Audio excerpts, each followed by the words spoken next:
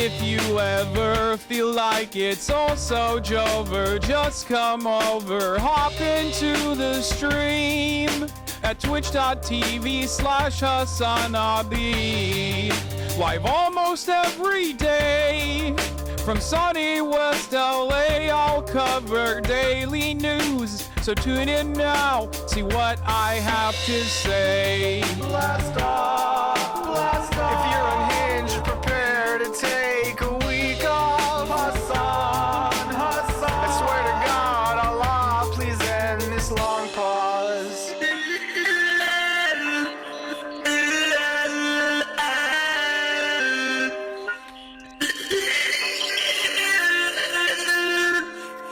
Boss makes $1 and I only make a dime. That's why I watch the stream when I'm on company time. Boss makes $1 and I only make a dime. That's why I watch the stream when I'm on company time, like now.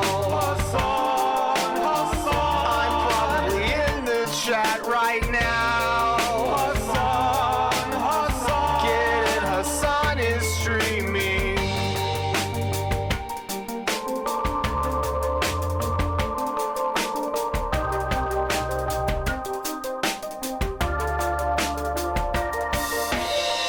I'm just a gamer frog, of course I hate myself.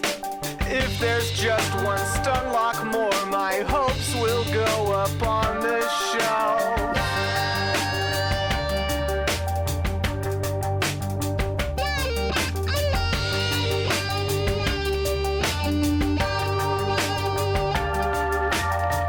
You're just a debate perv, of course you hate yourself. Every thought to justify your own self-worth to someone else.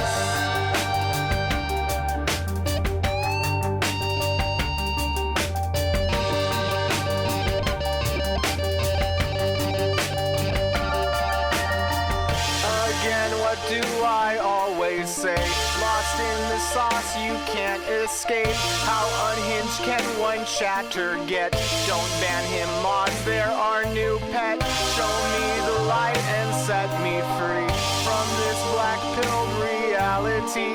Can I find hope? Can I debate for this top of the hour break? Boss makes $1 and I only make a dime. That's why I watch the stream when I'm on company time. Boss boss makes $1 and I only make a dime. That's why I watch the stream when I'm on company time like now. I'm probably in the chat right now. Getting Hassan is streaming. What's going on, everybody?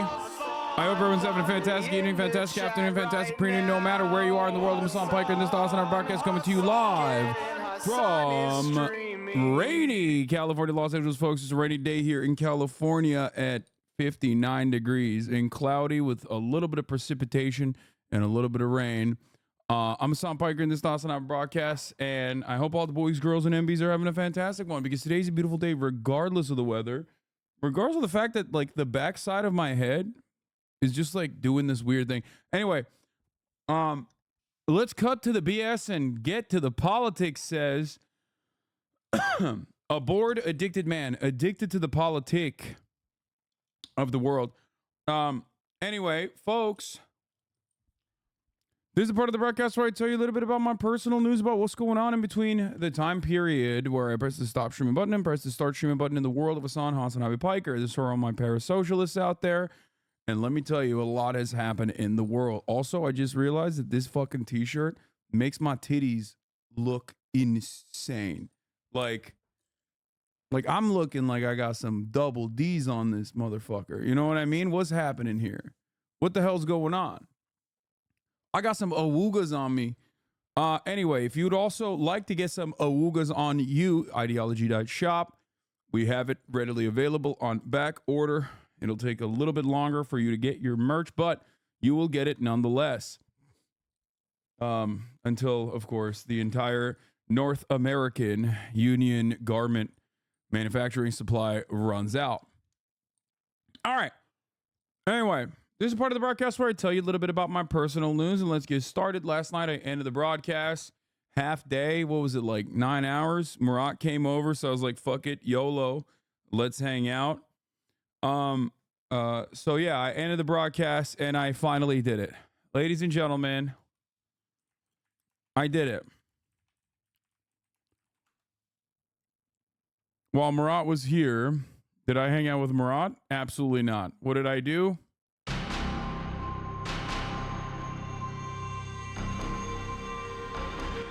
I finished Yakuza 8, Yakuza Raiko Dragon Infinite Virtue. I did it. I finished it. It took me so goddamn long, but I think I logged like, let me see. I'll check my Steam numbers right now.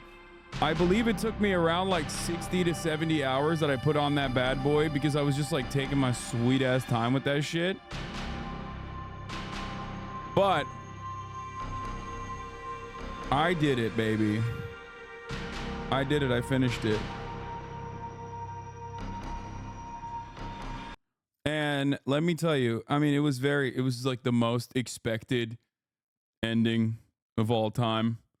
We have a song for you from the Arun Anal show. Hey, Indian Hassan Raid, thank you for the raid. Hope you had a good stream.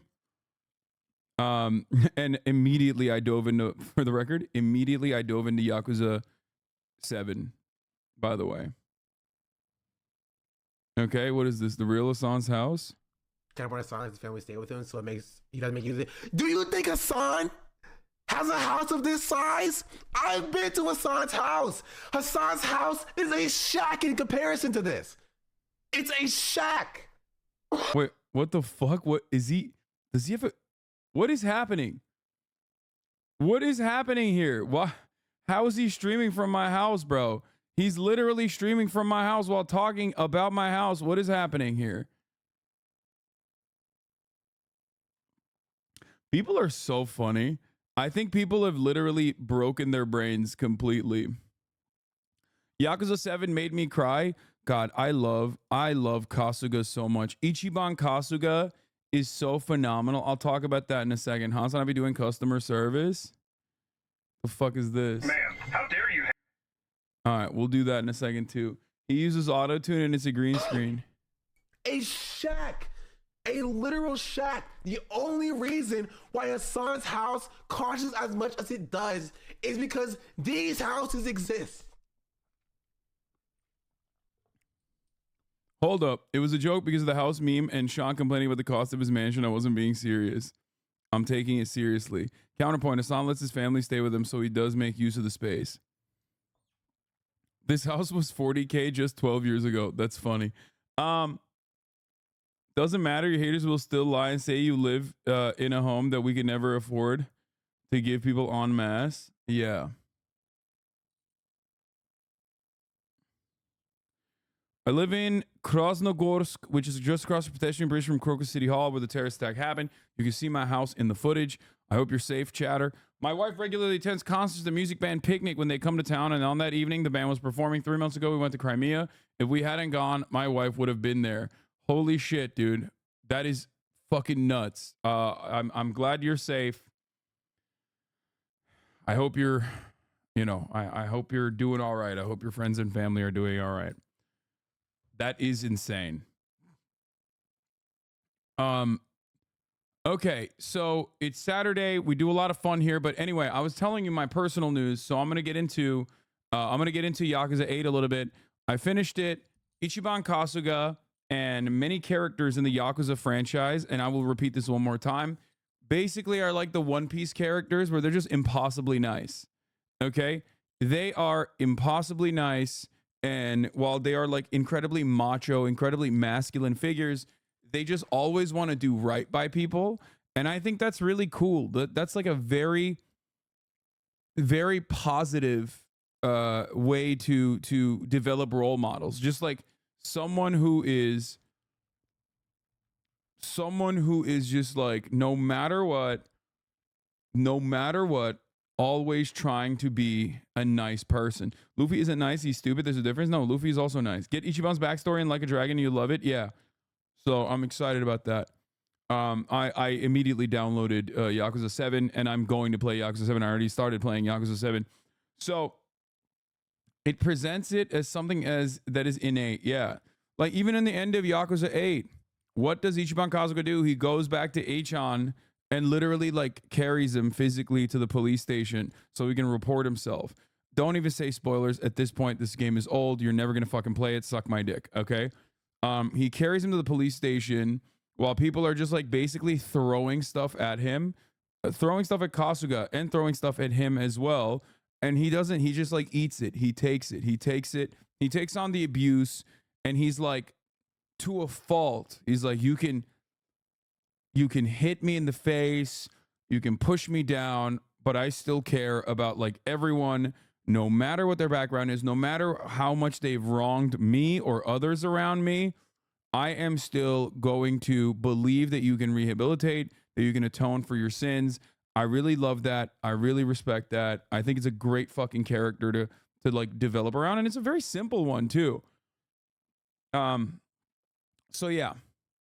Chat, your ass is not going to play 8 games leading up to it. Yeah, exactly. Shut the fuck up. So, I guess my one issue with the Yakuza franchise is that like it's kind of too long, which is kind of shocking to say, I know. But like I think the main plot is too long. 34 MKD50, thank you for the 50 gifted subs. I think the main line video game is too long. And the story gets a little convoluted. A lot of stuff interwoven through the story. And because like I always find myself towards the end of it. Okay. I always find myself towards the end of all Yakuza games. 34 MKD50 with another 50 big ones. Holy shit.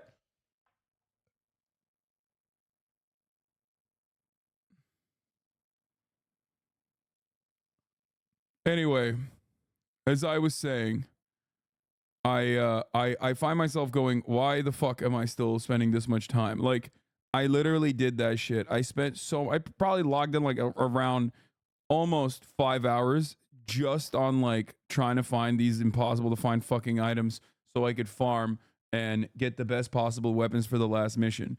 And by the way, the last mission still was difficult. With another 50, what is happening? What is going on right now?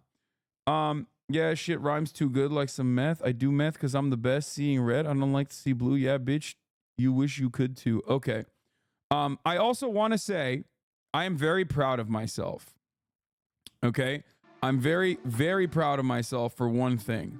And that is, normally I take my sweet ass time when I'm traveling. And I'm traveling to Australia, as you guys know. This is a massive trip, right? And normally when I'm traveling, it just like takes me, I always do everything last second. I think this is probably very consistent with a lot of other people as well. We're talking about a 15-hour flight, right? 15-hour, 16-hour flight. So normally when I'm traveling and I'm gone for like 7 days, and I usually wait until the very last moment to get everything. This time, however, I'm actually packed. I packed up for 7 days worth of clothes. I packed up my streaming equipment. I packed up my live stream IRL backpack. And the thing is, like, I did all of that shit. I downloaded all of the fucking shows that I want to watch. I'm probably going to watch Three Body Problem on Netflix. Okay. I had to do this whole like family plan workaround with my mom on the phone for like an hour. I think you'll dread the lack of quality of life updates that Yakuza 8 has and 7 doesn't. Wait, really? How much more different is it? It looks pretty similar. I guess you can't walk around in a fight. That's what it seems like.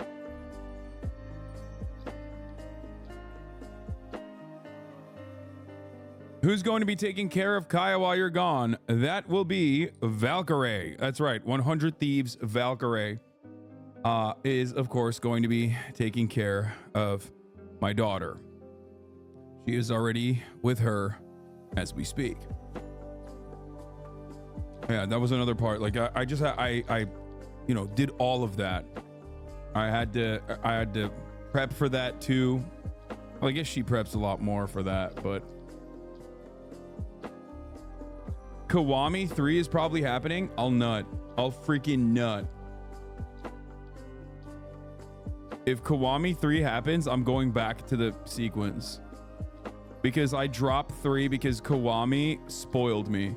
I played 1, I played 2, and I jumped into 3 and I could not play 3. I was like, it's not that great.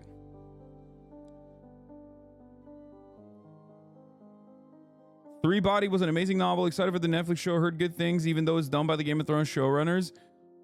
People are saying that it's not like it's not that good. But we'll see. Blockuza 3 is the hardest one to get through by far. I'm on 4 right now and it plays like 3. Yeah, that's the thing. I don't. Oh, he reviewed a 3 Body Problem and it's long. Uh-oh. If it's long, that means it must be good. That means he liked it. I've just finished watching through 8 episodes of 3 Body Problem. Original novel by Liu Chi-Chin is depicted on a grand scale in a unique style with a slow-paced introduction. The ensemble drama spins a timeless story with intersecting characters, abstract and surrealistic images like that of a blink in space and a countdown reflected on the retina are all very difficult to visualize. Though this is an invasion from outer space, it is much more complicated than simply showing a large mothership flying into a big city attacking and defending against an army in a similar fashion to films like Director Emmerich's. However, the way this has been incorporated into drama series with a worldwide perspective is brilliant. David Benioff and D.B. Weiss have done a marvelous job. By replacing the setting era and characters, extracting and adding elements, upping the tempo to make it suitable for a TV series, and rhythmically arranging cutbacks and cliffhangers, they have sublimated this work into an entertainment for everyone, those who have read the original work and those who have not, while retaining the essence of the original. Let me just say something. Chat, China is coming into our homes. Okay? They entered the door. We opened up a new door with Korean cinema, okay? And in the eyes of the Americans, like Chinese, Korean, Japanese, it don't matter, okay? Like they think it's all the same shit, right? Parasite, kind of like, just open the door a little bit. You know, there's always been phenomenal Korean cinema. There's always been phenomenal Japanese cinema as well. But I'm saying like for the normies. And now, boop, boop, boop. What is that? Cineboos. Get fucking ready, okay? Squid Game blasted through that fucking door that Parasite opened up, and said, this is our town now. K-pop already is massive. Weeb culture is already massive and growing in the United States of America. Now the last arm of this is Cinnabooze, okay? We have a lot of Cinephobia. Get ready for Cinnabooze.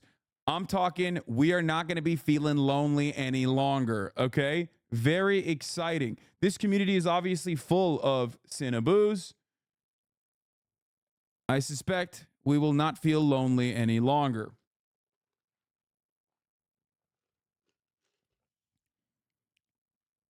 All right.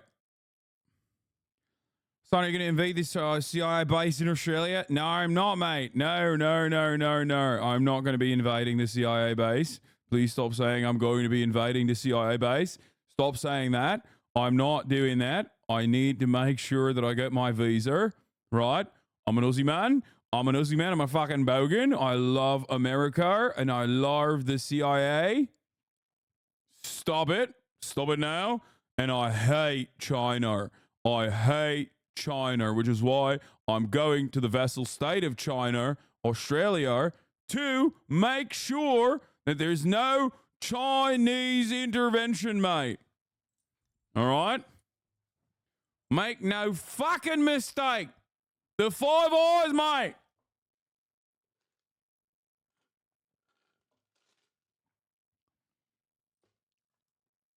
I'm going to go on a fucking walkabout.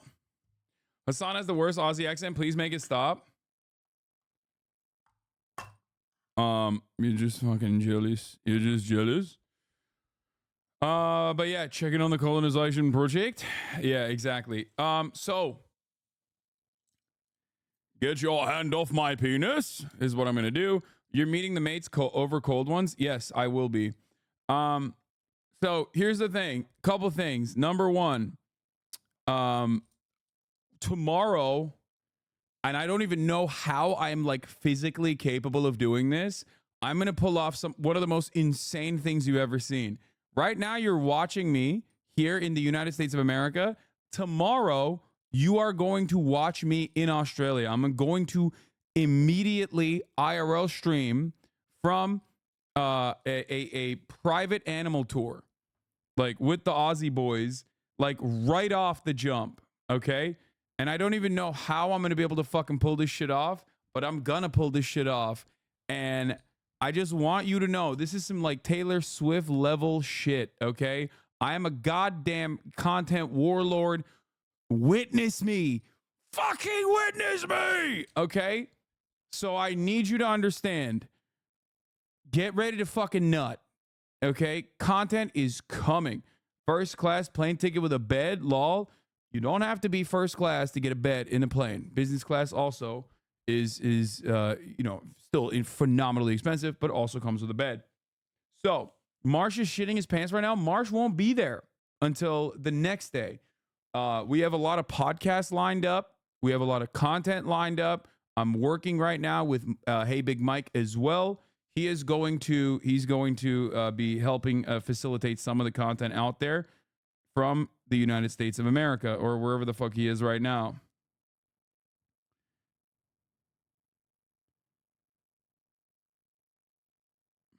Then to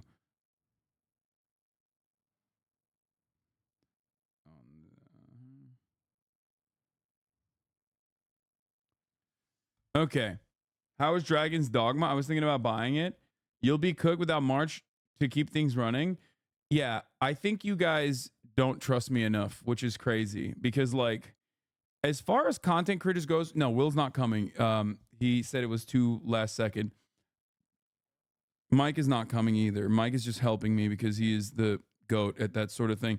Anyway, here's the thing. I think a lot of you forget how much technical know-how I have as a fucking Twitch streamer. Most Twitch streamers don't have a lot of technical knowledge. Either they're like massive nerds and have all the technical knowledge, or they don't know any of the technical shit. I, on the other hand, I think I'm in a comfortable middle ground where I have literally mastered, okay, with my brother, we built, with the help of March as well, certainly, I built the absolute best fucking direct to desktop remote streaming process that is out there. Okay? I have two bags that I bring with me everywhere. I have the IRL backpack, okay? And I also have my remote setup. And the thing is like, never IRL streams. I IRL stream all the time. The thing is, with that backpack, I am able to literally fucking do a remote stream that looks exactly like the stream you're watching right now, even better, as a matter of fact, with a better camera somehow. I don't know why. From anywhere around the world, as long as I have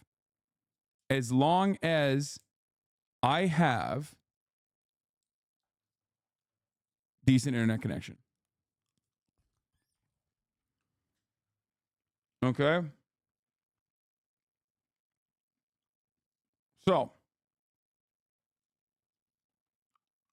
we don't trust you because we remember your last trip to England and all the promises made and promises not kept. What do you mean? Then why don't you do it? I do it.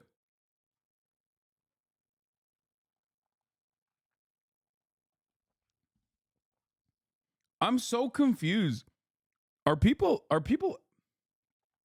okay, I can't tell if you guys are just like trolling or whatever, or trying to get a rise out of me at the top of the hour to get like a 3-minute ad break debate in or something. But I definitely do. I do IRL streams all the time. Did you see the XU video? No. I do IRL streams all the fucking time. Like a lot more than, like, I'm not an IRL streamer first and foremost, but I'm literally fucking flying to a different country all the way around the world, specifically so I can serve you top of the hour ad breaks.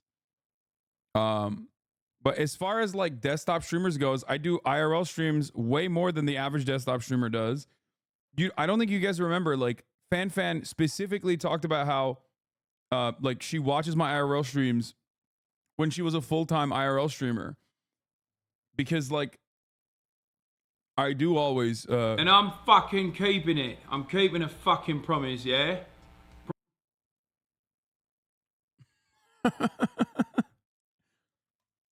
Yeah, that's not my fault, dude. Like, that's crazy.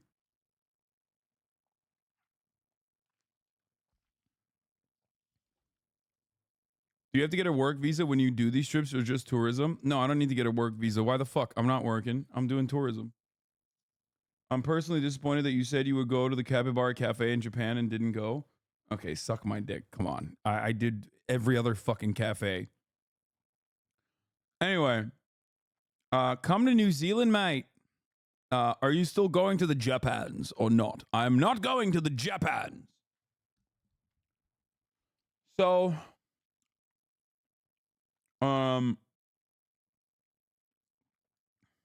anyway, don't stress too much while doing it, though. I know you're anxious about traveling, all the equipment set up. Not really. I'm not that anxious. Anyway, I'm just telling you all this because, like, I spent a lot of time for the past week, like, setting it up, making sure that it fucking works. With the new equipment that we're always like swapping around, we're always fixing. And we have a camera. I'm gonna keep using the camera that I currently have. Hassan is absolutely not going to Japan on his own. Why aren't you so shocked, Lamau? Yeah.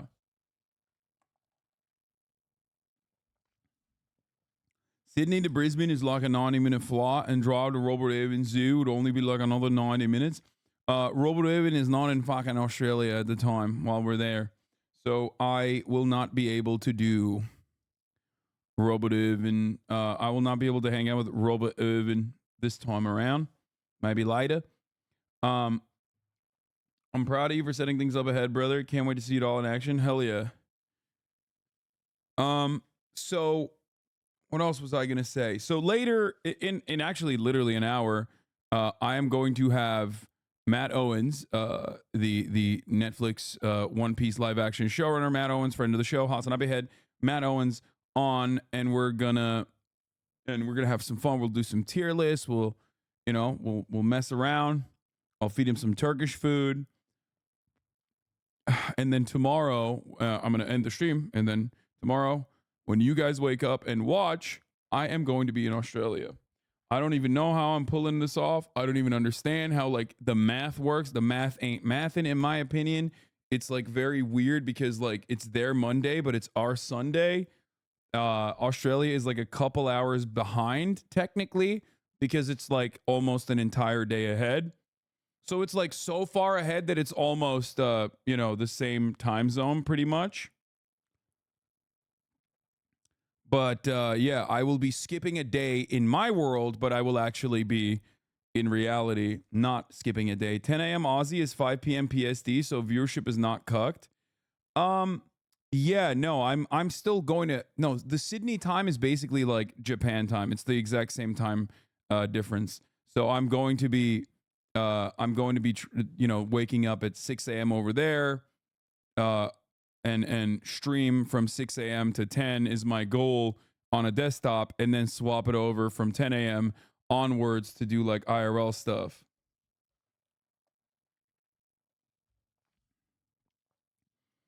Is there a girl waiting for you in Australia? Yes. His name is Alex and Alexa. There's not one, but two girls waiting for me in Australia. That's right. And they're both sexy men. I am really, really stoked on that part. Unfortunately, I don't have like super cool gifts for either of them. I'm bringing two hats. One is a turkey hat, and the other one is a Cox hat that's like American Realtree camo. And you know, that's pretty much it. I also found Alexa's Shimona swimming competitive swimming shirt that he left in my house, so I'm gonna send it there. Don't spoil the surprise. I mean, don't let them know, they're not watching, so it's too early for them probably. But first time in Australia, have never been, and I'm actually very excited to go. Are the boys gonna test any weapons with you, or is that a spoiler? We'll figure it out.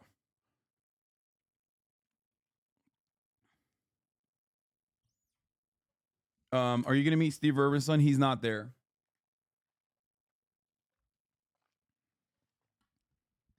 Aren't there big spiders there? That's what I've heard. I've heard that like there's a lot of spiders. Spiders. What kind of plane are you flying on? A private jet. I'm flying on my private jet, which I bought from Drake. It was Drake's private jet. And I am going to be windmilling my penis the entire time. Classic. Why do you go there now when it's their winter? First of all, it's not officially their winter yet.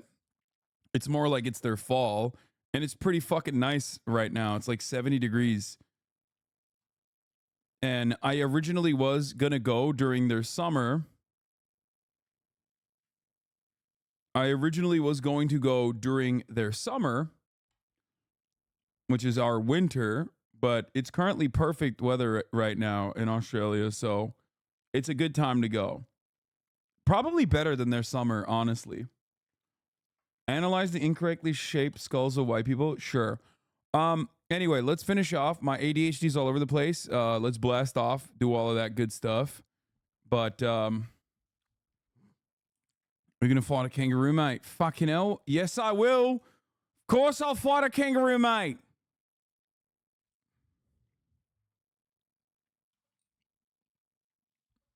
All right. Of course I will, mate. Last stream before Australia.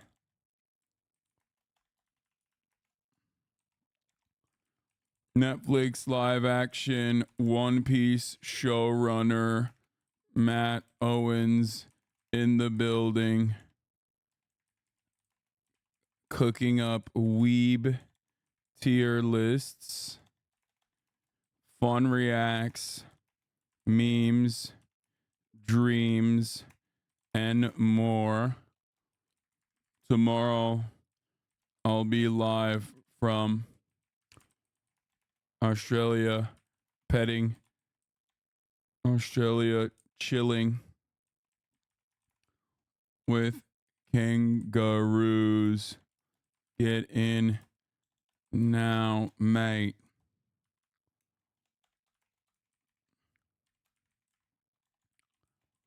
Twitch.tv/Hassan Aubrey. Hassan Aubrey! Twitch.tv/Hassan Aubrey. Kangaroos are karate dogs? What is this? Please don't travel. Every time you travel, some huge fuck up event happens. It's like when E-Rob gets banned and huge drama happens. Monka. Yeah, well, I will be in the sky for an extended period of time, so who knows what the fuck happens in that process. I don't know.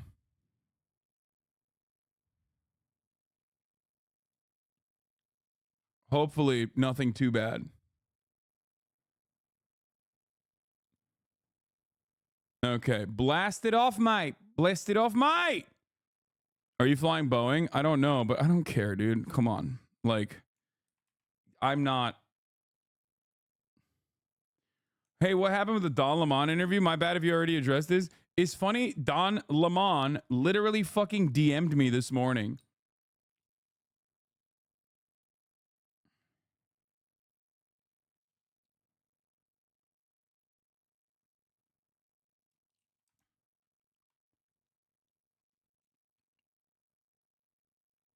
Here we go. Blasting off, mate.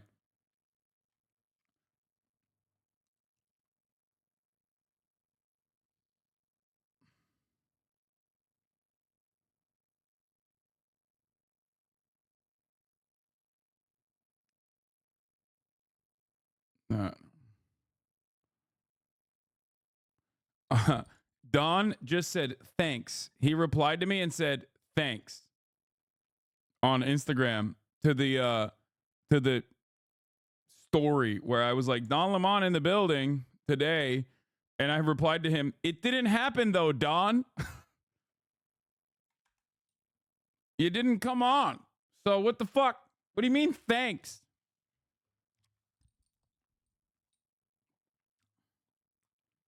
Anyway, what are your thoughts on Somalia, Siad Barre, former Lion of the Horn?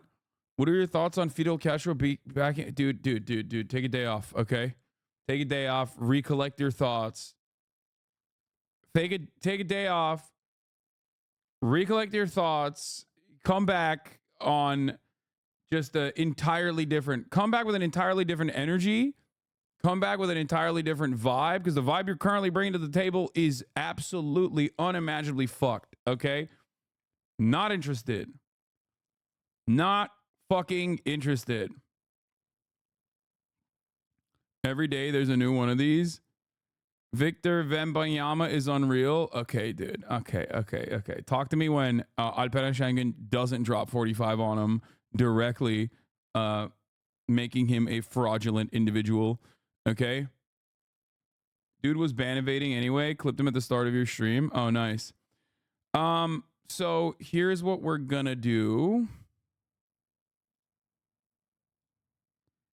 I'm going through my watch history right now so I can actually find all of the videos that I was slated to watch that I had a lot of fun ones on.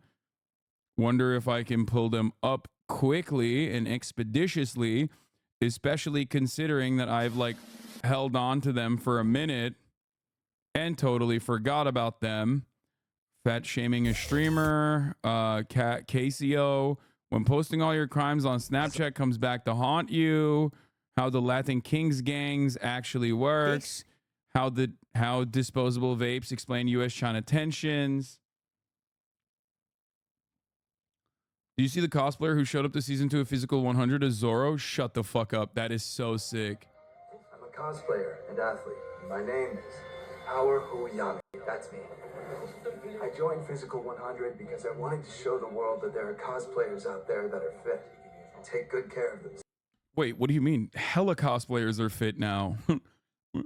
Is that like a unique thing in Korea where they're like, what? A cosplayer who's fit? Why are you watching in English? I don't fucking know. No, I'm not watching it. What's he doing? He's fighting. Huh? It's in his mouth. He's ready to go. It's in his mouth. Yeah, dude. It's called Three Sword Style. Fucking look it up, Dumby. Excuse me. You're supposed to literally be in awe, okay? When you see the goat pull out the gat, okay, and put it directly in his fucking mouth. You're not supposed to go, why is it in his fucking mouth? Like, no, you're supposed to be like, oh my God. Oro. Oro. You really went all out. They're laughing at him. He's so cool and they're laughing at him. No fucking shot. There is no way this is a real tweet. I saw this. Grimes and Anima announced their relationship via Instagram. There's no way this is real, right?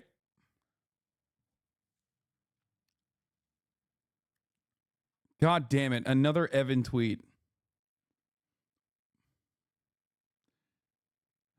One Piece, communist, prison abolitionist, Elon obsessed, pro-Palestine Jew, alt is ESSJ. I'm not gonna lie. Sometimes I feel like Evan's account is actually Megaphonics secretly. And Megaphonics is always in the replies, right? And I feel like it's actually Megaphonics' own account and he's like replying to it with his other account so that he can basically act as though he's not constantly sending me Elon tweets by sending me Evan tweets instead.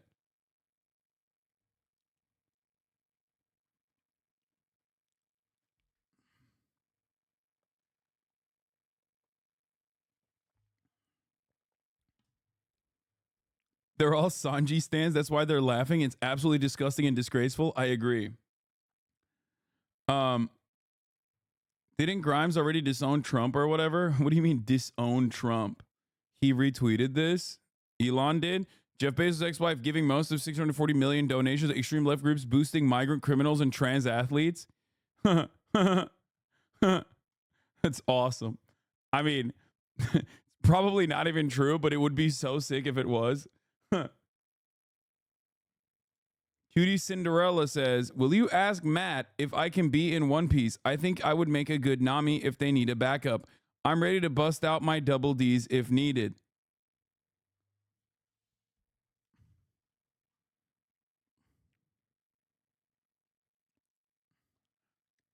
I don't know how to respond to this.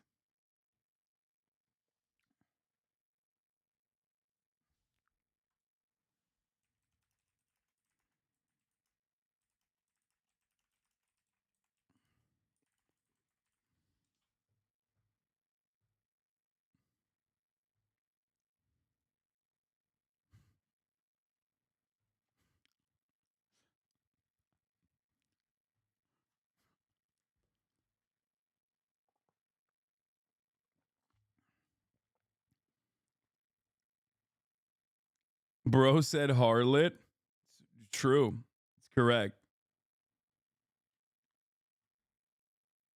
Do you think that One Piece could be considered one of the greatest pieces of literature? I don't know. You didn't know and you went with that? I think I went with a pretty good one. Last person he called a harlot was my mom. What is this? Since Puerto Rico is a possession of the U.S., there are usually U.S. flags all over, but today in San Juan, a group took down those flags and replaced. Okay, bro, this is like not fun, okay? I'm sorry. Like, I love you guys, but like, give me something fun. Like, you're giving me literally the least fun shit, big dog. Come on. Come on, chat.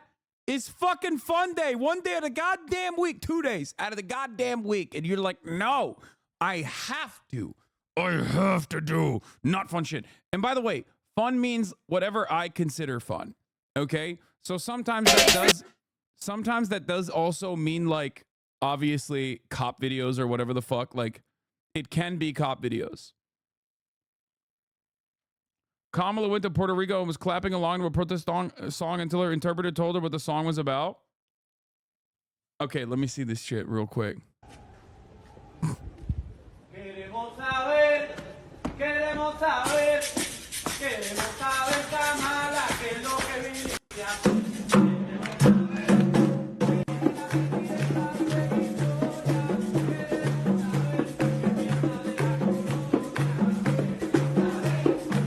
Yeah, I'm not gonna lie, that shit does go hard though. Like why wouldn't you? I would be dancing to that too. If they were like, Hassan, fuck you, you piece of shit, I'd be like, no, this is a jam. Excuse me, have you thought about not making such a fucking sweet banger? Here you go. Nah, Bismillah. Didn't I, you're eating lunch already, bro? Didn't I just buy you breakfast? What the hell's going on here? You having a good day so far? Huh, okay. Murad's basically staying in my house while I'm gone.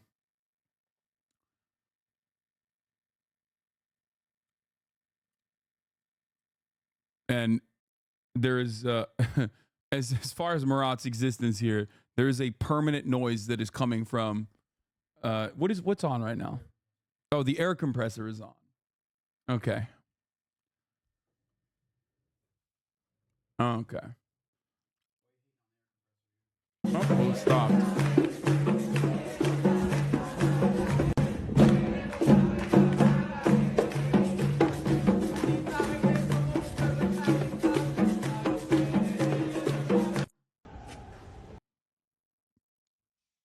Yeah, apparently Kamala was mindlessly dancing the songs, protesting her visit to the U.S. colony of Puerto Rico.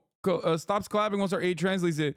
We want to know, Kamala, what did you come here for? We want to know what you think of the colony. I, for one, think it's a fucking jam. So if you're going to make a jam, like, people are going to dance to it. You know what I'm saying? Like, it's fucked up. I think it's valid. I think she's valid for clapping for that.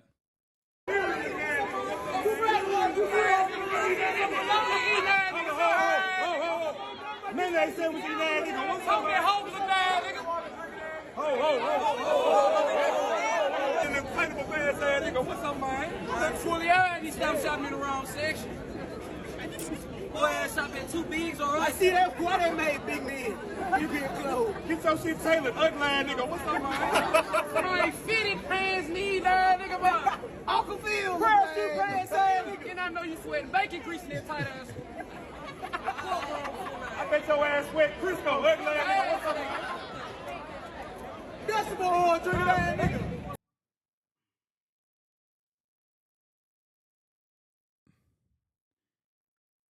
Imagine those cops clocking in and getting their assignment. Okay, today you'll be playing security for Kyle Rittenhouse. Yeah, they probably love it, dude. What do you mean? They're cops. People have this weird notion that, like, they think black cops are somehow going to be less cop. You know what I mean? Oh, yeah, no, totally, dude. Famously. Famously not the case, okay?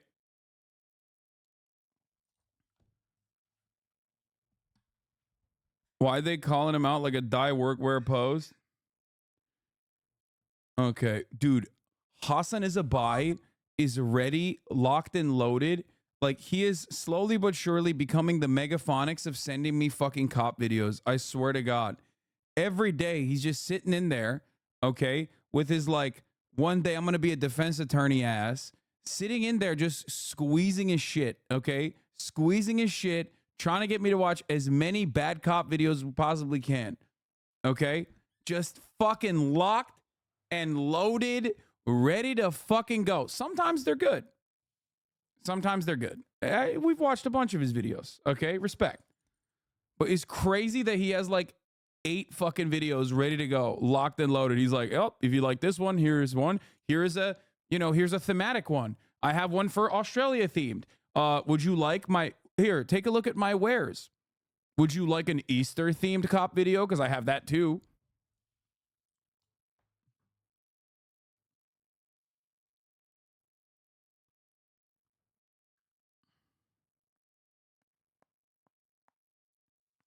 Anyway.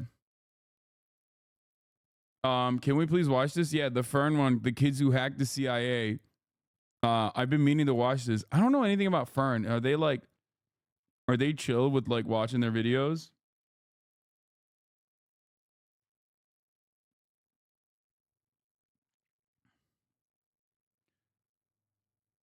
Anyway, the fuck was I gonna do? There was some stuff I wanted to do real quick.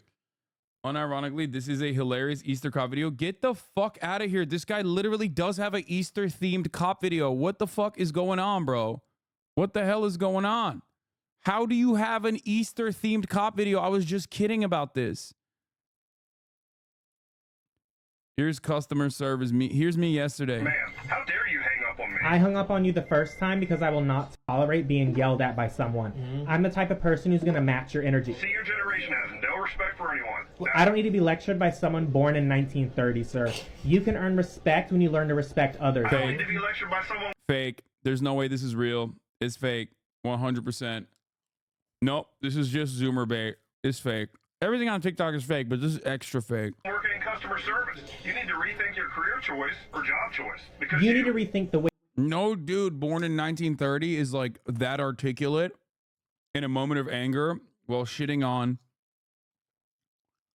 well, absolutely dooking on what they perceive as a child on the other side of the fucking line. Fake.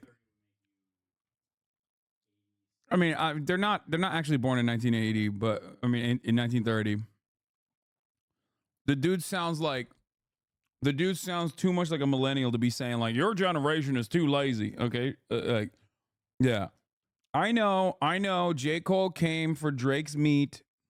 I mean, not J. Cole. Sorry, Kendrick, the GOAT, came for Drake's meat, and he came for J. Cole, and everyone is fucking devastated. I hear. Let's watch. Hey, bro. Hey, I know it's early, but Kendrick dissed J. Cole. Here's how J. Cole fans, when they react. Stupid ass. Come on. How J. Cole fans were when they heard the Kendrick diss on the new Metro album. He didn't come for his meat, he took it. Yeah, that's what I'm saying. It's friendly competition, bro. No, it's not friendly this time, bro. Bro, what are you talking about? They really dissed. He dissed them. This about K-Dot? Yes. Mr. Morale. Yes, him. Yeah. It's Mr. Morale, bro. He got morals and shit. That nigga not doing that shit for real, bro. It's kidding around. They best friends, nigga. No, that's why I thought he the big stepper right now, bro. He really dissed them. Oh my God, bro. Let me hear, bro. Damn, bro. You ready? Waking me up for this. Come on.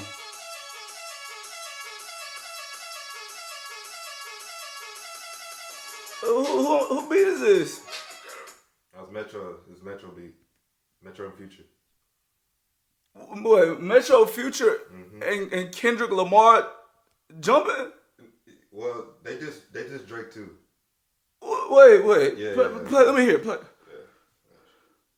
Well, that beat so hard. I don't know. No, something not right. This chat is so white. That's why y'all riding K-Dot like that? Really? GOAT is wild? Yeah, dude. You're right. Yeah, it's white people love Kendrick Lamar. I mean, sure, white people do love Kendrick Lamar. But in a conversation where we're talking about fucking Drake, really? In a conversation between Drake, J. Cole, and Kendrick Lamar, who has an audience that is a larger percentage black audience is ridiculous. That's insane. You literally just compared a dude who did win. I think he won a Pulitzer potentially. Was it Pulitzer? He won I know he won a Peabody. That's crazy that you just said that you acted like Drake has a blacker audience than Kendrick Lamar. It's crazy.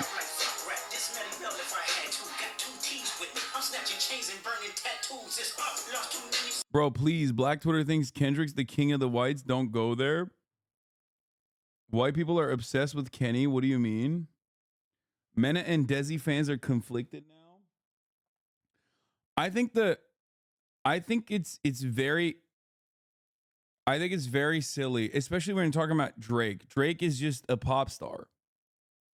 Drake is a pop star. His audience is obviously going to be majority white because there's a majority white people in the English speaking world. His music is specifically for everybody.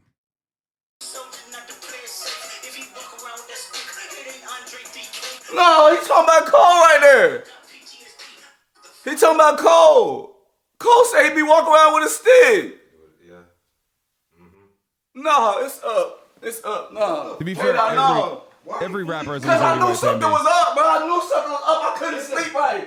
No, hell no. Man, what the fuck is the Hillbillies doing, bro? No, bro. PG Lane, bro. I fuck with y'all. This what you doing, bro. They want to Who is it? We got Cole, we got Drake. Shit, 21 there probably jump in, right? Maybe, I don't know. All of Dreamville. Bro, I swear to God, bro. Why people don't like Drake, Lamau Hassan? Wait, what? What is going on? I'm losing my fucking mind. What do you mean white people don't like Drake? What the fuck are you talking about? Drake is top 40. He's a top 40 hit maker. He does pop music. What the fuck are you talking about? You have to have brain damage if you legitimately think that white people don't like Drake. What the fuck? You better stop cheating and make a beat for everybody, bro. Something not right, bro. This is also such a, I mean, the way that we're having this conversation is so painfully white in and of itself. I'm telling you, something not right. Don't even worry about it. I'm already leaving, bro. What? Ain't no big three, it's the big me. I know you heard it. Man, I'm telling you, bro. Thank you. Mormons in Utah like Drake. Exactly. Exactly. You're absolutely 100% correct. Like, Drake makes music for literally every single person on the planet. Like, mathematically, every single person on the planet. And he's very good at it, for the record.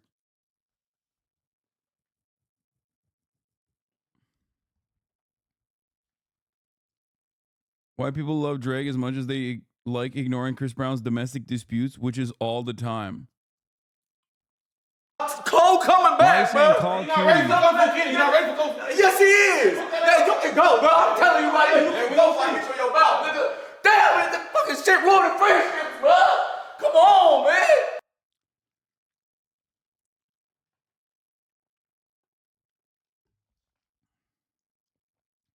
Naperville representing hard in the chat right now. I think, here's my controversial take. All rappers have a majority white fan base. It's just majority white people in the English-speaking world. All rappers have a majority white fan base. And the more mainstream you have an appeal, the more white your audience is.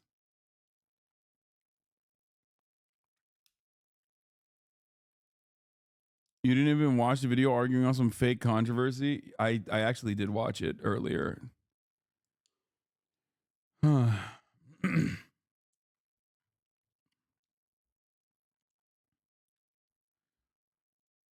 I didn't realize that, like, white people hailed Kendrick Lamar as a hero or something. Like, I didn't know that that was a meta. I didn't know that that was a meme even.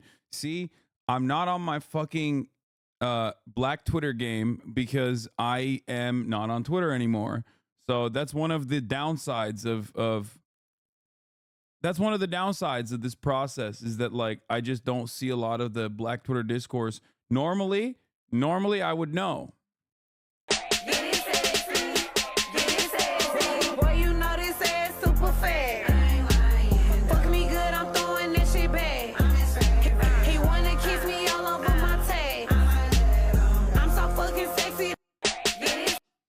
Candace News hit you hard?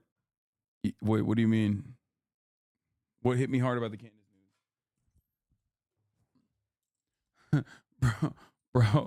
Bro's pulling out the last remaining $20 in his pocket to pay Letitia James.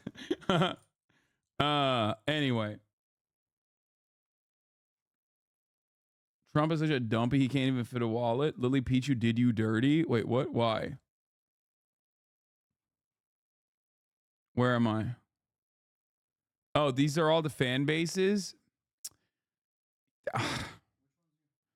What do you think, dude? The one with the fucking tiny head, okay? The one with the tiny head. Which one is me? Yeah, it's right here, bro. It's right here. That. You see that? Yeah. Oh, does it make sense to you? Oh, good, Marat.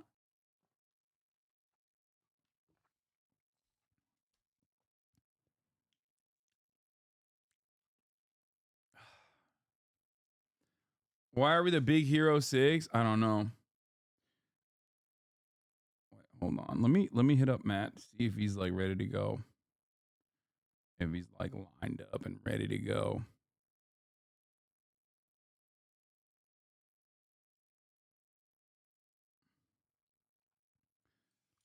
Same outfit? Yeah, okay, chill.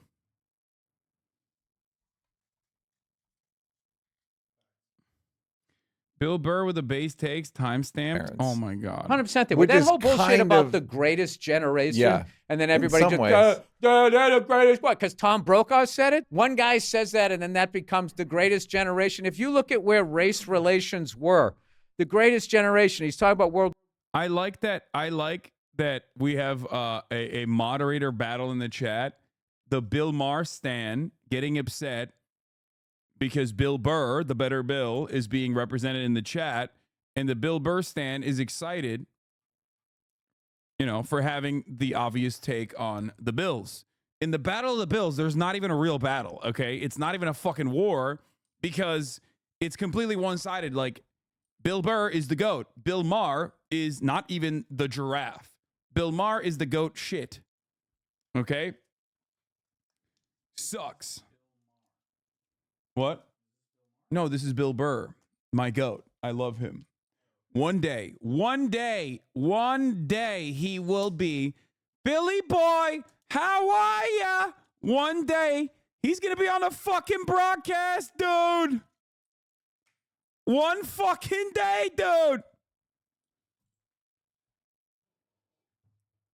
Got the white boy saying, Inshallah, dude.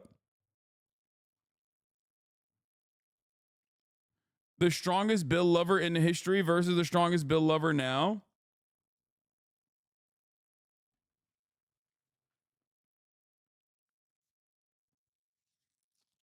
World War II. Simultaneously, like segregation was going on, brutal segregation. Top of the charts. Yeah. Top of the charts segregation, right? And it's just like, yeah, and he's sitting there. It's a very compartmentalized white way of looking at a certain moment in history. And just being like, these guys were the great. Everyone always says Bill Maher, not Bill Maher, sorry. Bill Burr would hate you. Don't fuck it up like Ethan. I don't think I would. I think we would fucking vibe. Like, I legitimately believe that we would vibe super hard. You're saying cope, but like, I do legitimately think, like, why wouldn't we get along? We agree on so much. We agree on so much. Greatest, well, maybe with the information they had or whatever, but there was a lot of things that were going on back then that weren't great. A lot of things that are coming back. Like you just saw in Arkansas, they made it okay for a 13-year-old to go work in a factory. Yeah. And you know what they're going to do? They're going to fire their parents that are full-time with benefits, and then you got to compete with your own kid. They have so exhausted sweatshop labor. Every time he starts talking is literally a Hasanabi spit sesh, okay? Every time he starts talking about labor rights, every time he starts talking about politics is basically fucking literally a 1-to-1 verbatim, same ass fucking take, same ass fucking opinion. This is why I think like we would get along. He's a lurker in the chat. No, I think he's unfortunately like a Jimmy Dorehead or something, but it's fine. I don't give a shit. He can be a Jimmy Dorehead. Who gives a fuck? As long as he's got the good takes. And not like Jimmy Dore's bad takes. You know what I mean? Do you think he'd enjoy your how are you impression? Probably. Listen, I was a Pitbull dog dad. He is a Pitbull dog dad. I grew up listening to his fucking silly ass podcast that he still does to this day, where he just is alone and spitting. The Monday Morning Podcast.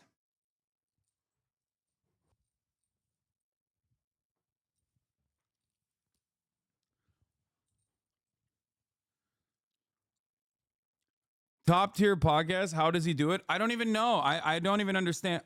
On Wednesday. You both mauled exactly the same? Yeah, because he's a very influential person in my life, dude. That's why. A lot of you guys watch me and are influenced by the things I say, by the things I believe. I am influenced by his style for sure because I love him. I think he's fucking hilarious. He's hilarious. He's very empathetic. He's just the GOAT. Around the world. He is as if Lenin was from Massachusetts. That's so funny. And we've all ignored it here because it didn't affect us. And now they're gonna bring it back here. But it's not gonna work It's not Never going to look work. up how much child labor there was in the early 1900s. I remember reading horrible stories about debtor's prison, whole families being in there, no way of getting out, and then also like, 8-year-olds like doing in the 1800s during the He's not a Jimmy Dore stan. He's just friends with Jimmy Dore because of comedy for like 15 years. He's based because of his wife. Yeah, his wife is, I think, his friendship with Patrice O'Neal, and I think his wife is like genuinely played a major role in his understanding of the world. He's great. Between I slavery love what they call like the robber baron Yeah, the era. lovely Nia, everybody. Like that ever ended. Yeah. I'll tell you nothing that's really fucking annoying the shit out of me right now is that fucking expression tech bro. Mm-hmm. Tech bro. So nerds are like women. They never get blamed for anything. So tech bro makes it frat boy adjacent. Like there's some fucking bro with his hat backwards. It's like frat guys, that was an individual like hurting of human beings. What these fucking nerds do and what they have created and how little they've devalued like art. So now we're all working, and it's like with each, like the pool just keeps shrinking and shrinking and shrinking. And these he's tech so bros, good. no, these fuck. Anyway, I love him specifically because, like, you know how yesterday we were talking with David Maklovich of Chromeo, and he has a very specific style, and he has a very like specific way of speaking, and he was talking about how he wants to convince people who are still like liberal Zionists to like see the light on Israel, things of that nature. David can speak to an audience that will not be receptive to me, even though we have very similar shared values. And I see the exact same thing with Bill Burr. Bill Burr can speak to the broadest audience, an audience that will never be receptive to me, an audience that will despise everything that I stand for, even though the reasons for why they despise it, Bill Burr literally has the exact same opinions on, and simultaneously, he is literally wealthier than I am. But he gets to say these things in a beautiful way that a lot of people will be receptive to. And I respect that because the aesthetics are very different.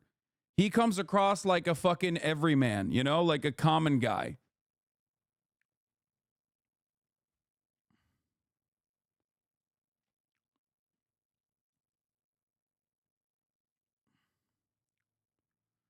Just don't bring up his family. That's what soured things with Ethan. Wait, well, what happened with his family? I don't know anything about his family. I only know Nia. That's it. But I would never, if I had the opportunity to talk to him, I would talk about his politics. Like, I'd talk about the shit that pisses him off. Common guy over Hamas and Abi? Exactly.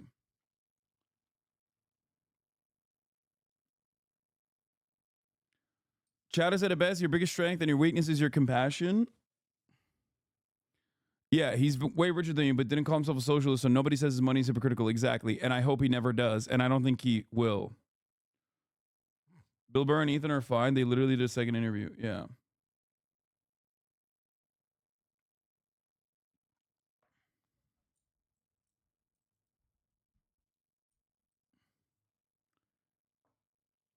So.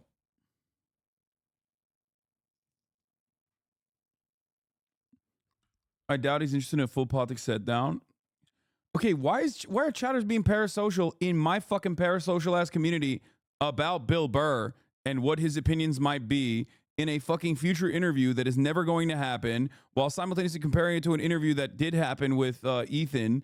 Okay, like I don't understand what's going on here. Let's watch a Victor Wembanyama post and move on from this fucking silly ass conversation. It's like pissing me off a little bit right now.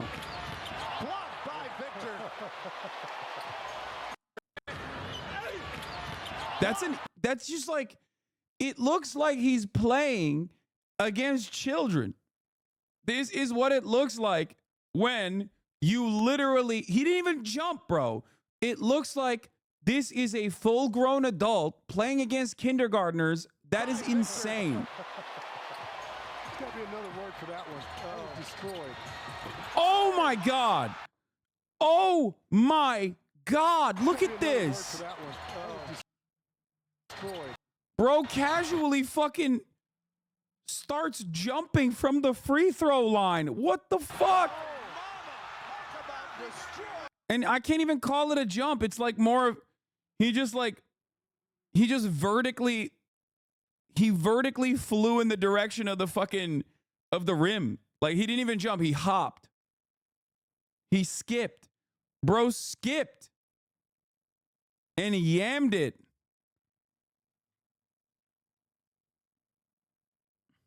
Don't care. Jokic better. Jank 2024. I don't understand how you could just like skip to the rim. It is so weird. He leaned down. Yeah. Wemby has to look down when he's dunking.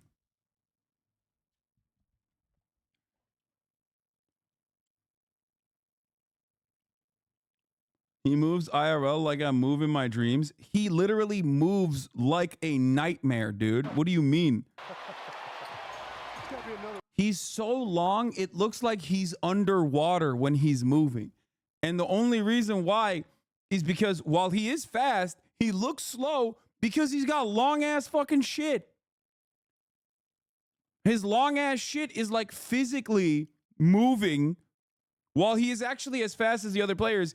He physically looks like he's moving slower. Because it takes a long ass time for your eyes to like comprehend what is happening. Look at this. Yeah, he's like a visual illusion. Pick up games in Sydney, bro.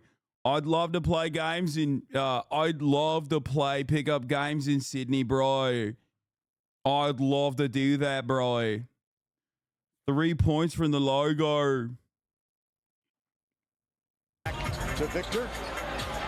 That's okay, dude. Bro, that's a half court shot. He's doing trick shots. That makes no sense. Back to Victor. You know what it is? It's a catapult. Okay? It's a catapult. It's because his arms are so fucking long. It's literally like a trebuchet. He didn't even jump on it. He scores. Oh, that's a good sign. Yeah, he has the physics of a fucking trebuchet, dude. Look at his shot. To Victor.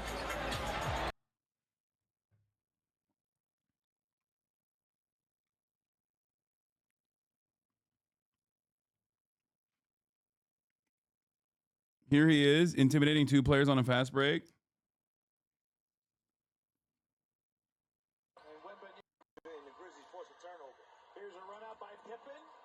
No way. No way. That's crazy. That is crazy. Bro, they look like children.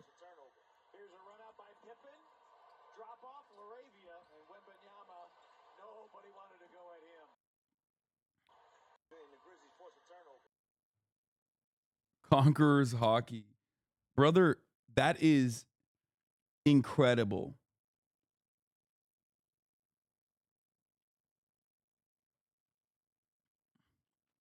Hassan, in your Insta merch post, did you buy the Salem hat from Grailed? I was going to buy it, but it was sold before I could. And now you're wearing it. Sad. No, I didn't. I don't own a Salem hat. I actually wore it because my photographer at the photo shoot was wearing it. And I was like, oh, that's, you know, I love Jack Donahue. Let me rock this hat. A likely story? Why would I make this up? This is the most basketball Hassan has watched in years. I mean, I play basketball myself, so I technically do watch a lot of basketball when I'm playing, but I don't fucking like actually watch NBA ever. I don't care personally. It's weird, I know. All right. We have a little bit of time before he has more blocks than a lot of teams this season. Makes sense. I mean, look at him. He's got like a fucking built-in defense mechanism. We have Northern Ireland's Dark Past Explained. Don't know if I want to watch that. I'll be honest. We got Geopold, Africa Explained.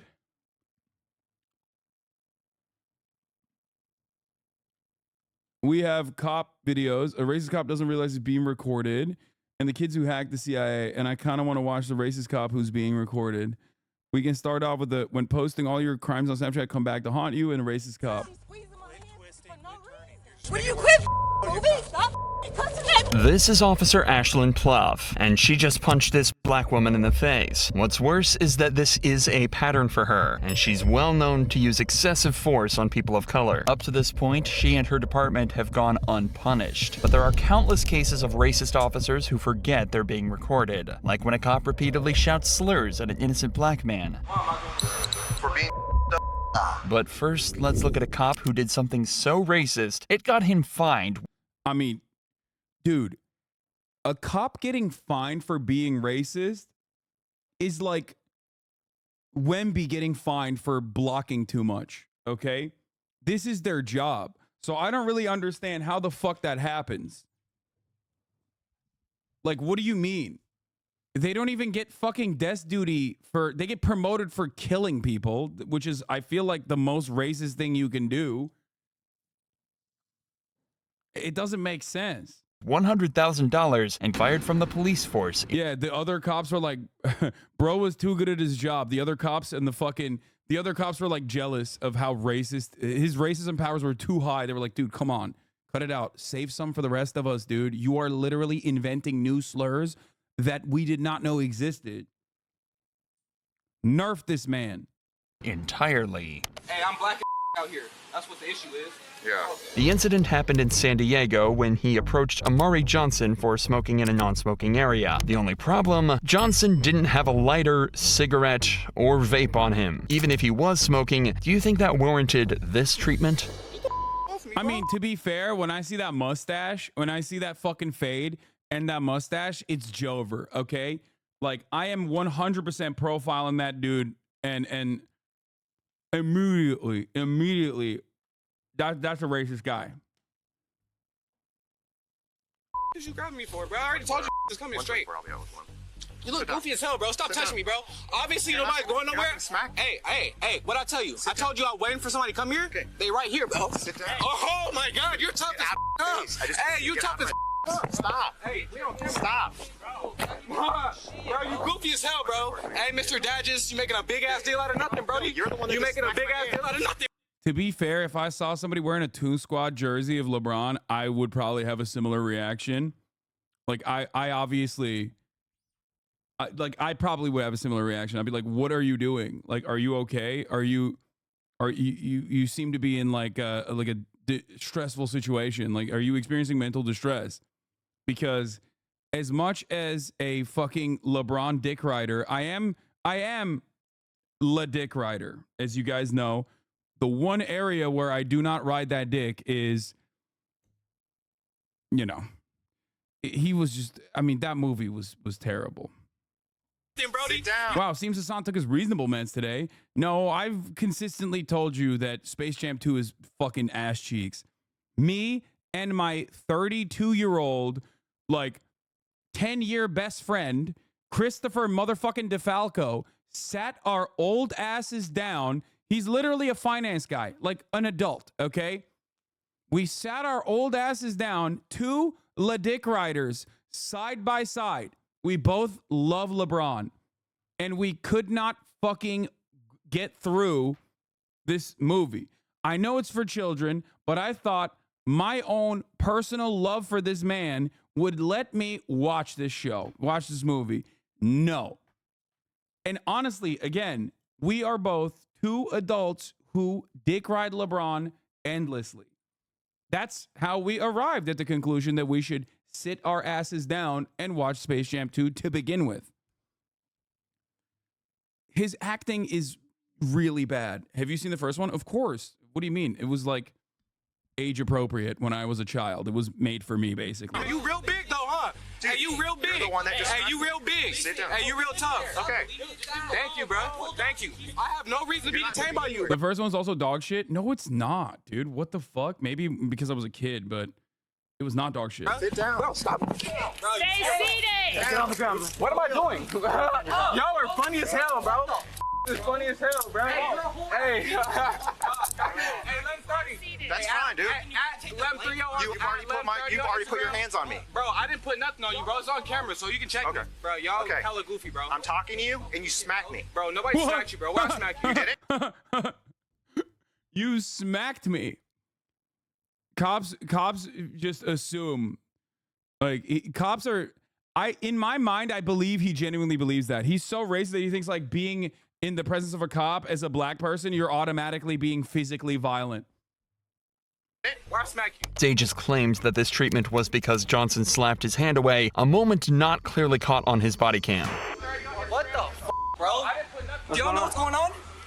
I just got here, man. This fool is in the wrong. He tried to come up on him like he's not doing shit. He's waiting for me to get back from the store, right? When I come back, instead of him just apologizing. Oh, for the record, if you're in San Diego or Orange County, as a black person, you should have a white guy vouch for you 100%. This is not even a joke. This literally used to happen to me and one of my very good friends, Tomei. We would go to fucking bars, okay? I've talked about this story before. We would go to bars in Orange County and they would literally fucking not let him in. They would literally not let him in. He'd have a hat on. They'd be like, oh, you can't come in with the hat. And it's like, I have a hat on. You just let me in. He's with me. What the fuck? Yeah. It's not even, it's like a joke how fucking openly racist they are. Straight up.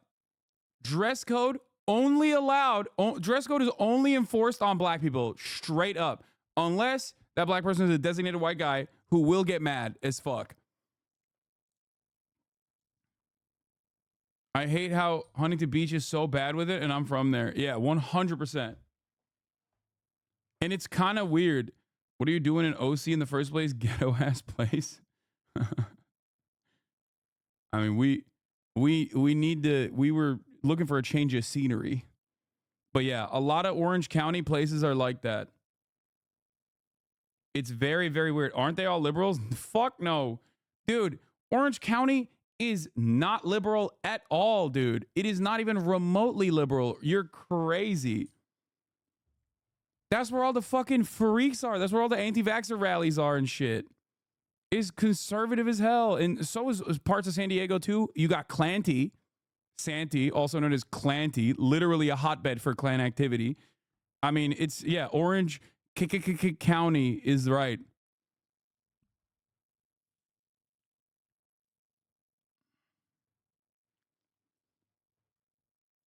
Being like, oh, you're right, I get it.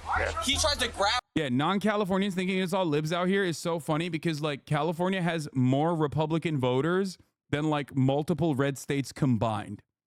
Okay?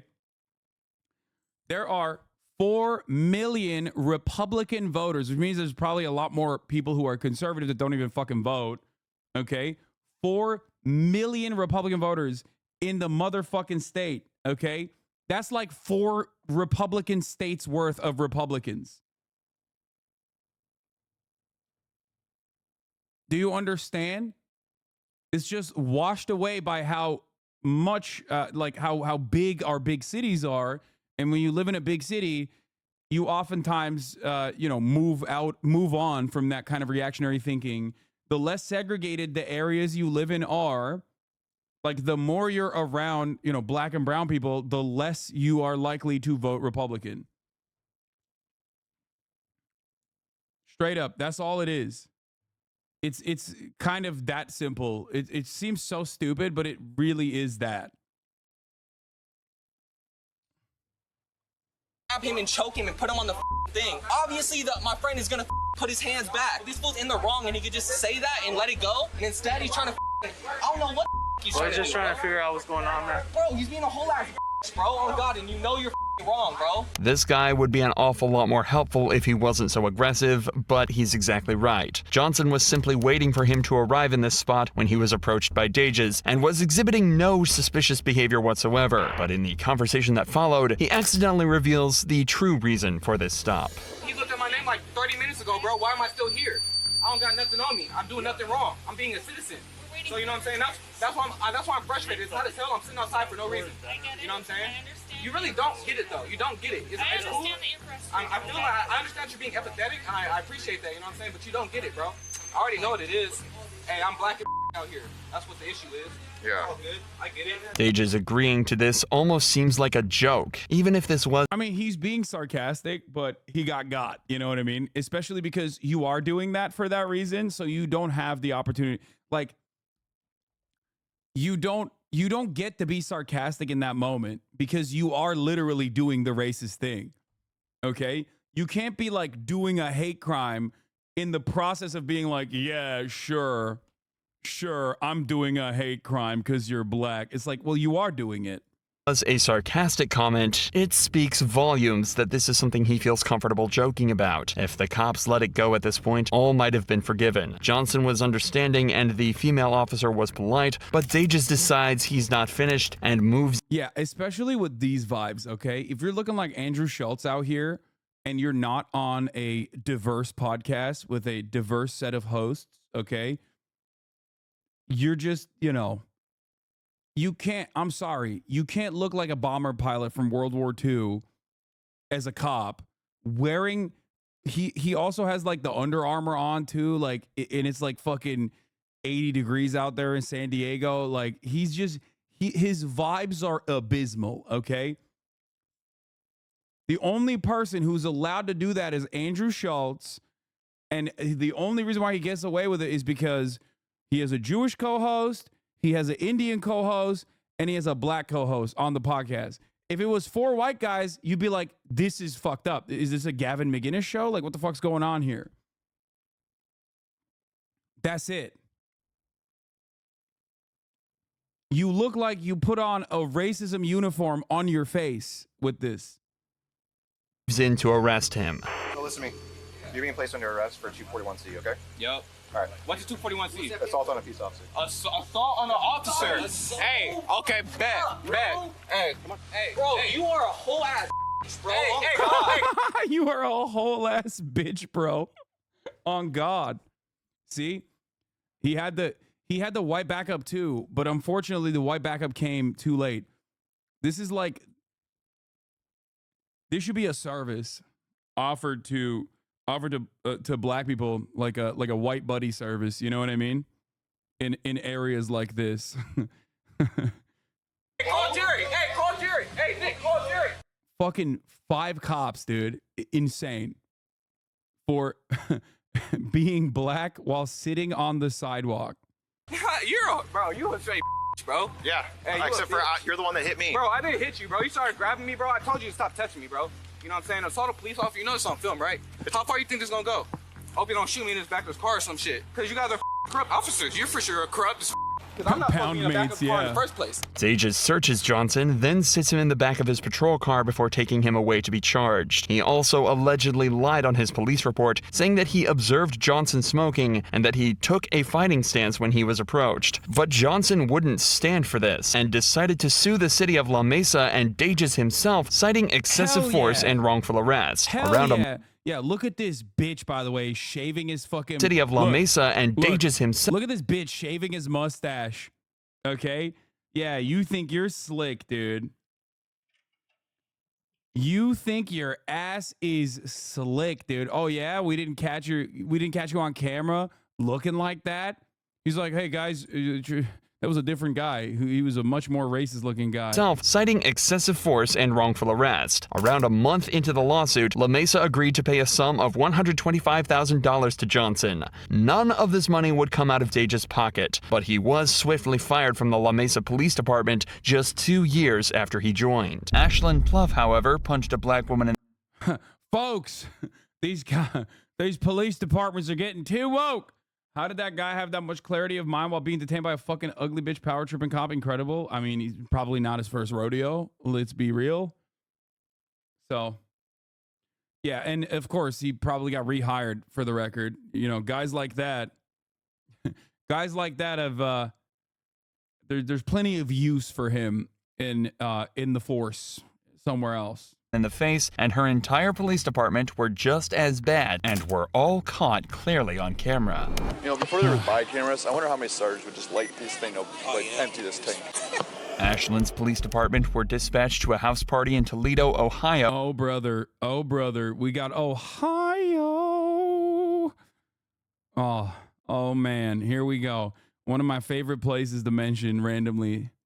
Toledo, Ohio. Of course, dude. Of course. That's shocking. So shocking. It's like so expected. Like the top of the hour ad break at the top of the fucking hour. You know what I'm saying? 3 minutes of ads. It's coming. You should expect it. Now, of course, you can prepare against it. Toledo, Ohio. Don't know if a white buddy works in this circumstance. Let's be real. The racism game has been elevated. Okay? They got newer levels of racism, a higher tier of racism out there. Okay. Like we're talking not even Cleveland. Okay. You're cooked. You're so cooked at that point. Yeah. New racism difficulty. White buddy will not save you in this situation. Okay. Will not. Winter Rose 96. Thank you for the 10 gifted subs, allowing 10 people to no longer see the ads at the top of the hour. Let's go.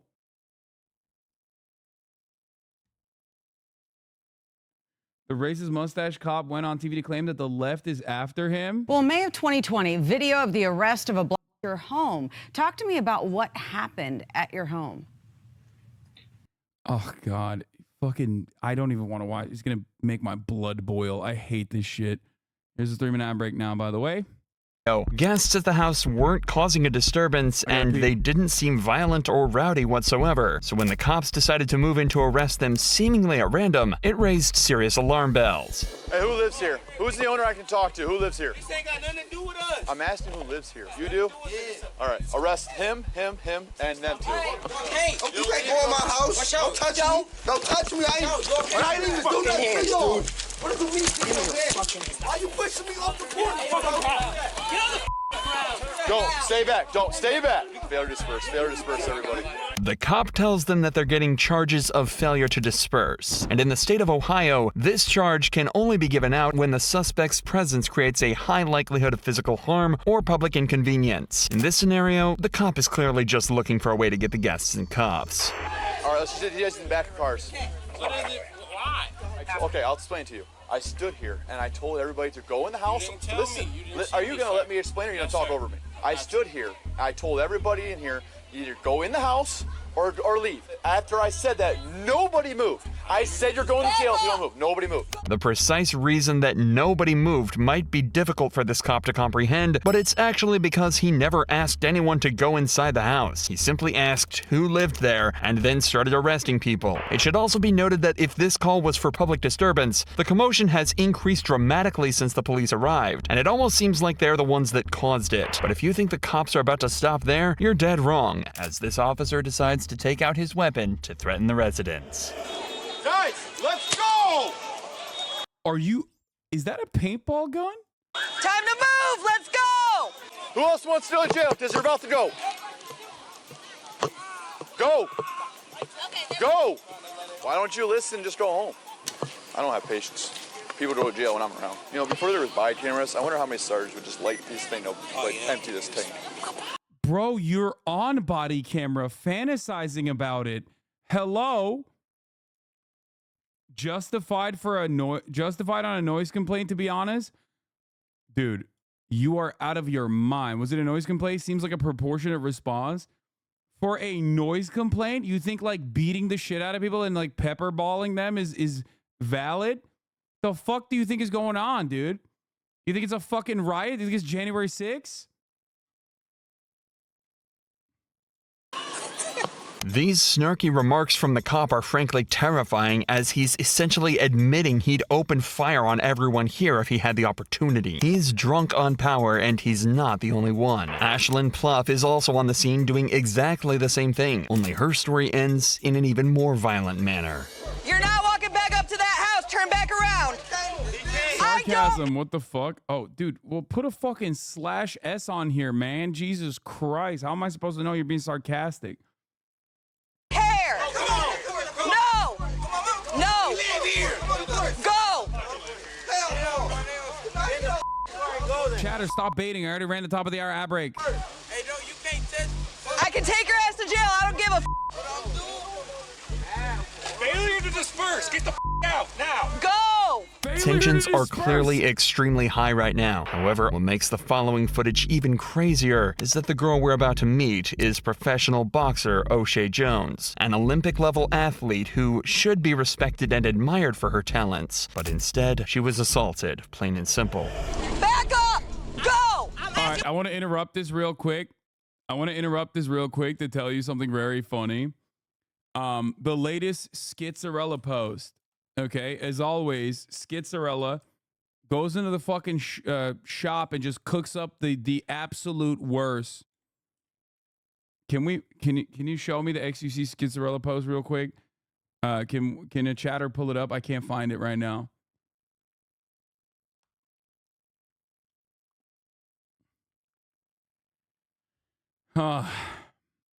Okay. Why am I bringing this up? Breaking, French-Canadian streamer XQC brought his sister on stream and ended up kissing her passionately, eyes closed, in parentheses. Why isn't Twitch banning him for this behavior? Now, normally,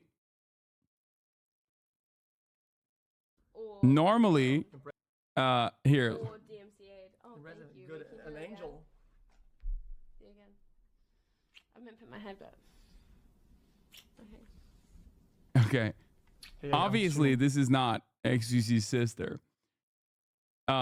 Very funny that she posted this. It's got 6,000 likes. Why am I bringing this up? Because my fucking normie friends are text messaging me in my group chat going, what the fuck is wrong with XQC? Don't you know this guy? Why is he making out with his sister? I'm losing my mind, dude. Ah! Oh, no. This clip is like a year old, too. Is that for real, sister? No, man. What? Or nor. She's been harassing AB's family and farming your community. Who? Who's harassing AB's family? What?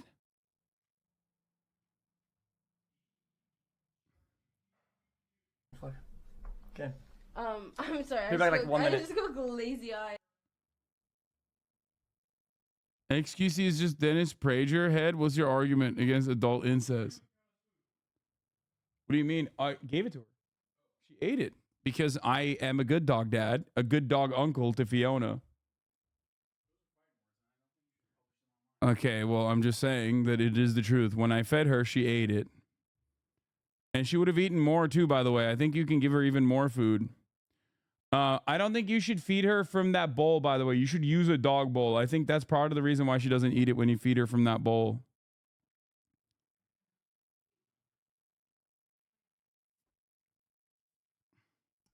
This Misha person is always doing weird shit like that. Stop boosting this person. Destiny thinks it's okay for a brother and sister to kiss, but his wife can't kiss another man. What? What the fuck is this?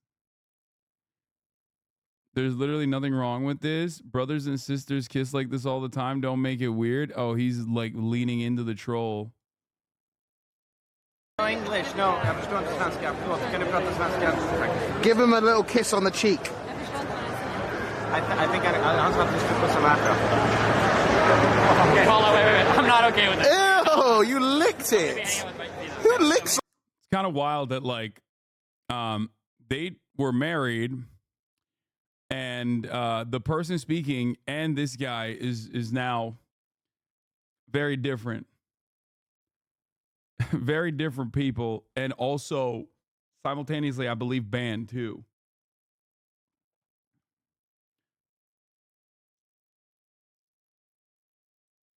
Everything I learned about this man is against my motherfucking will. All right, let's continue. Go! Back no! I'm asking for his back hair! Back up! Nim is still Nim, yes. I'm asking for his back! Okay, give me your phone. Greek might not have been banned. Nope. I'm not even here. I don't know. You can't do Was that he to banned? her I think phone. he was banned for a little bit, but he's back. What is wrong with y'all? You can't do that to her phone. Back up. Okay, give me her phone. Okay, that's her phone, so you gotta keep it. Let me get my phone. No, you're not giving your phone to anyone. Breaking my wrist. Then stop moving. Hey, angry. Calm down. You angry. Stop She's twisting. angry. All I'm saying, she's squeezing my Quit hand twisting, for no quit turning. reason. Will you quit moving? Stop cussing at me. She just hit me. Y'all just see her? I know. She just hit me. I know. She just hit me. Ma'am. She just hit me. You see that? I got it. Just Toledo, Ohio activities, dude. Straight up on body camera too. I am. I asked for your badge number. Oh, mine? You were talking about mine? It's 355. There's no way to justify this attack. O'Shea was surrounded by officers and restrained, and Ashlyn punched her for no reason other than anger and hatred. However, unlike the officer from before, it seems that Ashlyn had completely failed to consider the fact that every cop here was equipped with a body cam, and she was in plain view of all of them. But in a tragic twist of fate, prosecutors found this use of force to be justified. They posited. Wow. Guys, shocked. Let me tell you how shocked I am that when the police were policing their damn selves, they found out that the police were simply policing in a situation where they definitely policed a little too hard.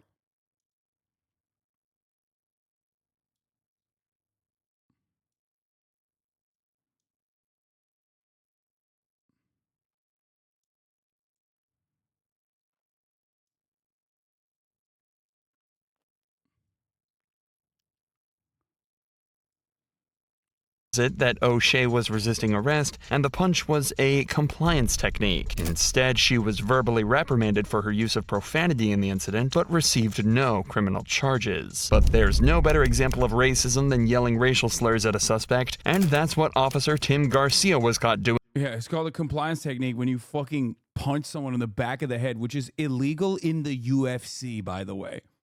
Like, illegal in boxing, illegal move in the UFC.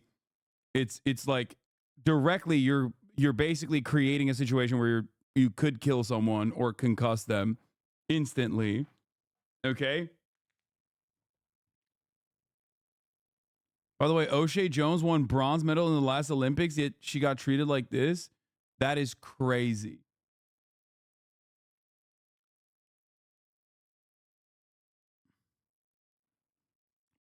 On July 14th, 2018. The suspect, Dwayne Robinson, was allegedly getting aggressive and confrontational with mall patrons, using vulgar language and threatening them. After Robinson was asked to leave, he complied, but the guards continued to follow him and eventually detained him. They was like, you understand? I said, look, man, I went like that. I said, look, y'all already told me what it was. I was like, I'm already walking up. Okay. So I tried to go back that way. I was like, I thought there was an exit, and they grabbed my bag. I said, look, man, don't grab my bag like that. Yeah. All they had to tell me was like, look, sir, there's not an exit over here. Yeah. And they was like, all right, we want you to exit the mall. I was like, look, man, I'm not about to exit the mall, bro. I said, look, I want the cops to come here to let y'all know the dumb y'all doing. Yeah. But look, I ain't even did nothing. To recap, Robinson has basically said that he was confused why security asked him to leave, but he complied until they started to get physical with him. He then asked them to alert police to try and work everything out. But as it turns out, this would be a huge mistake. The cop would soon turn out to be not just rude, but derogatory and insulting. Now, my question to you is, if they tell you to leave the mall, you gonna leave the mall? No, I don't want to. That's why I called you. I understand you don't want to, but if they tell you, are you gonna leave the mall? I'm asking for what? Okay, they don't have to tell you. If they don't want you here, you're not here, okay? That makes no sense. Okay, here's the deal. Now you're going to get argumentative with me. They won't put you in jail. I'll put you in jail. We cool on that? Yeah. Okay, cool. You have your ID? Let me just get your information. I'm going to get their information. All and right, then so, we'll be up. Y'all take my information. So, like, they talking about they want to give me for criminal trespass. Yeah, they might give you a criminal trespass. Look, I ain't even did. Cops are so funny in the way that they just like try to justify being annoyed with like legalese, and they just don't know anything about the law. So they'll just like make it up on the spot. They'll be like, sir, you might, if you keep this up, you might get under arrest for being a nuisance and being a nuisance to a law enforcement officer, actually, in plain clothes. And it's like, you just made that up. Like not a single part of the things that you just brought up is like the law, okay? Being annoying to a cop is not illegal. You know what I mean? Why y'all give me treatment with trespass? Yeah. Excuse me, you're under arrest for being a silly goose.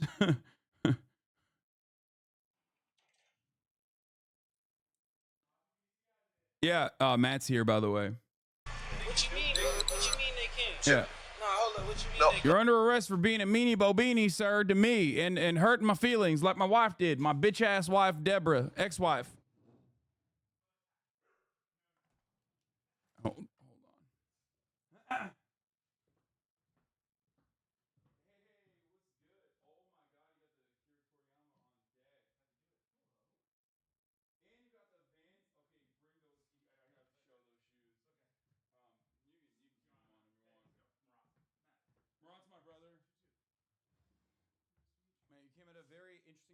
Watching on our Saturday fun day, we are doing what more normal people do for fun, which is watch police being racist. You know, National just pastime. Racist cop videos where we make fun of cops. Ladies and gentlemen, Matt Owens is the building. The showrunner for the live action One Piece on Netflix. Last time we were here, we were not allowed to talk about your accomplishment. We were not. We were not allowed to talk about it because there was obviously a writer's strike going on. This time we can talk about it specifically. I personally loved it, and thank you. And I'm very excited to have you here again, and you know, dive into some weeb shit. Thanks for having me back. Yeah, thanks for coming on. You got yeah. You got the Dragon Ball. You got the Dragon Ball on deck. Gotta wrap it. Look at his dude. Look at Matt's shoes. You brought him. Look at his shoes. Where do you purchase? You guys remember these? the Vans did a collab like this was maybe 2 or 3 years ago, and I bought probably 5 pairs of shoes. It's so fire. Someone said I got the Robin pair. Same. They're like purple low tops with Robin's bounty poster photo on them. They're clean as hell. Yeah. Oh my god. Like favorite pair of shoes. They're on StockX. I know people talking about the Puma drop. Dude, I got up this morning and, as I'm sure was the case with a lot of you, gone immediately. Of course. So hard to get in there. So shout out to anybody that actually was able to cop a pair. Holy shit, this dude is a bigger weeb than you. I love it. Yeah, I don't know if you know this, but like he has the weeb bona fides. Yes. I feel like when you literally do, like when you commercialize and introduce to the Western world a very important piece of weeb work, you've officially become the top weeb. He is a professional weeb. I am. Yeah. I've made it a career. I'm very lucky. Yeah, he personally knows Oda. So on a first name basis with Goda. He's the guy. Yeah. Burn Bridges, thoughts on the Avatar live action series? He's not gonna say something wrong bad about that. Come on, dude. No. It's good. It's decent. It's not like, look, it's Netflix family. I'm proud of them. Really proud of them. Shout out to the showrunner Albert Kim. He's a good dude. One Piece clears, but it's fine. That look, that's not for me to decide. That's not for me to decide. As a watcher, I can say that. Yeah.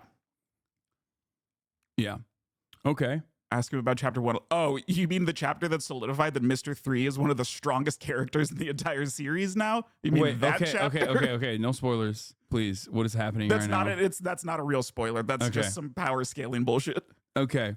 One Piece cosplay stream with Robin, Zoro, and Boa Hancock. Wait, what? Who? What is this? You just... Oh, wait. Is this happening on right now? Oh, my Wait, God. Everyone's doing that right now? That's crazy. Okay, yeah. Rate the cosplays. Yeah, there's no way. Yeah. I can only see Zoro so far. I mean, Boa looks good so far. Sitting down. Okay, my Zoro kind of clears. I'm gonna be honest. Your Zoro is incredible. Yeah, my Zoro that was Stella Chu. Shouts out to Stella Chu. She went nutty mode with it. Like I still have it. I have like I kept the jacket and I kept everything so I could like wear it from time to time. Yeah. Oh, okay. Robin wins as she always does. I have no idea where they went, but I feel like they could have gone Robin wins. far. This is sick. I mean, these will work, and then I'm sure I'll find the other ones, and then be mad at myself. This is all great. This is all very good. One Piece cosplay. They're serving. They're serving.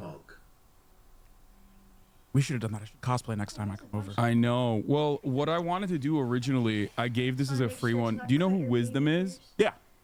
So, Make me go bald. Wisdom was Dude, you in guys town for are the too Oscars. okay with everything. But unfortunately, Like, for because he once, was here for like such a short period of time, we couldn't make it happen. But for those of you who don't know, Wisdom is a TikToker. He's a fashion TikToker. He's awesome.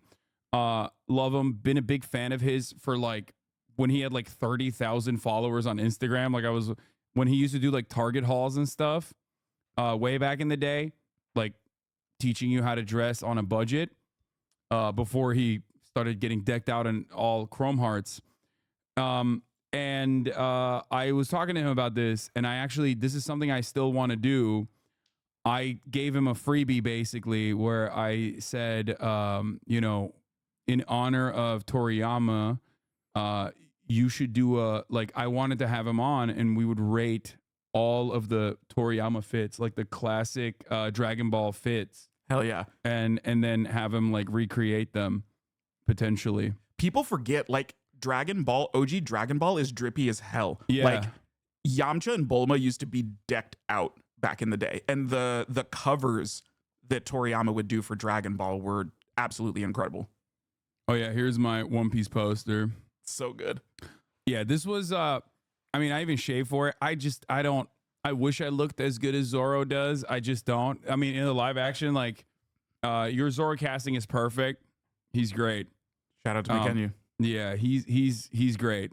You know, obviously, but they're all great. I love our cast so much. I'm glad that they can finally talk about stuff too now. You know, they can be out there. Like Kiki's been doing magazine covers and interviews and stuff all over the place, and I'm so happy for them because they worked so hard and they're so good. They care so much, and it's great to see them getting, you know, attention and accolades that they deserve. Does anyone have the physical season 2 Zoro cosplay?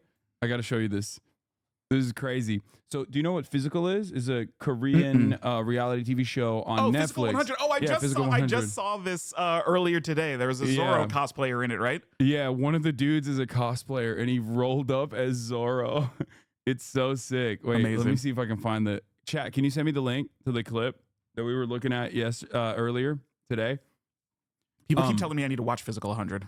Physical 100 was like the first one was pretty fun, but I don't know. I mean, it's just like it kept my attention, but like towards the end of it, I got like a little bored of it. What is this? Screenwriter apologized for. I saw this. Screenwriter apologized for Dragon Ball Evolution. Says he dropped the Dragon Ball. I don't know what this is. This never happened. Nope. Just like the other Avatar never happened. Not the Netflix one. The Netflix one is like valid enough, but the previous Avatar movie, I don't even acknowledge its existence, and I don't acknowledge the existence of this one either. I'm just glad to not have to be compared to that anymore. Yeah, that was the big I think thing. like, and look, now I can talk, and so I'm gonna talk a little bit now because that everyone before anything came out was just like, well, it didn't work with Dragon Ball Evolution. How the fuck are they gonna do it with One Piece? And it was like, man, I'm killing myself out here trying to make something really special, and everyone is just comparing it to something from almost 2 decades ago that has nothing to do with this.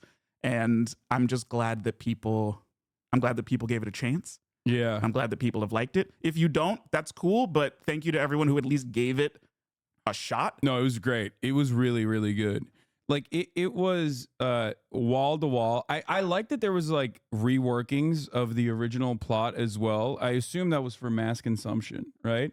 Yeah, some of it, you know, it's taken a manga from 1997 and making it for an international live action audience. And so there is some stuff that's got to change, but you know, we try to keep the essence as much as possible. But what's also cool is because the manga is so much further, like when we were making it, there were new reveals, new information, new relationships and stuff that we became aware of that we could infuse into our telling of the East Blue.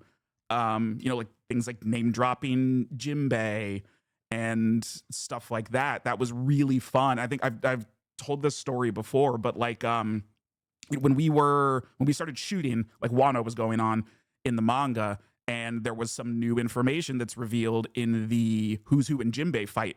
And I like ran to our props department and had them redo a prop that was made to fit some new information that had literally just dropped in the manga. So that kind of stuff is fun, bringing things forward that we know were important or that we learn were a part of something that we didn't get to see before. In some respects, you get to pull a Oda a little bit, because like a little bit, because like his whole like one thing that's really awesome about the manga itself is that like there are things, obviously Easter eggs in the first episode, from the first episode onward, that you later find out is like massively important to the plot. So now you get to dive into his mind a little bit and like pull from the future and then drop that in as an Easter egg, which is really, really sick. Tell Matt not to spoil it for you.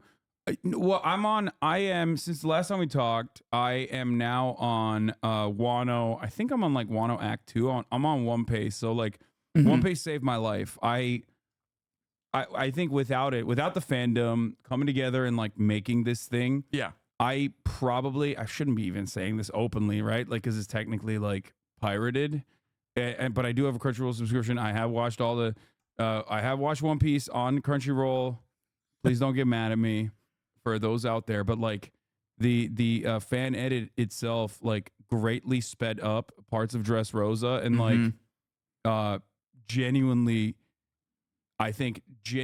cut down on like a lot of the filler stuff that you kind of have to add in when you are caught up to the manga and you're still trying to churn out anime. And in that process, like I was able to get back into it without just completely dropping the anime and like reading the manga itself. Right. And now I'm in Wano Act 2, I believe, and it's fucking awesome. It's so sick. It's really, really cool.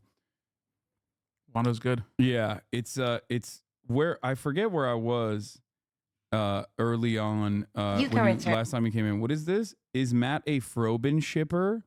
What does this mean?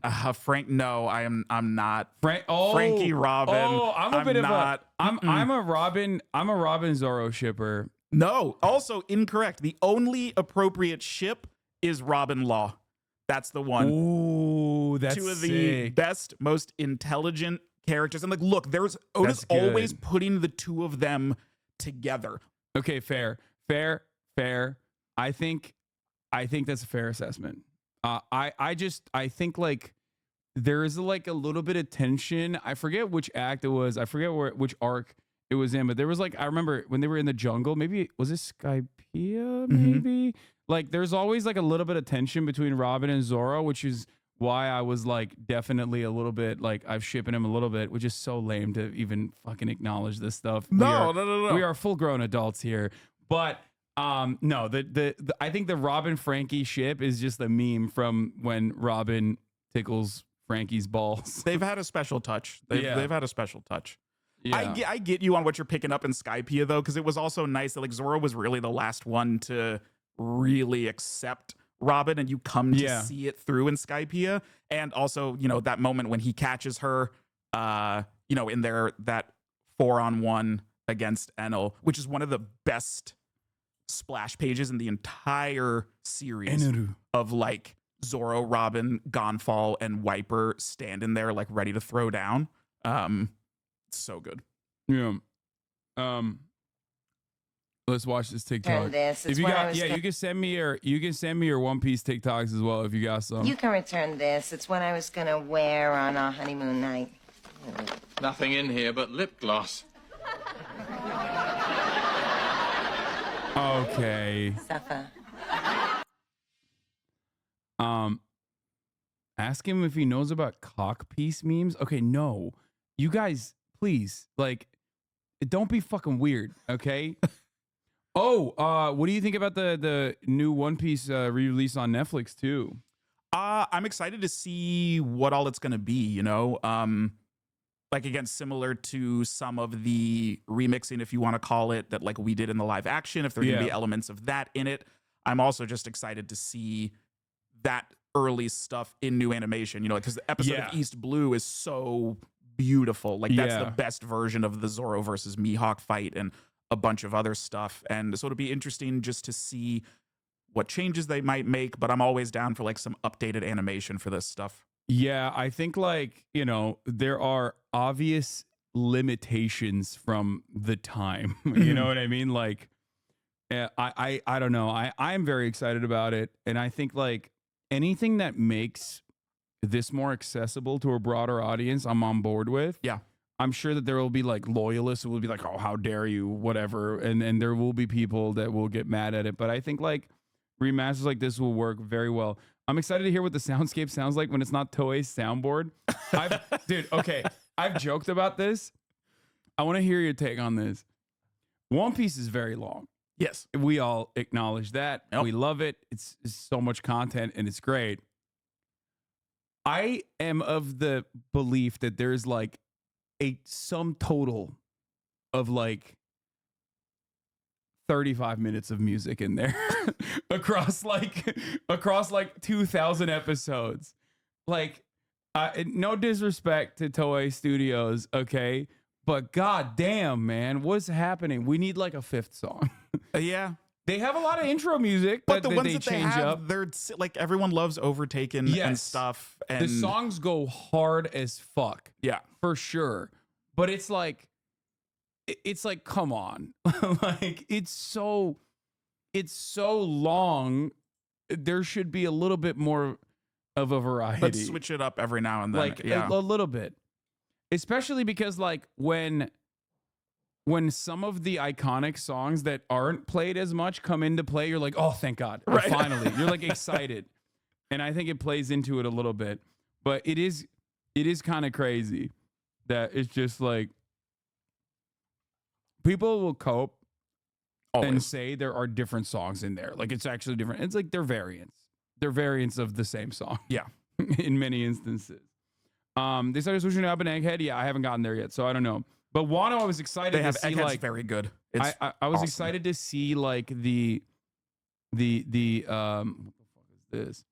I was excited to see like, you know, the different like Japanese stringed instruments in Wano a little bit. Mm-hmm. So love a good shamisen. Not just the music, it's the sound effects too. Yeah, that's another part of it. Yeah, their soundboard needs a little bit of updating, in my opinion. Tell the guy on the right I like his glasses, but if I was in school with him, I would probably bully him and call him Four Eyes. He's talking about me. He's talking about you? Oh, I was gonna wait, say he that might be is- talking about you, I mean, actually. that sounds a lot like my high school experience. I dressed pretty much the same, but now, you know, I could make a living off of the reasons Also, that I was bullied in school. We're both wearing big ass glasses. I don't know what the fuck Stu's talking about. Just a couple of nerds over here. Sometimes you don't need variety. Okay, dude, you guys are crazy. Do not spoil Wano Part 3. I'm watching dub and waiting for the next batch. What do you mean? Oh, dude, I wonder when the think next batch is. I totally went from watching it in dub to having to watch it in sub for One Piece, and it's so good.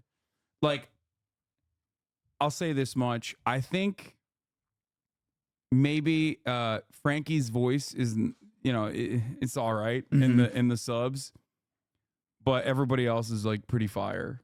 In the subs? Yeah. I don't like Frankie's voice that much in the subs. What? Yeah, I got too used to like subs over dubs, especially because like a lot of the laughter, in my opinion, translates really poorly in the dubbed version. Yeah. And I think like it basically it sounds way more natural in sub when you have like all these like weird laughter variants that everyone has like a unique laugh. But Frankie's the only voice where I'm like, ugh. Oh, I love Frankie's. Every time Frankie talks, I'm in. Frankie, super. Yeah, I'm on episode 70. No spoilers. Okay, dude. There's, you have gonna be a little tough. This is gonna be a little tough for you. Yeah, you're gonna see some spoilers. Can you ask if we're getting a Muppet Chopper? Okay, I can't. He can't leak stuff like that. I don't know. I don't know what the deal is. I'm not gonna ask you. You're getting Chopper. I mean, yeah, you're getting Chopper. God, can't confirm, dude. When I found out that Chopper was supposed to be like a humanoid, like the scary monster version of Chopper, and that like they basically told him like, no, we got to sell plush toys, like fucking dial this back. I was so bummed because I feel like Chopper as a humanoid, like scary demon would be so different and it would be so cool. Chopper now is great. He's a wonderful addition to the cast. Like he brings a different dynamic to the story. But I always wish to see him like as a monster. I think there's something kind of interesting about cute Chopper still having that idea of feeling that he's a monster because it shows you how internal like that shit that he's dealing with is. Because to everyone, like he's adorable. He looks super cute, but he still views himself as a monster. It almost makes it a little bit more sad to me. Yeah. Like he can't even see how adorable he is in the beginning. That's true. Him being a giant humanoid demon who still acts cutesy is really cool, to be honest. Possibly. Chopper got influenced too much by merchandise. Yeah. He's a cute doctor without... Yeah, Chopper is Doctors Without Borders. Okay. Frankie especially is on a pedestal in Japanese because of Oda's special treatment. He literally made Frankie fit the voice actor, not the opposite. Oh, that's interesting. Yeah, he loves that voice because he had done stuff before. He's Django, and he's also Bon Clay, right? Isn't he all those? Yeah. So yeah, he loves that guy. Yeah. Well, his devil fruit will awaken. Okay, dude, chill. What will awaken him to be a panacea via sakura trees? Haha, just a theory. I don't even know. Okay. What was I gonna say? So I want to go through the arcs since the last time we were here because like I haven't really done recaps in a while. Okay. And I've gone through a lot of arcs since the last time we were here. I think I was at like Punk Hazard or something like that. Does chatters, do you remember what arc I was on?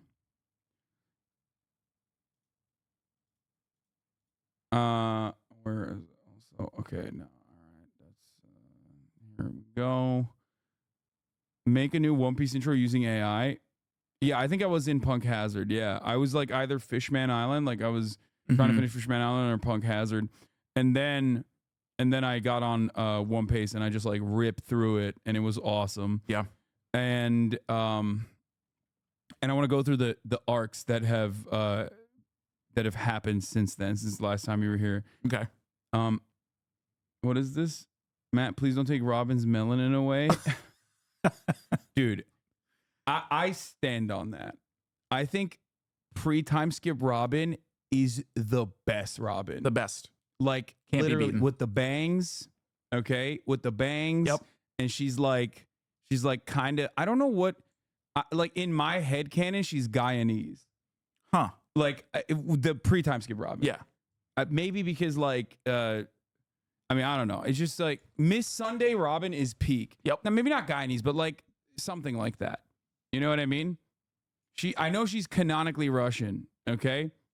Technically, canonically Russian, yeah. Yeah. I always saw her as Latina because she's tanned, because Spanish is part of what she speaks for her powers. Like that's what I always assumed. I can see that. That's why, I mean, it's not off base. Like I'm talking like something like it could be like a Latin American, South American, something in that variety for sure. And I wish they had never done the new Robin, even though new Robin's still sick. I headcanon her as Romani. That too. When I was a kid, I thought she was Egyptian. I mean, Egypt, as Joe Biden also famously acknowledged, is a part of the global Latina belt. So, when he said Mexican, President of Mexico, Sisi. Robin with the cowgirl hat, exactly. Yep. Peak Robin. Robin was only tan in the anime. Post time skip, Robin is only lighter because she's more similar to the manga now, where she was always pale. Yeah, I know. Yes, but sometimes sometimes we were happy gifted accidents, something that got yes. taken away from us. Yes, sometimes happy accidents do make for possibly better versions.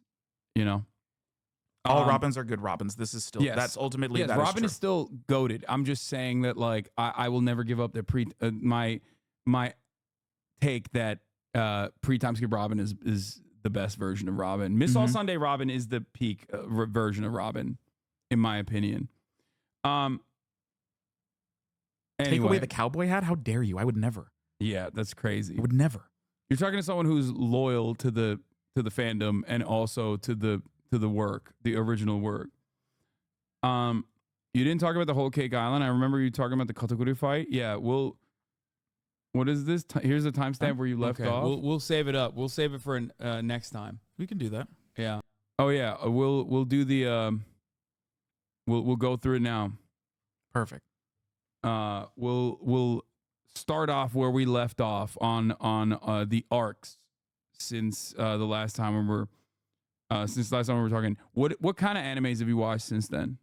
Since the last time you were here? Since I was last here? Yeah. What are you working with right now? What's the big stuff that we've been doing? I mean, Frieren is incredible. You want something to drink, by the way? Sure. I am also. Have you eaten yet? Good. Or no, I had breakfast a while ago. All right, ago. I'm gonna get you some super dank Mediterranean food. You don't have any food like allergies or any restrictions, right? Nope. Okay, good. Yes, Chad, Frieren is goated. I've been doing Frieren. I've been rewatching Bleach because 1,000 Year Blood War is so good, and it really made me miss OG. So I've been doing a bit of a Bleach rewatch. What else? Continuing, Spy Family. Frieren is a must watch, huh? I have not. It's great. Okay, I have not watched it. Is it on Hulu, chat? I mean, because I'm gonna dive in. I after this, I have a 15-hour flight coming up to Australia. You got some time, so I got a lot of time. Oh, it's on Crunchyroll. Oh no, I don't know if I have it on my phone. I don't know how to do Crunchyroll on my phone. Crunchyroll's really difficult user interface. Like probably one of the worst ones. Is shocking. Dungeon Meshi is good. I have been watching Dungeon Meshi. Another shout out to Emily Rudd, who's on the English voice cast. Hell yeah. Link Clink is Chinese animation and everyone should see it. Speaking of Chinese works, I will be watching Three Body Problem. Have you seen Dune 2? Yeah. Oh, masterpiece. Masterpiece. So fucking good. Holy shit, dude. I have to check out Three Body Problem too. It's good. It's on my list for the weekend. Gotta check it out. Yeah, that's what I have on my list. Okay, so for you from this place, there's so many good things to eat here, and I don't know what to show you first.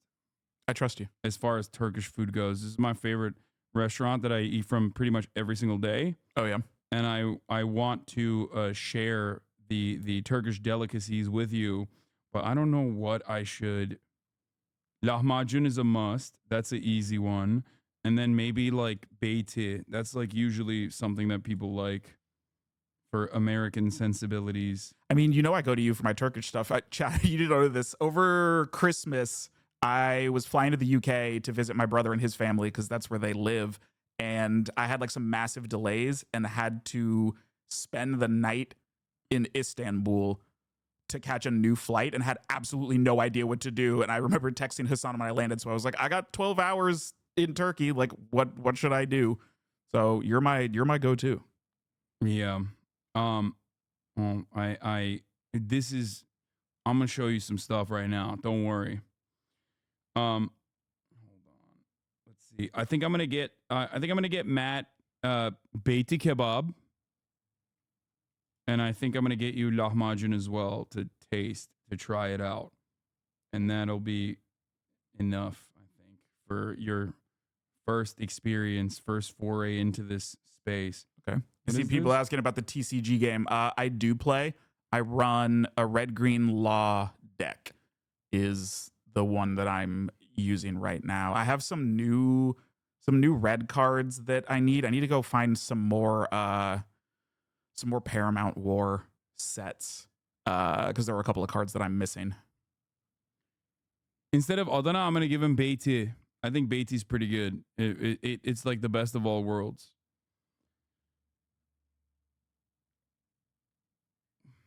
What is it? Have you played with Oda? Okay, dude. No, I haven't played with Oda. I have though. I've done some deck building and some card trading and stuff with Naito, one of his editors. That's sick. Yeah, because he plays. He's big into it. Look at the hamster here. They're. I did hold her a lot when I first got her. Yeah, that's really important. Is the beginning. This is really good. She did a phenomenal job. Emeru is incredible at cosplay. She made me into. She turned me into The Witcher when I was out in Austin, and it was insane. I looked so. She made my buddy Will into a pretty anime girl, and me into The Witcher. Mm-hmm. And I've never felt so pretty in my life. Oh yeah, there's like, do we have a clip of this? I want to show it. Did you do your Zora costume? No. Emiris can't believe what she have done. It's sick armor. Yeah, and she whipped this together in like no time. She did it in like such a short period of time. I miss my hair. It looks so cool. All right, you're gonna have to ask her to help me with something then. Yeah.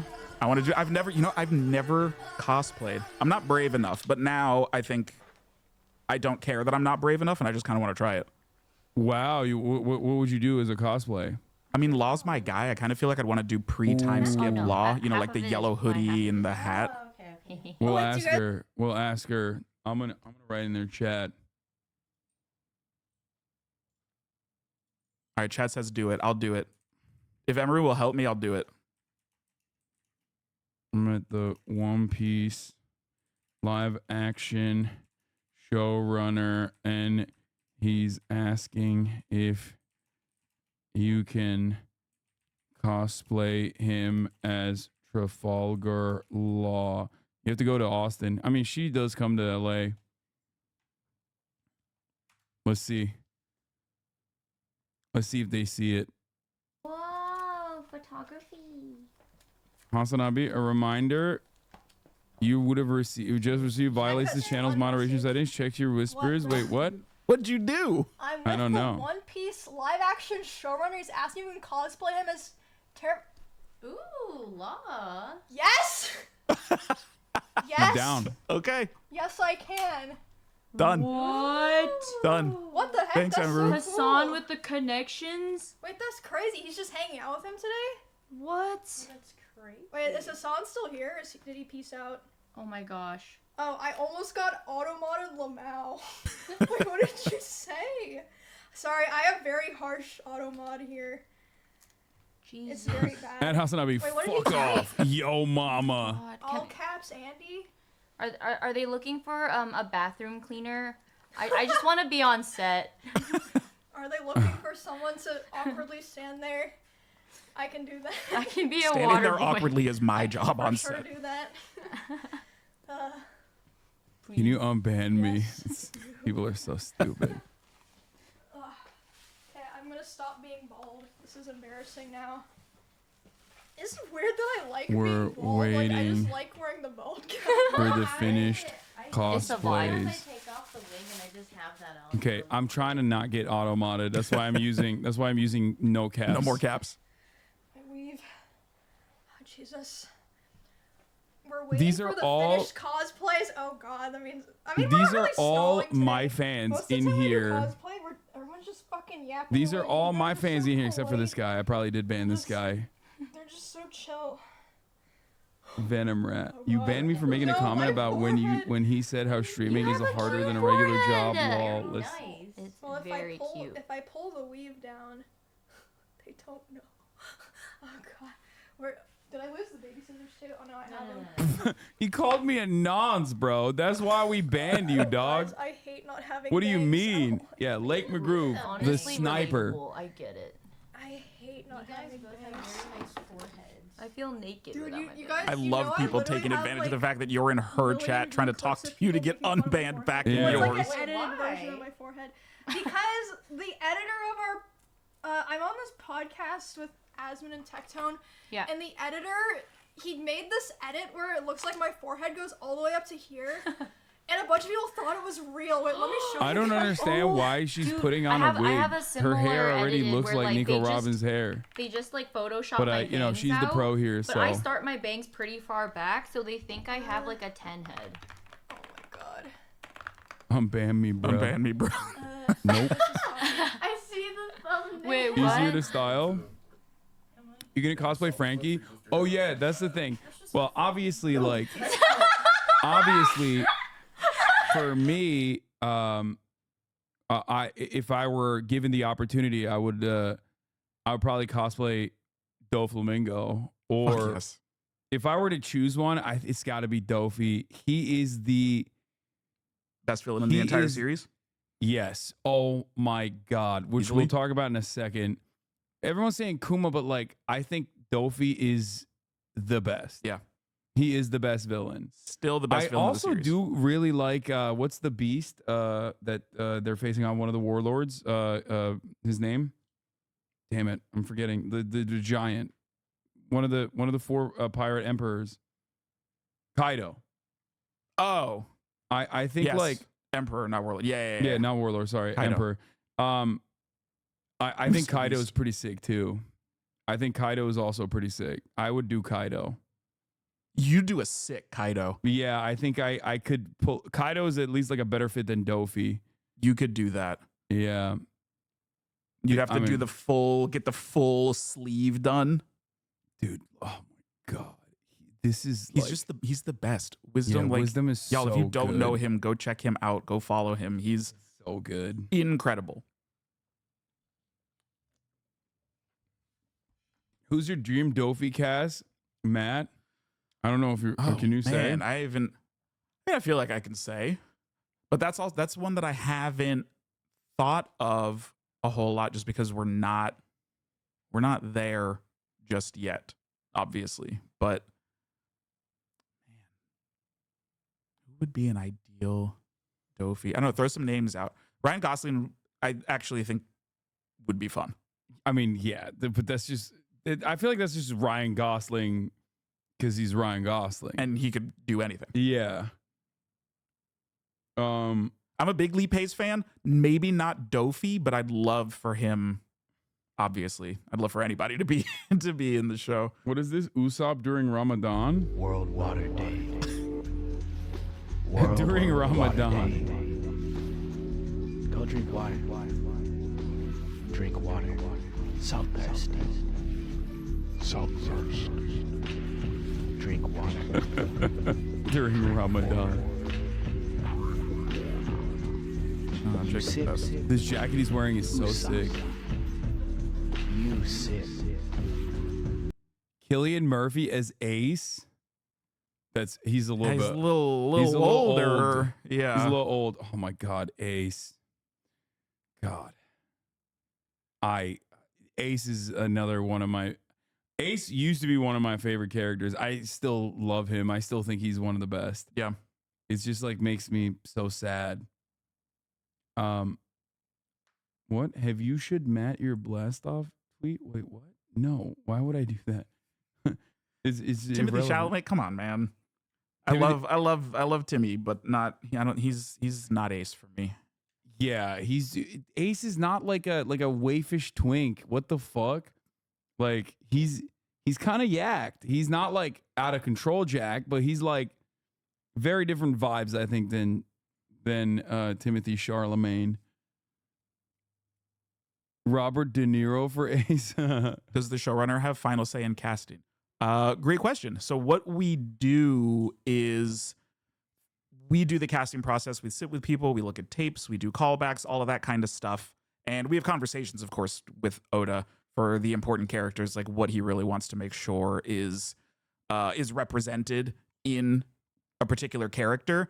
And we as the production will go through the casting process, come up with a choice or a couple of choices, and then we will present them to Oda and say, here's what we like about this person. What do you think? And it becomes a conversation. So we do a lot. That's how a lot of the stuff on the show really goes, is we'll have early conversations with Oda, and then we'll do kind of the majority of, I guess, the legwork of it, you could say, and then present some stuff to Oda, have further conversation with him. So that's casting, that's like set designs, that's scripts, obviously. We kind of bring him in the beginning and in the end. And when he's like, yep, okay, cool, let's move forward with this, then that's how it goes. Someone asked, is Matt allowed to talk about if we saw Afro Luffy in live action? Bro, I have gone on record as a Davy Back fight lover. Because you said it here. Yeah. I do not take it back. Because I am a gentleman, I am a cultured gentleman. I love that arc. So if we get there, yeah, I want to see Afro Luffy. Okay. Unironically, I think Kai would be great cast as a Sunny. Wait, what? Yeah, okay. Someone said Danny DeVito is Chopper. An interesting choice. Yeah, same vibes. Yeah. Definitely. What does a showrunner do for the show? Oh yeah, I forget that there's like a lot of people who are oblivious to this sort of thing. Sure. How would you describe it? I mean, he runs the show. Yeah, the showrunner is kind of the ultimate decision maker. So in the stages of like making a show, a showrunner is the one who's dictating, okay, this is the story that we're going to tell for the season. These are the things that I want to see. This is the stuff that I kind of want to do. You lead the writer's room in how you're going to come up with the scripts. Showrunners also, they'll typically like do a pass on scripts before they go in, or if there are a lot of changes that have to be made, those kind of revisions, that falls to the showrunner. But then I'm also involved in all of the prep and production stuff. So like when we're getting concept art for things, when we're starting construction, I'm signing off on all of that kind of stuff. Casting as well. Like you have a hand and kind of a lead in every aspect of the show. Why not just call that position director?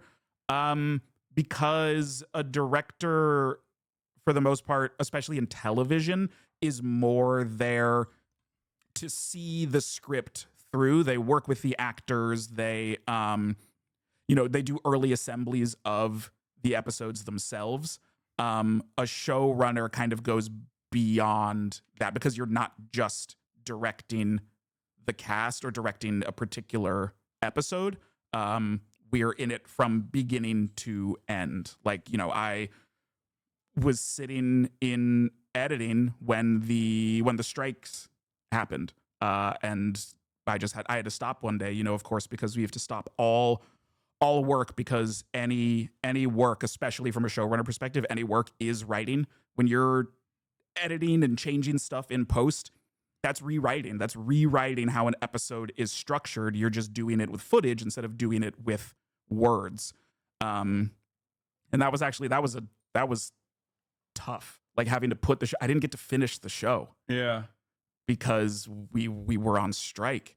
And so I know there's one thing that people have talked about like really missing from season 1, which is feeling that we didn't do enough with Usopp. And, that's something that I take on.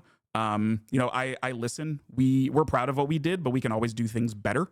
And we're taking a lot of that into our second season. But one of the things that was kind of weird for me also is watching the show without having to finish the edit, because we shot much more Usopp content, especially in episodes 7 and 8, that actually made it into the show. There's a whole thing about Usopp in episode 7, like really starting to craft some of his specialty rounds. And there were a lot more aspects to the Chew fight, that moment of him hiding and like psyching himself out and being like, everyone else is counting on me. Everyone else is standing up. Like, I've got to stand up. We shot all of that stuff. So I don't know why it didn't make it into the show. I miss it also, but I wasn't there to finish editing. But trust me, we know People want more Usopp, and we're going to give it to you. If you know some of the stuff that's coming in the manga and the anime, you know there's some great moments, some really great things coming up for Usopp, and we're gonna make sure that we do right by him. Hell yeah. Have you seen this guy? Who's this? This is a boxer. I think Ben Whitaker is the guy, right? Whitebeard tattoo on his back. He does. He has a white Is that beard. real? Yes, bro. He has a white beard tattoo, That's and he hard as fights. fuck. The guy I think he's fighting, Prince Nassim, is also like a very interesting fighter as well, from what I understand. They're both like, they both are very like, they love styling on their, enemies. Oh,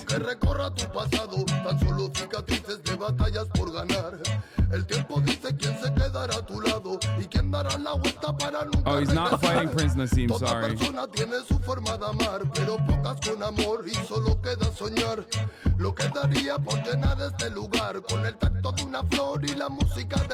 to be good if you're gonna fuck around like that. Well, you know, you got to be good if you're a part of the Whitebeard crew. So obviously, he's the best of the best. You know, higher quality of the tattoo. Oh, come on, son of a bitch, dude. Okay, Got him. yeah, fucking got my ass. All right, dude, in front of a guest, in front of an esteemed guest, nonetheless, that is messed up. I know bro. how it goes. You know I watch you. I know how this goes. Oh my lord, dude. Yeah, that's just fucked up, actually. Okay, well, here's the top of the hour ad break. If you no longer want to see those ads, all you need to do is subscribe. Oh my god, I have another banger for you to show you, actually. Here, don't look yet. I already know what this is. She is the greatest. I know her love of anime. Like, I love the Todoroki cosplay that she did a couple years ago, but yeah, this JoJo one is absolute fire. Amazing. She's so sick. Yeah, she's so fucking cool. Yeah, amazing. I'm a hot girl, 100%, 100p. I'm a hot girl. I was very upset that Crunchyroll did not invite me to the Anime Awards. I've been trying to work with them for a minute now, and I would have loved to be at the Anime Awards, but also obviously they invited Megan Thee Stallion instead. So much better choice. Let's campaign though, because I was a little bit mad too. I was actually at their offices like 2 weeks before. Wait, they didn't invite you to the Crunchyroll Anime Awards? No.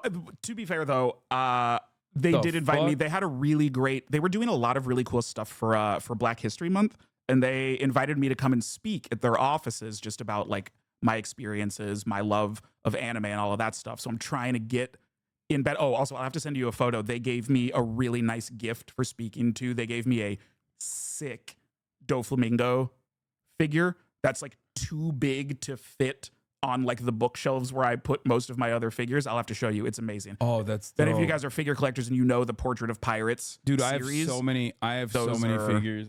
They're all same. Look down there. You can see some of them. I've never like unboxed them. I guess we could unbox some of them, take them out of the box. Oh, unboxings? There's so many, dude. I have so many fucking figures. It's crazy. Everybody always makes fun of me and says like I'm like a meme, because like to normies, when they see my wall back here, they're like, oh, this guy's got a bunch of fucking Funko Pops. I'm like, they're not Funko Pops. Funko Pops suck. It's different. I'm not a Funko fan either. I don't like Funko Pops. I'm not a Funko fan either. These are figurines. They're very different. Right. They're not toys. Damn, this is They're crazy. collectibles. Look at this. Kirby. Let me do this. They're artistic figurines. Is this just a day? Wait, what day are you on now? I've Oh, only is this gone the up to, one? like, Hold on. day Let's pull it 12 up or something, here. because I've been skipping so many That's the days. one. Ooh. Well done, chat. Well done. Oh, yeah, that's the one. Fucking sick. Oh my! I'm buying it. Love I'm it. fucking buying this, dude. Love Are you it. joking? Like, you're already Oh so my nice. god! Oh, fuck! I'm Yep. buying it right now. Do you Fuck guys know this. who Liam is? Probably So not, right? good. He's a Mario speedrunner. Oh, I yes, saw. yes. Yes. No, no, no, at no. Yeah, I the didn't. awards. He always This is the thing. Okay. It is dangerous. It is a slippery slope. I Dude, this is what I spend my disposable income on. Dude, I mean, it's the best thing to spend your disposable income on. I'm literally buying it right now. We gotta go to Little Tokyo together sometime. We gotta go hit up Jungle and stuff. Oh, go do a little figure shopping. Oh, dude, I would love to do that. Absolutely. Wait, here, maybe I can do a PayPal checkout real quick.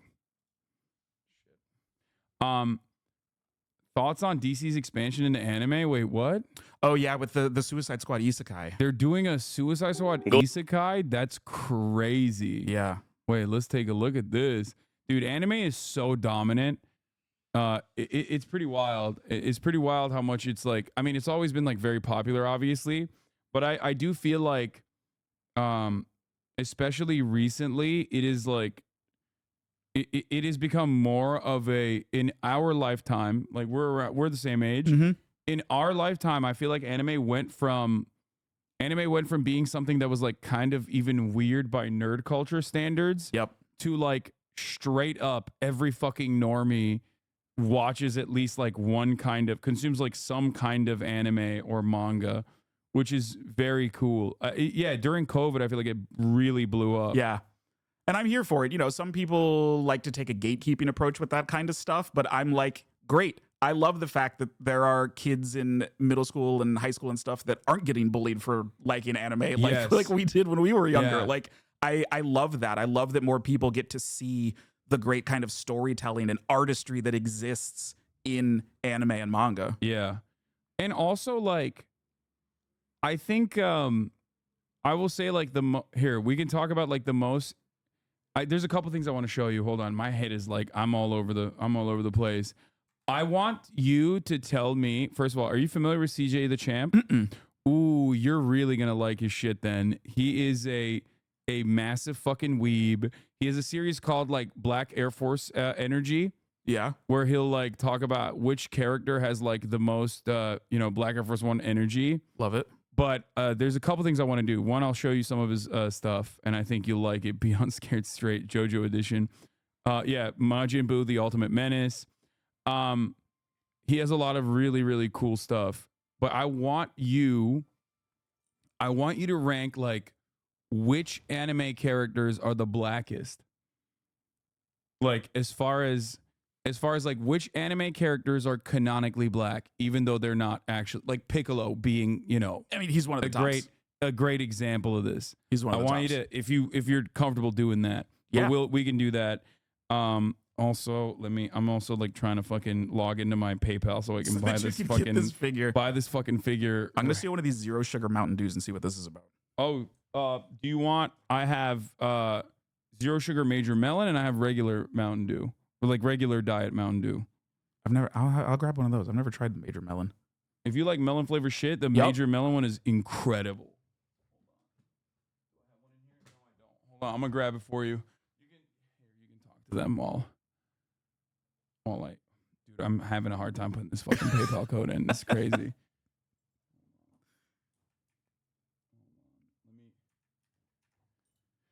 me do this. Does Matt think there will be good anime adaptations to follow? Yeah, I do.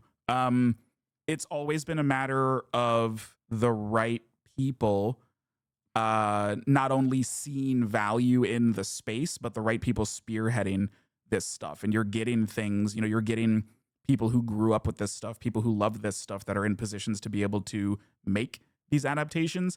I think that makes all the difference. It's the same kind of thing. You can look at the difference between certain Marvel movies that we had pre-MCU, like Kevin Feige is a massive fan. He loves this stuff. He knows this stuff. And him being behind it is the reason that we have things like the MCU now. And so I think and hope that there will be others. And also, I don't think we're the first. I think I've said this before. If you have not seen the Wachowskis' Speed Racer, go watch that movie. It is anime as hell. It is so much fun. That is a real true, thank you, sir, like early first really good anime live action. That movie rules. But I do think there will be others. And I'm excited to see them, I know they're working on a Naruto movie right now. I'm sure we're going to start getting news about a lot of other adaptations being made. Yeah, definitely. I think there's, you know what I think is like one of the greatest non-anime but anime style movies I've watched in recent years? RRR. Oh, yeah. It is, by the way, which apparently is so popular in Japan for understandable reasons, for what I just basically mentioned, that it is still playing in Japanese movie theaters right now. Really? Yes. Like they still play RRR in Japanese movie theaters to this fucking day, which is sick.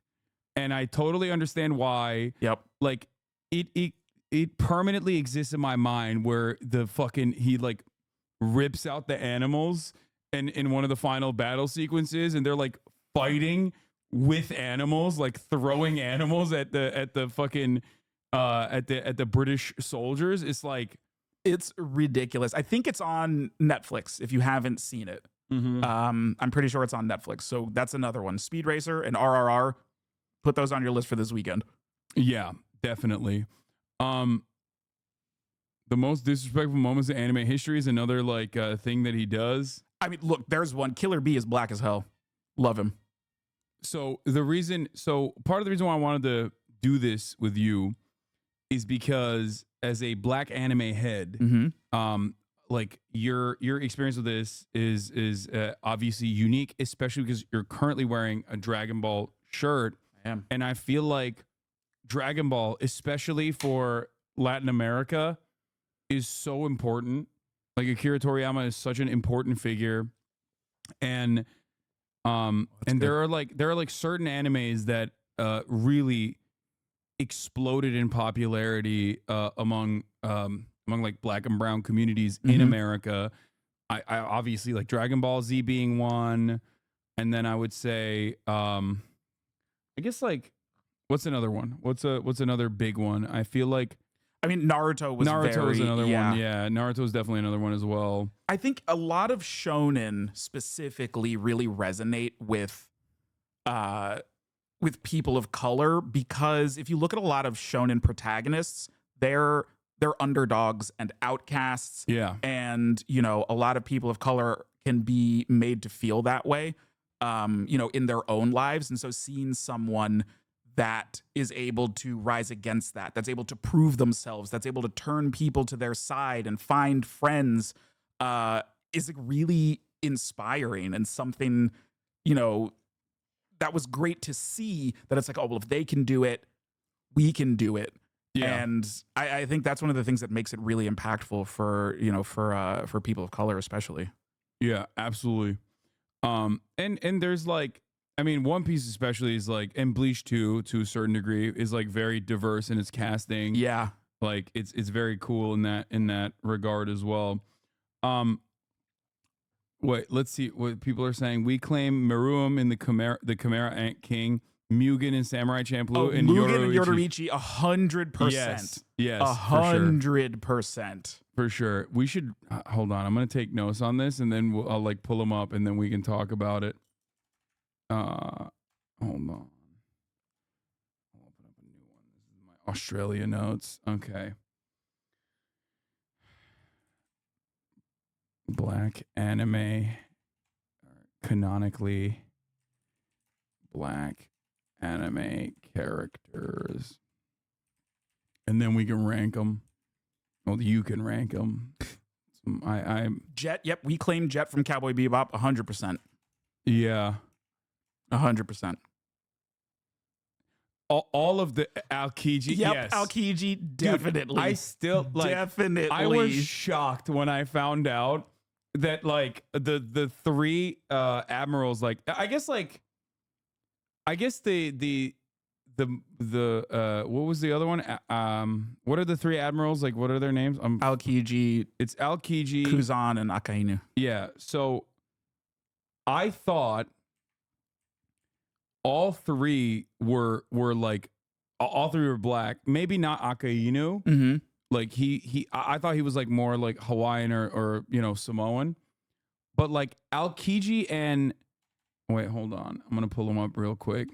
I can see Aokiji is 100%. There's something about Kuzan. He's got like big like black uncle energy.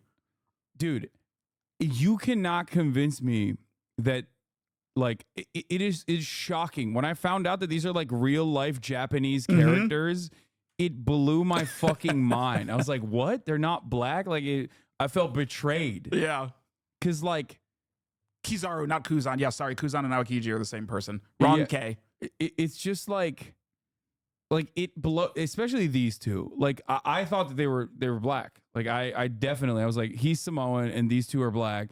It turns out he is like, I think after like a Hawaiian dude, maybe like he was like styled after a Hawaiian dude, but like it blew my mind that they're not. They're Okinawan. Yeah. Okay. Well, Like, yes, Kizaru is Italian. He definitely does read that. But there's also, like, if you've got a black uncle, you've got one that is a lot like Kizaru. Like, he is Italian and black at the same time. yeah. Italians are POC anyway, so. Dude, come on. I know. It doesn't, like, the vibes, too, like, it doesn't make sense. Like, they're, first of all, they're way too swagged out. Like, it's just, I don't know. This part I just don't understand that how they were actually Japanese. He's got waves. I mean, Yeah. yes, look at him. Yeah, I just don't understand how they are like real life Japanese people that were also like directly crafted off of real life Japanese people too. Like yeah. it's not even like, it's basically like a very faithful adaptation. Okay, I'll put these guys in as well. Kizaru. And Aokiji. Kizaru reminds me of the older Yakuza from Yakuza 0. Yeah, he does look like that. A little bit. He does also have Adam Sandler vibes as well. He does. He does kind of look like Adam Sandler a little bit too. I don't know how. I have seen some people claim Vegeta as well.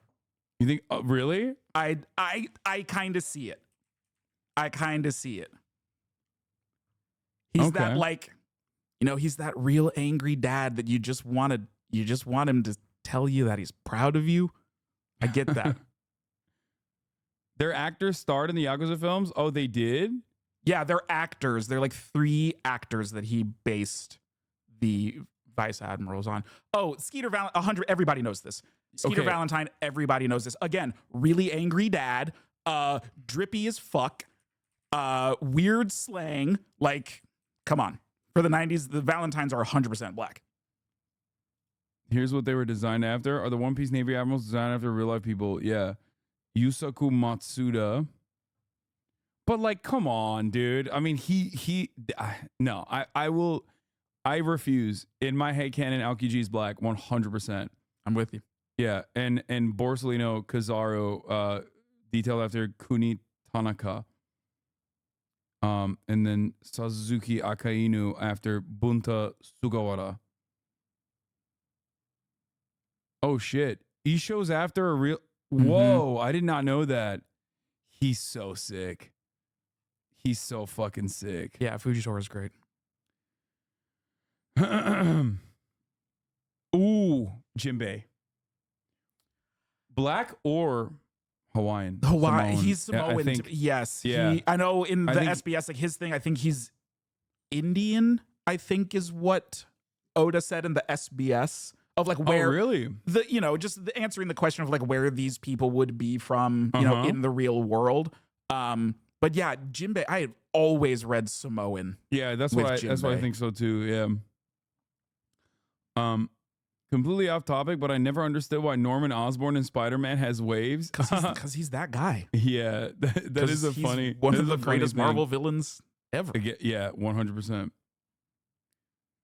If we are talking about a character who's Black Widow, Schnitzel from Chowder is 100% a black man. Whoa, Chowder is a show I've not thought about in a long time. And yes, Chowder Schnitzel is definitely black. I have no idea what this is. Chowder was a great Cartoon Real life Network counterpart, Schnitzel.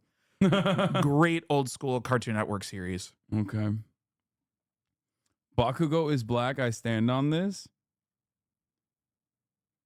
I don't know what I don't know who Bakugo is. My hero. Yeah. I don't One of the know. chat said Oscorp has always been in possession of incredibly advanced wave technology. Yeah. Okay. They had this whole convo at DreamCon. Wait, Oh, really? did they? Then be black. Wait. 57% no. See, I've got to go no with Jinbei. Yeah, I don't think Jinbei's black. I think Jinbei's Samoan. They finna discuss their piece. They finna say their piece. That's awesome. They're having arguments on the mic. That's amazing. Wait,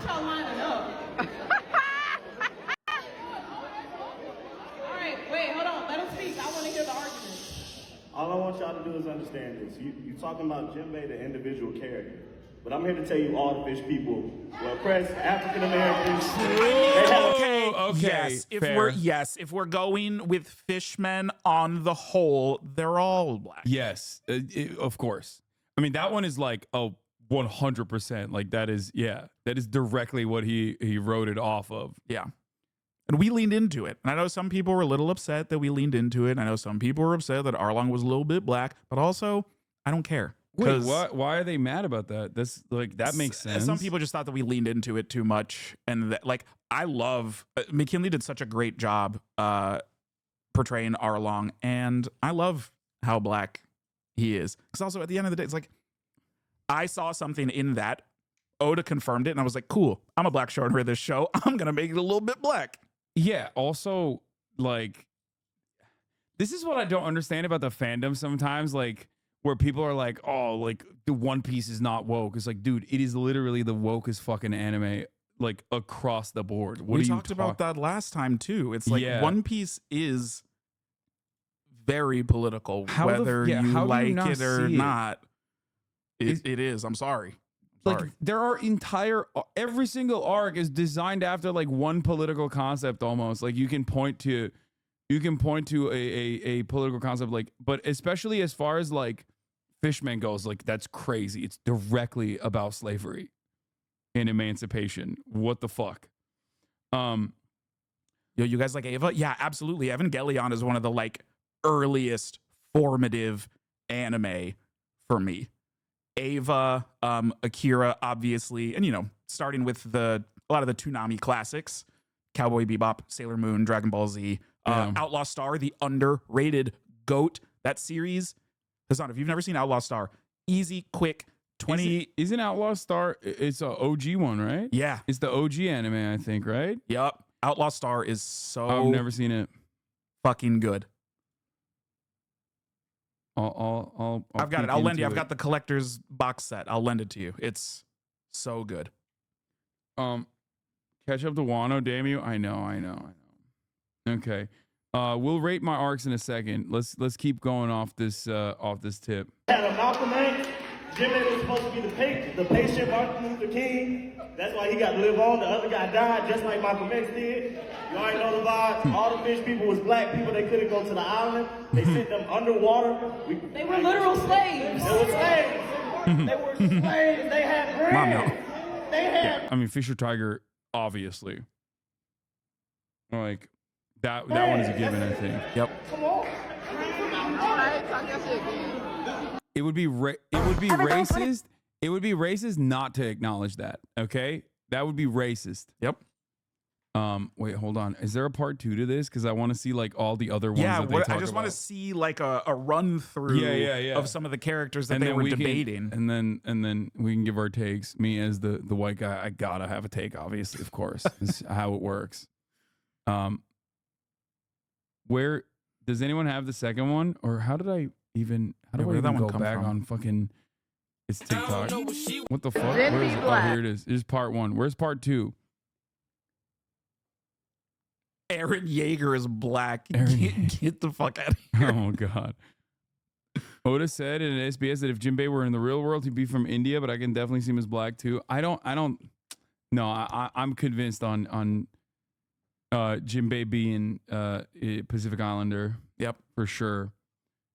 Okay, let's talk about the most Turkish anime characters. There's nothing like you can point to. Here's a link. Non-human characters that we all know are black from Down Magazine. I mean, that one is like not. That's a given. Garnett is. Yes. Yeah. Will from I mean, Wilt is based off of Wilt Chamberlain. Like, yes. Yeah. These are Killer Bee. We all know it. Piccolo, blackest one out there. From what I heard from my brother, Piccolo is black because of his mannerisms. He's aloof and has a tough demeanor. Guy got a clean, bald, round head, and even though his skin color is green, black people relate to him because he's a different color than all of his peers in Dragon Ball Z series. That last point, though, that's so real. People even joke that he's black Yeah. because he's willing to take care of someone else's kid. Piccolo is Gohan's true father. Yeah. Cake from Adventure Time. Grim. I haven't heard that one before. Grim but he's from- Jamaican. Oh, no, that makes sense. Right. He's Yeah. Jamaican. I don't know who made the decision to make the Grim Reaper Jamaican. Brad Pitt. Have you seen Brad Pitt doing patois? No, Have you never seen that? Oh my God. What was the fucking movie? This is one of my favorite cringe. Meet Joe Black. Oh, dude. Oh, I it's do gonna not even fuck remember you this. I up. can't think of the last time I saw that movie. You see, immediately it comes a Jamaican. Here it is. Doctor, Oh, just 1 second. I'll be right there. please, my mama is sicker than him.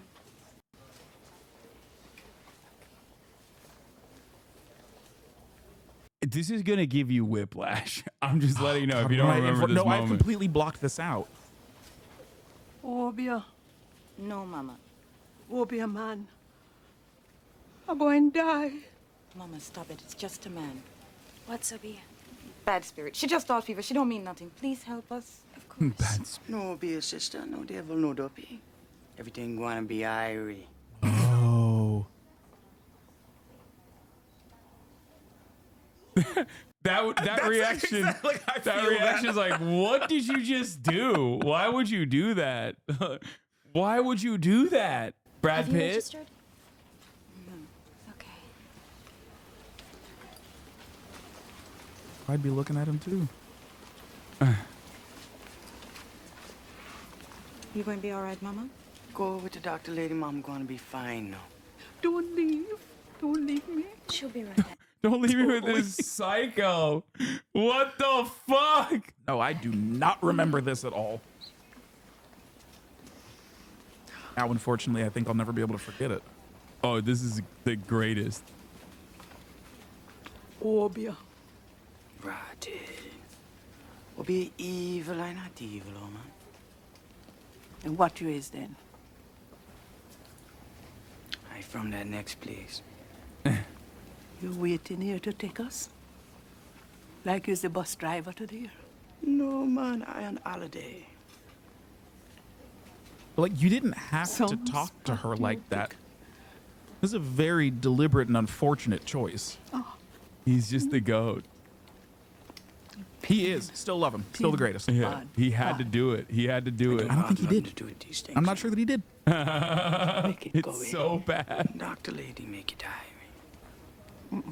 Dr. Lady, make it irie. This pain go through and through me. Make it go away. I can't, sister. You can, mister. Take me to that next place. It's not your time now. Make it time. You can't prove it the way things got to be. Please. Maybe even if he tried to lower his voice a little bit, it might have helped a small amount. Nothing. Not as is much sa- as not doing it, Yeah, but nothing salvages this at all, especially with the fucking highlights too. It's just so. It was a different time. So unimaginably out of place and completely time. out of pocket, out of orbit. Same as Gary Oldman in True Romance. It just had to happen. No, that one is like that one is iconic. Now that I've like watched it, do you know what that one is? yeah, I know True Yeah. Romance. So that one is iconic for a different reason because it's like self-aware in the way that the character is designed. This is like white man touch this, okay? Like every part of this is like very clearly to make him seem like he's popping off, okay? Like the viewer is not supposed to look at this and go, "This is so funny." The viewer is supposed to watch this and go, "Wow, how incredible. He's doing a phenomenal job with this." Like He's really connecting with this woman. It's so fucking hold on, I speak jive. Exactly. It's got the most intense energy for no fucking reason.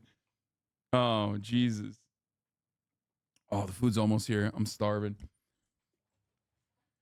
Brad Pitt stuns with perfect patois. This is what I like to call white boy swag. Are you familiar with there's a content creator on YouTube called Xiaoma? Xiaoma, New York City, NYC. He is a white dude who lived in China and actually does speak like really good Mandarin. But one of his things is like a lot of these like YouTube polyglot people, is that like they'll go to like random places, learn a couple phrases, and like try to say it in like what we think is a perfect accent if we don't know the language. And like I recently found out because he tried to do it in Turkey that he actually isn't. His accent is not as great as I thought it was because I'm a native speaker. So, but his clips have been memed to oblivion at this point where it's like, wait, he did one? No. Outside, they were like, white boy speaks Jamaican language, shocks Jamaicans. Oh no. Like baby clothes almost? Or like, just t-shirt. Just t-shirt? Jamaican t-shirt. Oh, me never yet go yard, but me don't like to buy some Jamaican things, man. Hey guys, what's going on? It's Xiaoma. Me and Frankie are here today in Jamaica. Queens. Yeah, right, Jamaica Queens, which is actually a real place in New York. And it's called Jamaica Queens because there's a lot of Jamaicans here. Yeah. You may have heard that Jamaicans have an interesting way of talking. Your man. Sometimes it gets mischaracterized. He is a really nice guy, and I think but there's a reason why everyone memed him into oblivion like this. White boy speaks Jamaican language, shocks Jamaicans. Oh my god. Oh Jesus. He's in fucking Queens. Why do you constantly do this? It's very rude. I expected better from you when it comes to discussing this issue about this topic. Fuji and every Zahrani can't keep up with your shit. What? I don't even know what you're saying. Move on. Characterized as like broken English or like bad t-shirt. Me and Frankie here are gonna go around today trying to survive for 24 hours in New York City speaking only Jamaican patois. Alright, let's do it. Can we do it? Yeah, I think so. Alright, here we go. Hey everybody, real quick before we get back to the video, just wanted to give an amazing thank you to our one code HOLIDAY. That's Oh yeah. It's so cold. I was thinking about my maternal grandmother was. Some of my people, I don't really have ties to other than food, because man, some of the food that my grandmother used to cook when she was still alive was just the best. But I don't have much connection beyond her to. You are much more. Part. Well, you are still much more connected than Xiaoma is. That's fair enough. You're about to be shocked. Okay, you're. Prepare to be shocked by white boy who speaks Jamaican. I like getting these ones. Me don't like fit by a hat. You don't like fit by a hat? How you think? Oh God, he went for it again. He's like, maybe she didn't hear me. Wait, how you think? Alright, me don't like a hug. Yeah. Me. Alright, bless up. Be cold, man. Me a scarf. Yeah. Me don't like to buy a one with $10. He does pop off in Mandarin. That part is, at least he's got that for sure. You act like you don't. Is this Chet Hanks? This is the early variant. Earlier variant. Why do you insist on showing all of your guests cringe? It's just a part of the process. It's fun. I had to do it to him. It's fun. I had to do it to him. Oh, okay. It's so bad. Anyway, this is Xiaoma. Okay. I don't know how the fuck we got here. We were talking about Bubby Grim from Reaper. Flapjack. That's one that I haven't really thought of. Bubby from Flapjack. Flapjack was such a great show. Marceline, the Vampire Queen in Adventure Time. Huh. She's a daughter of the ruler of the Nightosphere and a black human woman. Her complexion is basically the same as her father's, but don't let that fool you. Our favorite vampire queen is also strong, independent, effortlessly cool, queer black woman.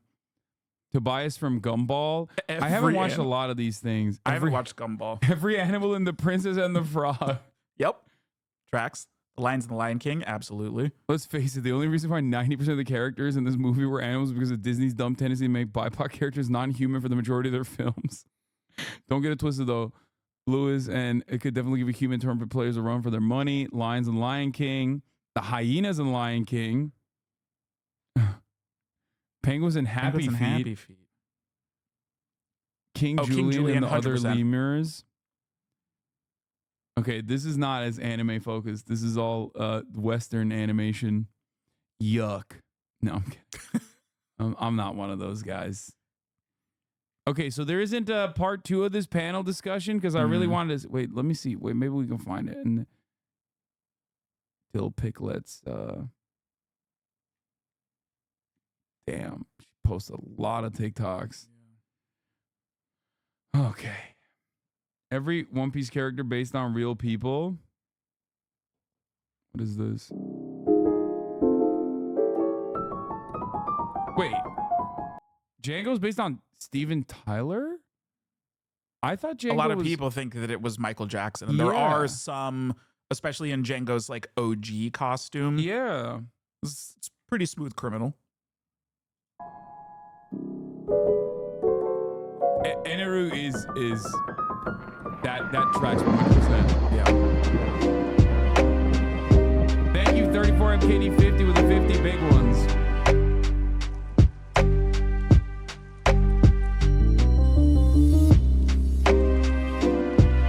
Frankie Jim Carrey, yeah. He's just Ace Ventura. Yeah. Hody Jones is Michael Jackson. I mean, really? Look at his skin. Look at his. That's crazy. Okay. Late stage Michael Jackson. Yeah. Yeah, I mean, that one is the obvious one. Yeah. Whoa. Trafalgar Law, Valentino Rossi. Wait, really? I don't know enough about Valentino Rossi.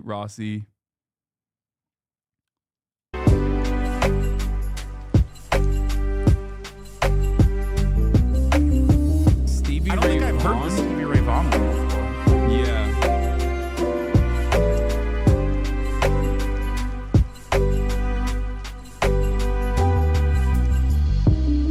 God, I love Isho. I teared up at the end of the arc when he's like, when he's talking about how he blinded himself, and he's like, I wish I could. What does he say? He says like, I wish I could see it.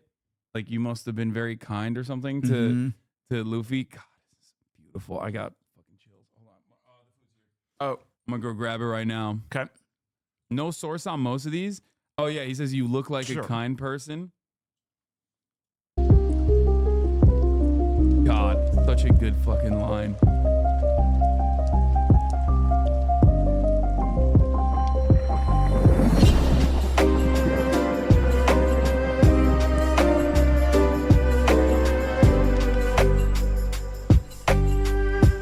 Yeah, I knew the Dr. Hogback one.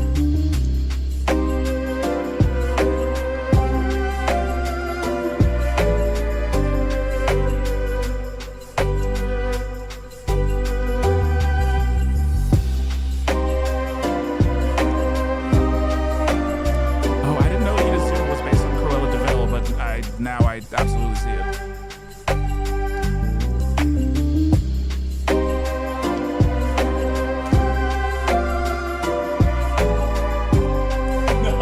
No. Slander. No, this though I do believe is real. You didn't that the Gorosei are based off of like these real figures. This I have Wait, seen. really? Yeah. Okay, so this. Oh my God, Gorbachev. Oh my God. Oh, that does I mean, make look sense. at him. It's like Oh my undeniable when you look at them God. side by side. Oh my God. No way. Wait, who's Itagaki Taisuke? Is he also fucking like socialist or some shit? I'm gonna lose my mind. Okay. This is lahmacun. Okay. Have you ever had lahmacun? No. Okay. This is like one of the most important Turkish foods of all time. Okay. Okay, and this place does it very well. It's like pretty close to traditional. So the way you're supposed to eat this, it's not Turkish pizza. People call it Turkish pizza or Armenian pizza or whatever, but like it's not. It's not pizza at all. There's no cheese. It is minced meat with spices and like peppers and onions and things like that. Sounds good. Okay, I got a lot of food. I always do this whenever I get. Oh, we got some pide. This is a pide that you use to dip into some of the appetizers. Okay. Oh shit. Put it over here. Utensil for you. You. Okay. So this is ezme. It's a spicy. It's like a spicy app. It's like almost like a salad, like tomato paste.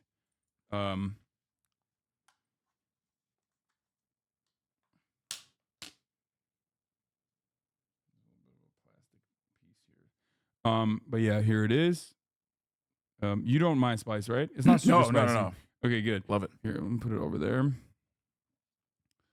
And then, I mean, I got myself food that I always eat every day. Tzatziki, obviously. I'm sure you've had that. Yes.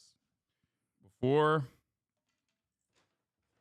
Oh, here's the fixins for the lahmacun. You have maydanoz, which is what is this called? What is maydanoz in English? Chat. There's some Turks in here, surely.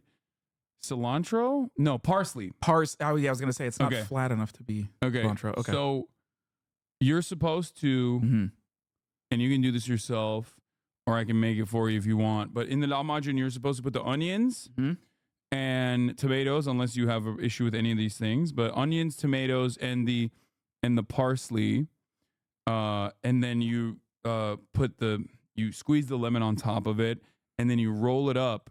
And that's how you consume it. Oh, huh. Okay. Okay. So that's how you're supposed to eat it. And then last but not least, I got myself chicken that I have every day that I weigh, and I'm going to be weird about it. But this is beyti. Abi önce sade bir tattırsaydın. Yok. This is beyti. It's got tomato paste. So it's got tomato paste. It's wrapped up Adana, basically Adana kebab, which is, again, minced meat. It's like köfte, like a meatball kind of, almost like a long way. That is wrapped in a lavash. That then, oh my God, my mouth is watering. Then you put tomato, like a tomato sauce on top of, and you're supposed to eat it with the yogurt in the middle as well. Here you go. That's yours. And what is this? Oh, I got hummus as well. Classic. That one is just that comes with the food because it's free, right? For orders over $40. Okay, so can we see the not pizza again? Sure. Do you want to make it yourself? Here you go.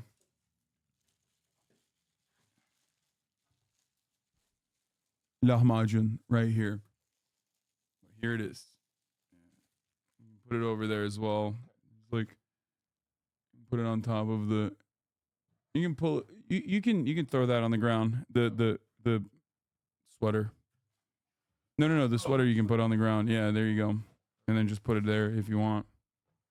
But yeah, lahmacun is like probably getting cold, so I would suggest starting with that one. Yeah. If it's not pizza, why isn't it pizza box? Because, dude, it's probably the most effective way of most effective means of transportation. Okay, but it has nothing to do with pizza at all. You've never had hummus before? It sounds fire. That's crazy. What? How the fuck have you not had hummus before? Valentino Rossi is nicknamed Il Dottore as the doctor. Oh, that kind of makes sense. Okay. My Turkish restaurant calls it very thin Turkish pizza. Yeah, because the reason why Turks call it whatever the fuck, like pizza in America, is because they want to sell it to Americans. And most Americans need to like identify it as something that they've consumed before, something close to what they've consumed before, or else they won't try it. So that's why they do it. To trick Americans into trying a delicacy. Where the ayran at? Ayran, in all of my experiences, is oftentimes like the least appreciated part for the uninitiated. So I don't even do Ayran anymore when I'm getting people that have never like had a lot of Turkish food to try Turkish food for the first time. What is that one? Ayran is a yogurt drink. So Turks originally come from the steppes, like Turkic people come from Asia. And therefore, because they were nomadic early on, they would travel a lot and they would make use of horses. So dairy, due to horse milk, was a major part of Turkish cuisine. And Ayran, and as you can see, there's like yogurt literally in the middle of that thing as well, in the middle of the beyti. Like dairy and yogurt is a massive part of Turkish food. He crushing weed? No, he's actually pulling the parsley's like stems, which is you're supposed to do that. He's doing it. He's a natural. He's a natural Turk. I like to cook. Yeah. I didn't even tell him that, and he's doing it. And you're supposed to do that, so he got it right. I've yet to have good Turkish food in LA. This place is called here. I order from here every day. I already eat here all the time. I already eat from here all the time. But this place is called Levant, and it's incredible. I think that might even be like Lebanese. Maybe they're not Turkish, but they are. This is the most consistent, most faithful food, like Turkish food I've had in the United States of America. Oh, not just LA. Are you shitting me? Ayran is the best thing ever. I'm Polish, by the way. Maybe that's why. Lamau is called Levant. Calls it Turkish. Yeah, well, it is Turkish. The food, a lot of the food is like, I guess, Levantine food. How tightly or loosely do you roll this? You can. Does it matter? It doesn't really matter. See, I knew you wouldn't like to. That's why I asked you do your own thing. You don't like tomatoes. I'm not a big like. No, it's all good. Tomato paste, a tomato like this. I'm excited to dive into. Yeah. Whole tomatoes, not my thing. No, I feel that a lot of people don't fuck with that, or they get like cringe about. They don't like raw onions too. I love raw onions. Yeah, me too. Raw onions on everything. What does Matt think about the new X-Men show and the woke complaints, especially being familiar with the Marvel brand? I mean, there's woke complaints about everything. Nerds are fucking unbearable. You don't have to speak while you're eating if you're uncomfortable. Very good. Nice spice level to it. Yeah. A little bit of spice. Lahmacun is the shit. I wish I could have it more, but it's like too many calories for me. I will finish, and then I will answer that X-Men question. Okay. While we're actually, the reason why I wanted to show you CJ the Champ is because I love his channel. I watched some of his stuff before. You watch Baki, right? No. You have not watched Baki? Baki is that's a blind spot for me. Oh my god, I haven't watched Baki. Okay. Do any of these pique your fancy? Escanor from Light Up Sketchers of Black Forces, Tokyo Revengers, Black Air Force, Energy the Anime.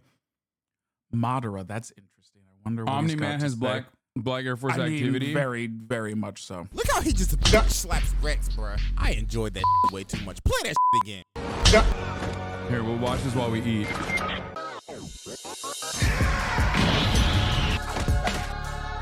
It'll be a good introduction to his content.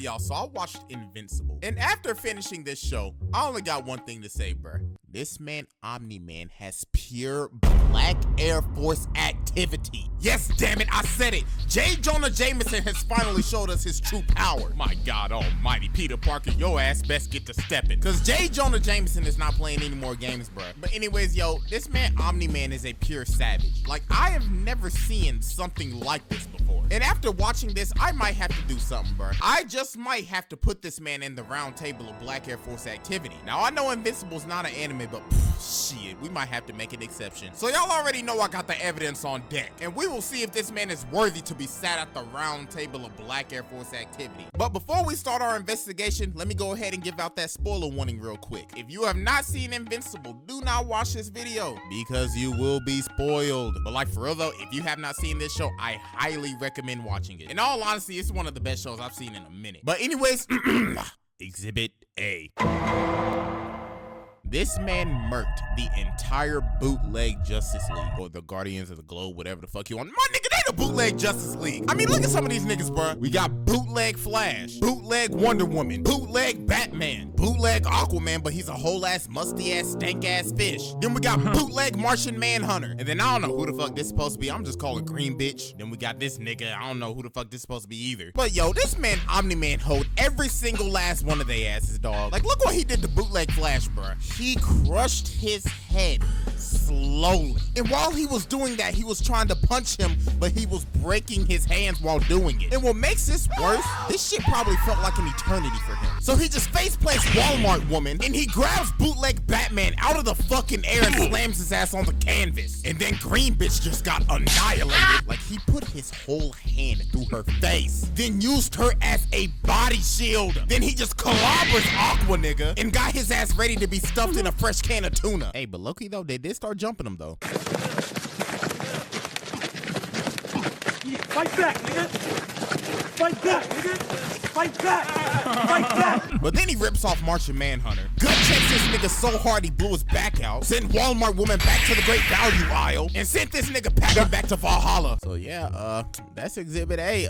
On to Exhibit B.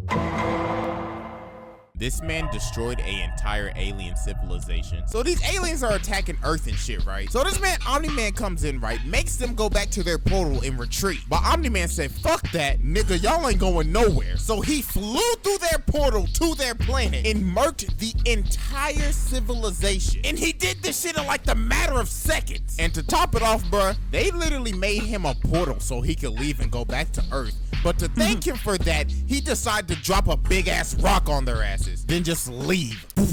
Bro. And the thing is, bro, in this episode, he said something that should have sent off red flags for like everybody. You don't seem to understand.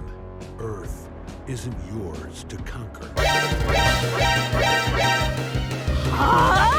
This man said Earth isn't yours to conquer. So in my head, I was like, wait a damn minute. Something ain't right here. But Lord have mercy, bro. This shit was just getting started. But before we go into Exhibit C, our final exhibit, we're gonna take a little detour real quick because we got a little special exhibit. So without further ado, let's run Exhibit S. We gotta talk about Battle Beast. Alright, I know this is a Omni-Man video, but y'all know damn well I was gonna talk about this nigga. This man is a absolute savage. This dude literally bodied everybody's shit. This dude literally came to Earth only because he thought they had worthy opponents, bruh. But obviously, them niggas were not worthy for shit. Look how he just bitch slaps Rex, bruh. I enjoyed that shit way too much. Play that shit again. Obviously, if you cannot tell, I do not like Rex. Well, I mean, he ain't as bad as Amber, though. Jesus Christ. Her ass belongs to these streets, bruh. But you know what? That's for a whole nother video, bruh. But look how he just smacks this nigga, bruh. Sent his ass to oblivion.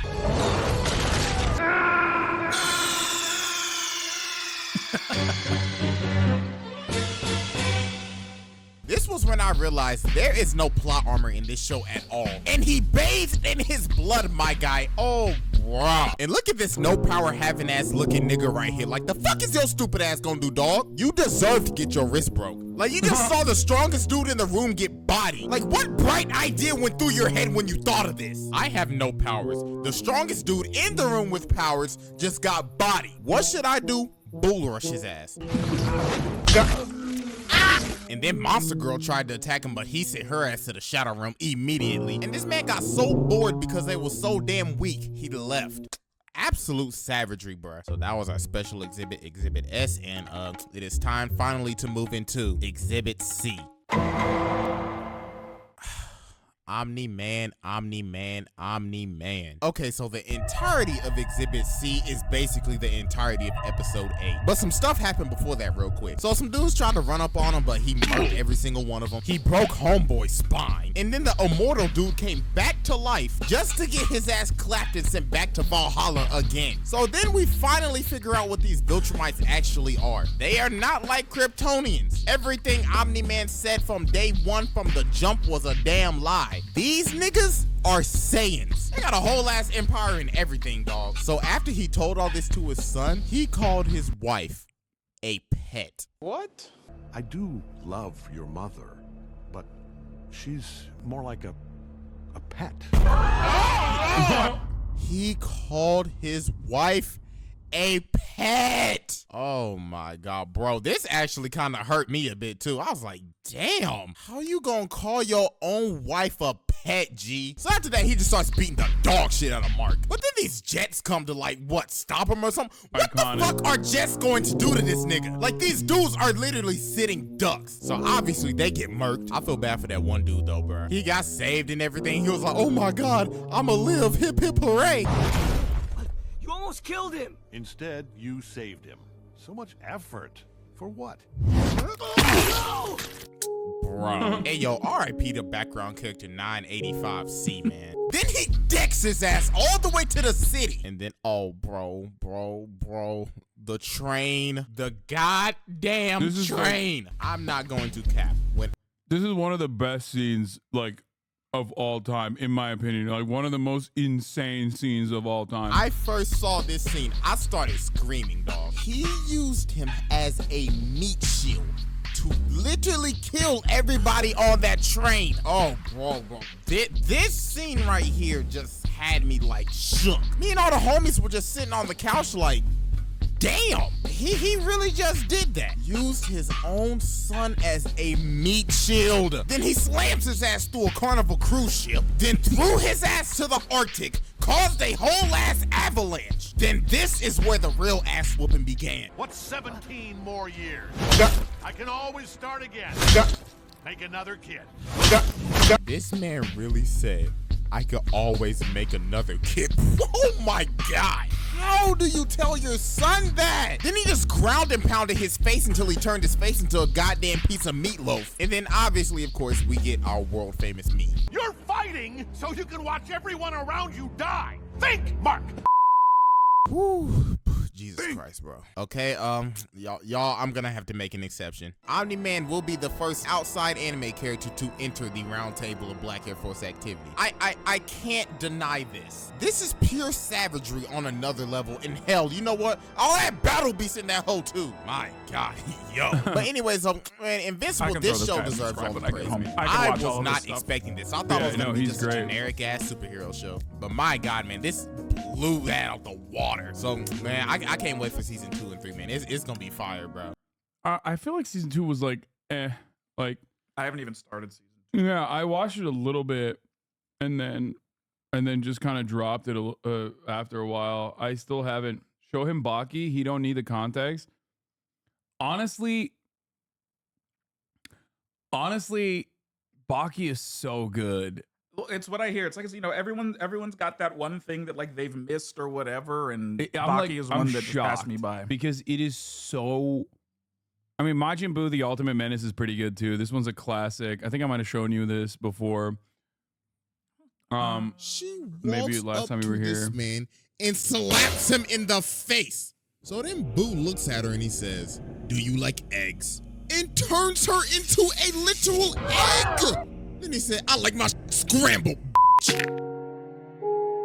Baki's another one that like all of my normie friends also love. Like all the lifter friends I have.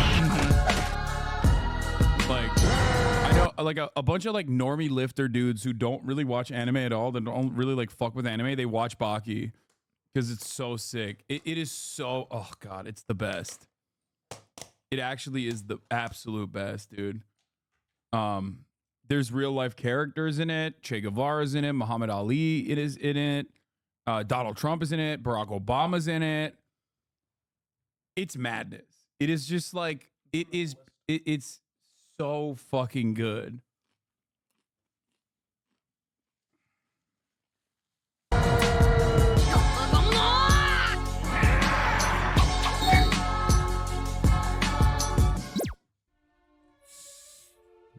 Menaces. Truly terrifying creatures. The rarest breed of the anime character in today's society. Their ignorance, disrespect, and disregard for human life is just unmatched. That is why we made a roundtable for these rare breeds of menaces. And the person leading that charge is the little pink ass this absolute menace, absolute demon, the ultimate Black Air Force, Majin Buu. This thing is the ultimate personification of a hood. Like, this ain't even like a Black Air Force. This is a Black Tim, a Fila, a Shaq, a damn Fubu. This little nigga is just absolutely terrifying. There's a reason he's at the front. So, y'all already know your boy got the evidence on deck, and it is finally time to observe the ultimate menace. So, without further ado, Exhibit A. Alright, ladies and gentlemen. So as we know, Majin Buu has multiple various forms. And with each form, he gets even worse to just outright what the f. So obviously, we have to start from the beginning. So I present to you Exhibit A, Fat Buu. So as we know, Goku and Vegeta are fighting right now, and that's giving all the energy for Buu to wake up. So when Buu hatches out his shell and everybody sees him, everybody's looking like, you telling me this fat ass Captain D's Patrick Star Kirby looking motherfucker is the terror of the universe? You gotta be kidding, right? Like, look at him, he's waddling. So Dabur is looking at Bobby like, really, my boy, you was really hyping all this up? What a pity. So then Buu looks over at him and he's like, boy, I know you ain't talking with that receding ass hairline. Like, god damn, your look worse than Vegeta's. So then Buu starts steaming. And then he smiles at him and he swings and gouges out his eyes. Look at him, he like, nah, boo boo, shut your stupid ass up. This man just laid out the Demon King with a kick. Look at Gohan, he like, ain't no way, boy. I just had a whole 3-episode fight with this man and he just kicked him like a rag doll. Ah, hell no, time to go. So why they flying? Buden already caught up. Like, oh, where y'all think y'all going? The fun just getting started. Look at Supreme Kai. He like, oh my God, I'm about to die. Man straight up clapped his face. You don't have to finish the other one, by the way. He just started beating the brakes off his ass. I'm gonna try. I want to try this it. This man comes from the top rope. Yeah, I should have warned you that I was gonna feed you. It was very Turkish, but like the Big Show and sits on his ass. His ribs, his organs, his spine. Oh, that man is done. So then Gohan comes in and tries to stop. Oh yeah, it's Adana kebab. That's what is in it, in the middle of it. I forgot how much death was in DBZ. DBZ is awesome. It's very violent. You know what else is awesome? Not seeing the ads at the top of the hour by subscribing. Here's a 3-minute ad break now. But Buu said, get your bum ass out my sight. Home run. God, send my boy flying. So then Dabur comes back and tries to lay the hands on him again, but he literally Oh, question for you. turns Dragon Ball or Dragon Ball Z? They're two very different series, and I love both of them for different reasons. Obviously, DBZ is where I started, and it's an amazing battle series. And yes, Dragon Ball is also a battle series, but there's the sense of adventure in OG Dragon Ball is, I think it gets the win for me. I love that early stuff. I love just Goku, Bulma, like the OG group traveling around, having adventures, still fighting, but it's Dragon Ball for me. Same. That's what I prefer. this man into a cookie, and he straight up devours this in one bite. Oh, nah, bro. This man literally just turned the Demon King into a damn gingerbread man and devoured him in one bite. So then Vegeta pulls up, but come on, y'all.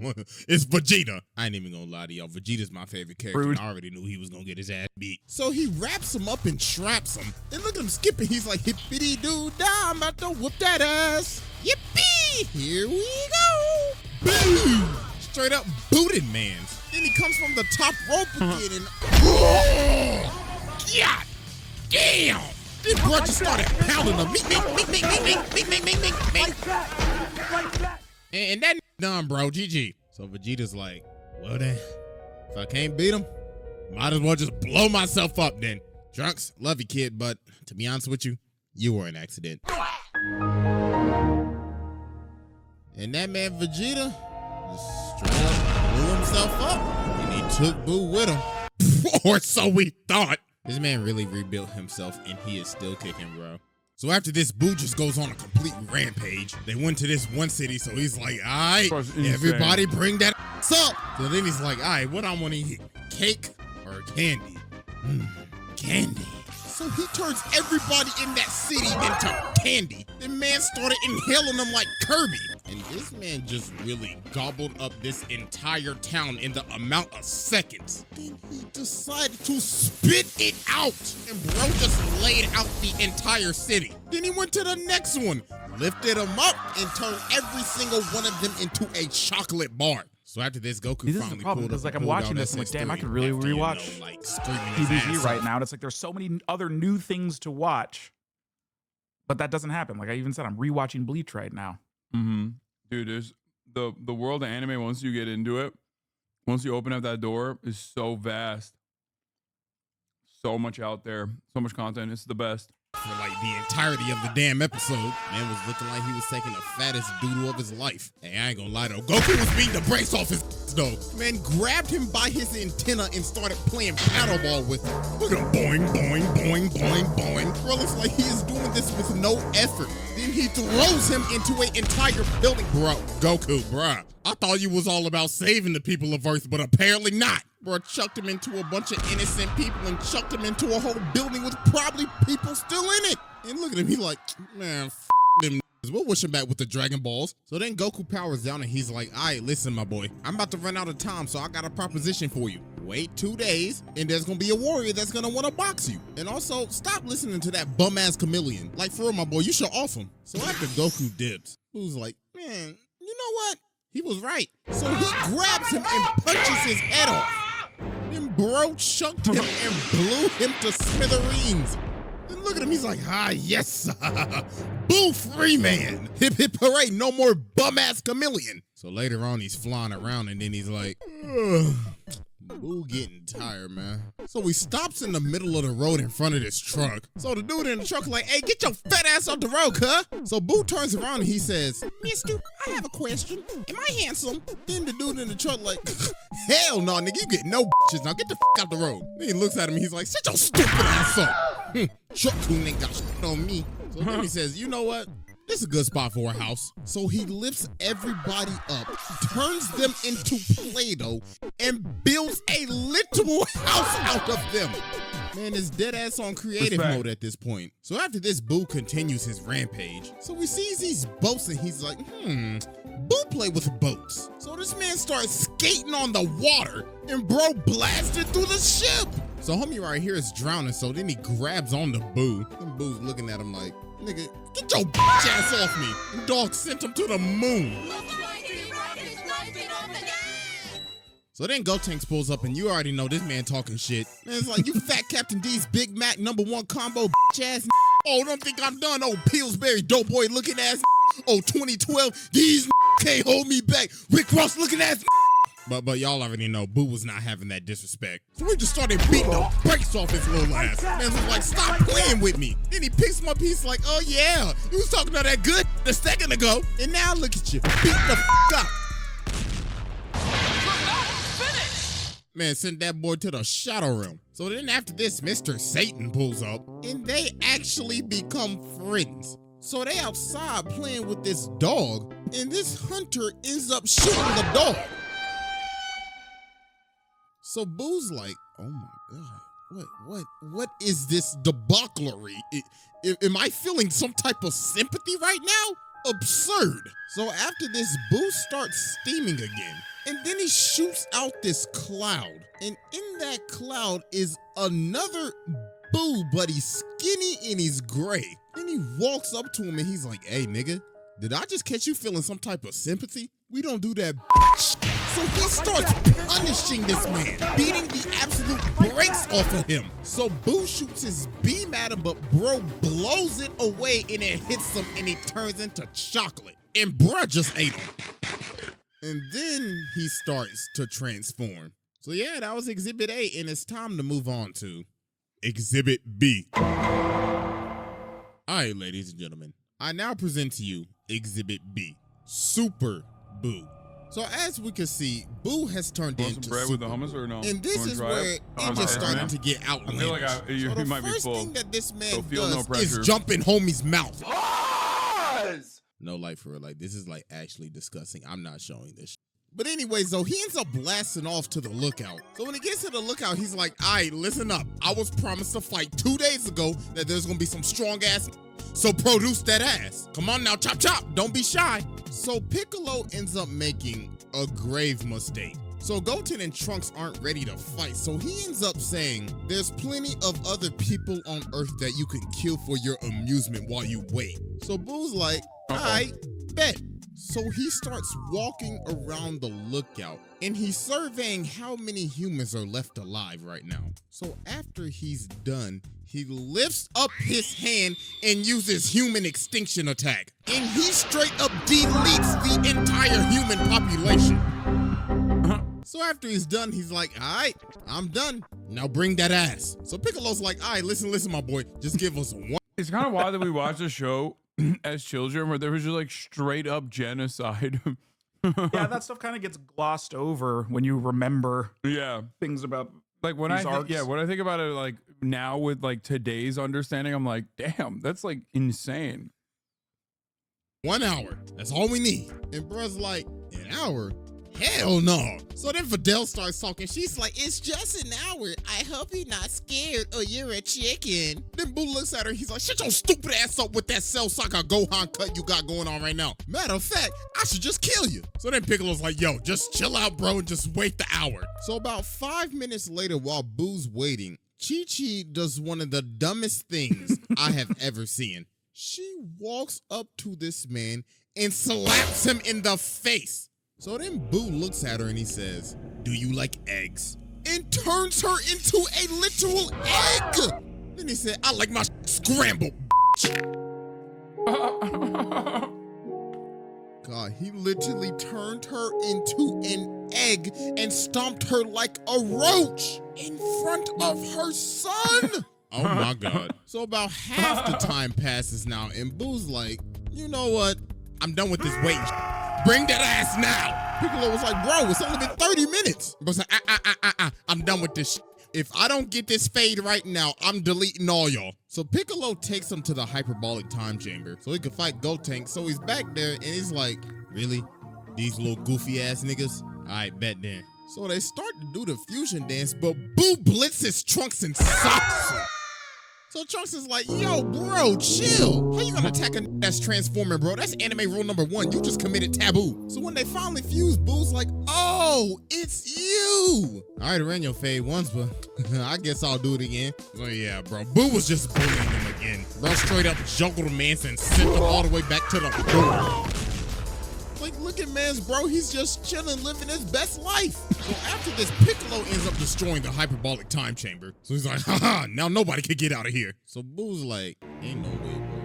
Boy, ain't no way, boy. If I'm stuck in here, I ain't getting no more candy. Oh, now this just won't do. So this man literally screamed a hole and teared open the dimension. So bruh just straight up slithered away. So he comes back outside and starts looking at everybody. And then he says, chocolate? Chocolate! Chocolate! Chocolate! Chocolate! This man just turned the entire cast into chocolate. Bro straight up devoured their souls. So later on when he's fighting Gotenks again, they end up unfusing. So bruh just fell asleep. Bruh said it ain't even worth it at this point. So then Ultimate Gohan pulls up. And this man wanted all the smoke. Bruh straight up stared homie down and said, I'ma kill you. And he started laying the hands on him. Bro was looking like he was fighting Cell again. But of course it didn't last long. Man straight up absorbed Gotenks and Piccolo. And Gohan literally sat there and watched him do it. So then after this, it was raps, bro. He was beating the brakes off of Gohan. So then Tien shows up. I'm sorry, I can't take this shit seriously. Tien? Listen, no Tien. Get your ass out of here. And then bro just ended up absorbing Gohan too. Living But then he ends up holding smacking off around Goku and Vegeta like this. Imperfect Cell. Even for a little bit. Damn ragdolls. So then they have to resort to using Vegito. Man, oh man. This was a undeniable ass whooping. Vegeta was smacking him up. Like it wasn't even funny. So after Goku and Vegeta beat the brakes off of Buu and rescue everybody that he's absorbed, he starts to transform again. And dear God, it's time for Exhibit C. So without further ado, Exhibit C. All right, ladies and gentlemen, we have finally reached the climax. And Lord have mercy, may God help us all. Exhibit C consists of Kid Buu. So as we can see, Buu is transforming right now from this really big buff form. And Supreme Kai is losing his mind right now. He's like, oh my God. Oh my God, it's him. And there he is, ladies and gentlemen. The ultimate Black Air Force. No, let me not even say that. The ultimate menace. Kid Buu. So Vegeta's like, look, Kakarot, the little got smaller. And they hella confident right now. So while this is happening, Supreme Kai is having PTSD right now. Bro's like, yo, this is the dude that killed all of the Kais. West Kai, gone. North Kai, gone. South Kai, gobbled up. Grand Supreme Kai, dead. You want to know why I became Supreme Kai? Because everybody else is dead. So stop acting like shit is sweet. So Buu starts admiring the scenery. So bro's like, time to assert my dominance.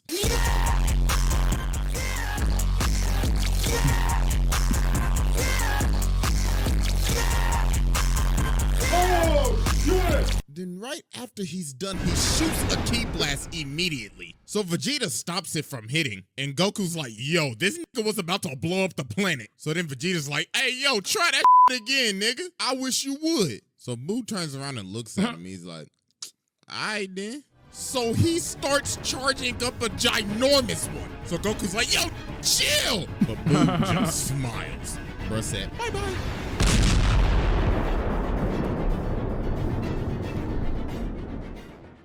This man really just showed up, blew up the planet for no reason at all, and didn't even say a word. You know, villains always be saying, I'm gonna destroy Earth. Frieza, fail.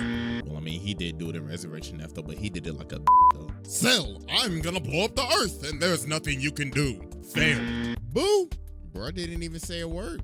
He just That's why did he it. won it. I mean, we should have known he was about that life when the first episode he shows up in is called The End of Earth. So after this man rebuilds himself almost immediately, learns instant transmission, then starts going from planet to planet, blowing up every single one searching for Goku and Vegeta. Man said that fate is not running away from me. So then Buu does one of the craziest things I have ever seen. And this is where he cemented himself in my books as the ultimate menace. He went to heaven to beat the brakes off of dead niggas. I beg your pardon? He went to go get more smoke from the dead ops. Look at Krillin and Yamcha. They like, oh my God, bro. Ain't no way this is happening right now. Buu said, that rest in peace shit. I'm whooping that ass again. So this man starts beating the brakes off of everybody. My God, bro, hit Krillin with a three-piece combo, then started suplexing him with his antenna. So now this man is ready to wipe everybody from existence. But then he senses Goku and Vegeta again, and he's like, oh, time to go. Like, bro, imagine you are in heaven resting for eternal peace, and you see your op come trying to get some more smoke. Like, bruh. That's just outlandish. So he pulls up to the Kai world and he's like, ah, yes, my fade. So he starts fighting Goku. And while he's fighting this man starts emoting, laughing and dancing while he's pummeling this man. Oh my God. Look, bro can't even form words, but he's still talking You bitch nigga. But ladies and gentlemen, what we really have to get to though is the absolute violation, absolute ass whooping he gave to Vegeta. Like, good God, he was pummeling this man. Bro saying, looks like I'm gonna have to make your hairline more up than it already is. So Vegeta just ends up getting laid out. But then he ends up getting back up, so Boo's like, so you wanna be a Black Air Force, huh? Alright then, consider this initiation. So bro ends up indenting his foot in his spine. Then the nigga said, Gomu no mu no, and started choking the life out of man's bro. Oh my god. And that was all she wrote for Vegeta. He was done. So then Mr. Satan wanted some smoke, but come on, bro. My toes! My organs! My feet! So then Fat Boo pulls up. So Kid Boo like, wooga wooga wooga. If it isn't the big ass bubblegum shrimp looking motherfucker. So we just started wailing on Fat Boo. Bro is wailing on himself. He is fading the good version of himself. Look at him, bro decided to take a whole time out on him. Then he grabs him and starts gut checking him. Bro said, I'm about to make you lose your breakfast, lunch, and your dinner. And Fat Boo was done too. So the way they had to beat this man is just absolutely mind-boggling. They had to get everybody, the whole damn earth, to give this man Goku some energy so he could extinguish this damn menace. The thing is, he started to push it back, but the plot kicked in and the ultimate menace was slain. Spirit bomb. And ladies and gentlemen, that is why little homie sits in the front. Like, some of the stuff he was doing was just unexplainable. He faded the entire cast, blew up the earth on the first episode he showed up in, faded his ops in heaven, as well as deleting the entire human population. Dog. So I think the heaven part is the funniest. Like, yeah, that's basically it. So hope y'all enjoyed. Make sure to follow your boy on IG and Twitter. I'll have the poll up for the next video the day after this is uploaded, and I'm out of here. I like him. Yeah, he's great. Goku Black, the god who hated mortals. Okay, anyway, we don't have to watch any more of this for now. But I just wanted to watch something while we were eating, especially because many people don't like. I gotta look up this dude now, the Itagai Taisuke. Itagaki Taisuke. Hold on, let me see this real quick.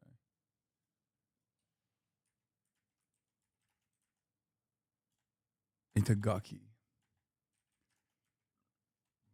He's a Japanese politician. He was the leader of the freedom and the people's rights movement. Wait, what the fuck? Founded Japan's first political party, the Liberal Party. Wait a minute. Bro, I don't understand. This is a whole new thing for you to explore now. All of the people that the Gorosei are based off of. Yeah, I just like, I'm...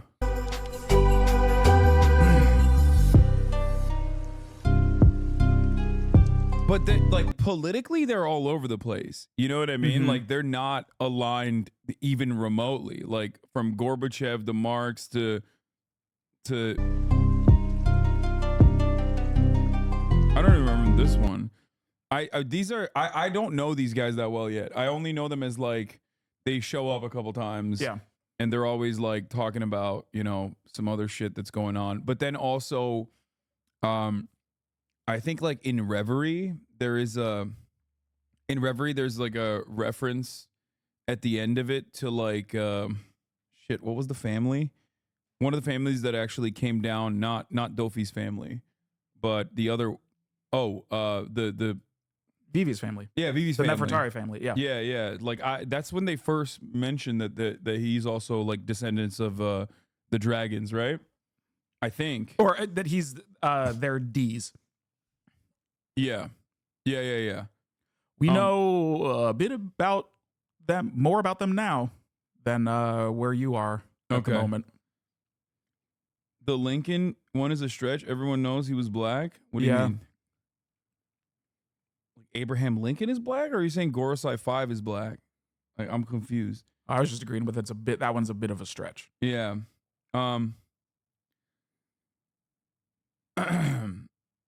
What is this? I think I passed you up on One Piece recently. I'm at 3 episodes from the end of Wano. Actual comparison for Gorosei 1 is Giuseppe Garibaldi, one of the founders of the Democratic Italian movement. What the fuck? Fathers of the Italian fatherland. Dude, Oda is such a fucking politics nerd, dude. I Mhm. swear to God. I don't know how the fuck people don't see that. Like, I don't understand it. Like this part especially. Because people don't want to see it. Oh, so it goes back to that X-Men question before. It's like, yes, for people that are complaining about the X-Men being woke, do you not know what their inception was in Yeah. the beginning? Stan Lee, like that's what's also nuts, because at least Stan Lee was even more vocal about his politics Yeah. and the things that he believed in. So to look at some of the stuff that he was doing and complain about it being political, like that's always what it was. That was the actual point that Stan Lee was making with some of his work. Yeah. Netflix apparently is doing a Baki Hama versus Kengan Ashura collab thing, but honestly, chat, I don't know about this. Unless it's drawn, then it'll be great. But I tried to watch Kengan Ashura. I didn't like it that much. I'll be honest with you. I know a lot of people love it. You guys have suggested it before. I watched it, and I think Kengan is like CGI too. Like, there's a lot of CGI in it, and I don't really like. It's not. I can't stand the art style. Yeah, like it's just very.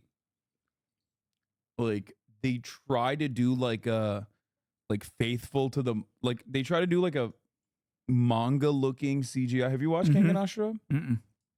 Yeah, I don't really like it that much. I think the new Trigun exactly is the only CGI that I've watched where I was like, that shit's fire. Or Yeah, new Trigun looks cool. Or the CGI components in the movie series of obviously, I can't believe I'm forgetting Guts. Berserk. Oh yeah. Yeah, Berserk has some CGI stuff in the movie, not the CGI animation, not the CGI animated series. That's the worst CGI of all time, obviously.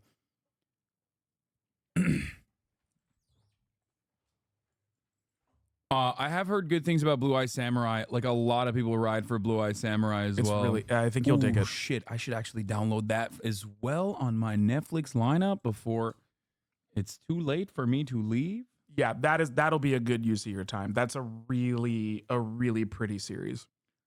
Yeah, I've heard a lot of great things about that. CGI is against my religion, can't fuck with it.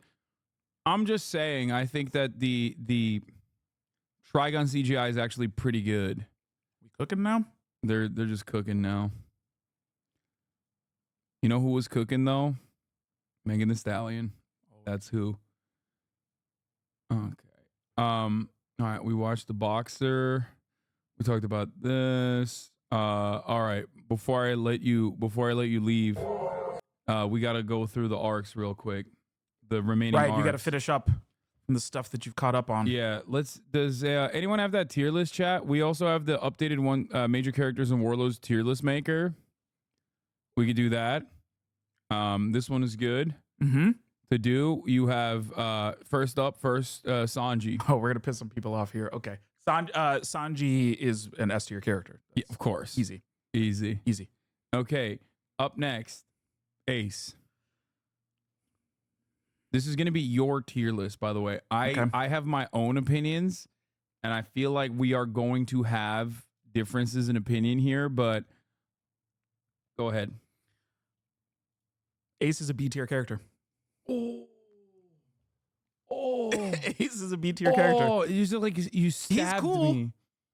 He's cool. Oh, I like him, but there are so many other characters in this series that are better. Hurts. I feel like I just got like lava beamed in the heart. A B is respectable. That's crazy. That's a good grade. I loved a B back in the day. Yeah, because he got fucking owned. That's what it is. You just hate a loser. No, it isn't even. No, because honestly, that's some of the stuff that makes him the best. Like, it's so impactful. Yeah, it's wonderful. Smoking on that Ace pack. That's what you're doing. That's crazy. Okay. Oh, okay. How about this guy then? Akainu's not one of my favorite villains. Wait, what is L? What is this? SABCLF? I don't know. What is that one? It's SABC, and then L tier, I guess, is for L nerd. Like he took a L.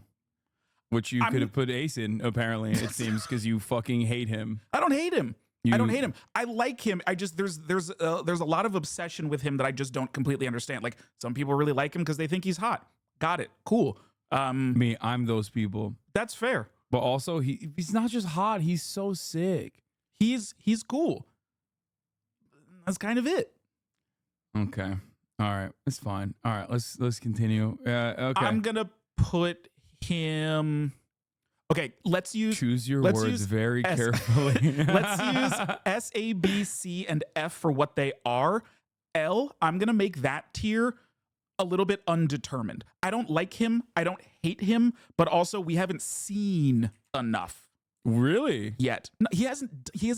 I mean, obviously, he's very impactful for, that moment. I'm trying to be as spoiler free as possible for that, for that moment in Marineford. But other than that, we really just see him kind of being angry, either sitting in his throne or behind his desk or. Yeah. I mean, I like him. I like him as a villain. He's got like, he annoys me to no end. That's why I like him. Like, he's very frustrating. He makes me very angry. He makes me angry for what he did, but there's not. Well, does he make you that angry for what he did? Because it seems like you like what he did. I don't hate Ace. It seems I like do not hate seems, Ace. Oh, wow. Ace just isn't as good as Sanji or some of these other characters that we're gonna get to. I would put Akainu in undetermined for now. Okay. Aokiji's an A tier. Okay, fair. Love him to death. He's got so much good story connections to a lot of great characters. I love all of his stuff with Robin. And as we've been learning a lot more about like him and other characters, I won't spoil. You haven't gotten there yet, but love Aokiji. Okay. Blackbeard. Blackbeard's cool. I'd put him in B. I like him. He's got a good laugh. I like his powers. But he's not one of my favorites. Okay, that's fair. I think that's fair. All right. Bon Clay. Bon Clay is. I know people are gonna hate this. Bon Clay's A tier. I love Bon Clay. Why would people hate that? Because everyone's like he should be S. He's amazing. This is just me. The S tier is gonna be like these are my personal like favorite characters. A tier is like these are the really good characters that are not necessarily my favorite characters. I love Bon Clay. So fun, wonderful villain to ally arc, like love him. Seems like you devalue people that make great sacrifices. That's all I'm saying. Sanji's made plenty of great sacrifices. I'm just saying. It seems like consistently, if someone is out there putting their body on the line, they get lowered. Sometimes many tiers, sometimes one tier. No, Bon Clay's not dead though. Bon Clay's not dead. Wait, he doesn't die in the prison? Has he shown up on my end? Cover stories. Oh, okay. Cover stories. All right. Brook is a B tier. Brook's cool. I like him. 100% agree. He's funny. I wish he got more to do.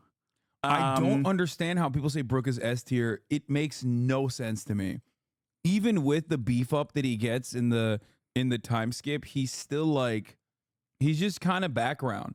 And unfortunately, in the most like One Piece fashion, he has like 2 songs. Which it's like, you come and the on, music man. again. Sing some more songs, man. What the fuck's going on? I did also go back because this is how anal I am. I went back to see if Brook ever was like shown in the first like episodes with the whale. Mm-hmm. He was not. He was not actually. He was. It was one of those moments where like maybe he was like added on afterwards into the story. And like his backstory is great. Yeah. His backstory is great. Hassan hitting on Black King Brook, of course. Brook's not even. Is he black? Some will claim him. I kind of claim Brook to an extent. I know. I think it said Slash, right, is who Brook's design was modeled after, but there's some. It's not just hate Thriller Bark. I really do. I never gave up on my. I just don't. Thriller like Bark Thriller is great. Bark. I watch it every October. Scooby Doo ass arc. Love Thriller Bark. Straight up. Love Thriller Bark. Okay. Oh, But I mean, that's easy. That's an S tier. Buggy is Buggy is an S tier wrong. character. Buggy is an S tier character. No, it's cool. For You just have wrong sure. opinions. It's fine. He's even got the greatest, and I won't spoil it, but Buggy is at the center of one of my favorite developments in the manga recently. And if you know, you know. And Buggy is. Didn't someone say? Was it you? I think someone said that like Oda. That's his favorite character. Like he's like yes, talked about it. I have heard that. He He's loves Buggy. We all love Buggy. Look at all the Buggies in the chat. Look at all the Buggies in the chat. You did so much justice to Buggy, and I don't know if it was like I think that the live adaptation, that was one of my favorite like transformations that took me from not liking Buggy at all, like having a severe distaste for Buggy, to actually liking Buggy a lot. I think that it's like it's great in the live action. Thanks. For sure. Look, a lot. Truly, the majority of that is Jeff Ward.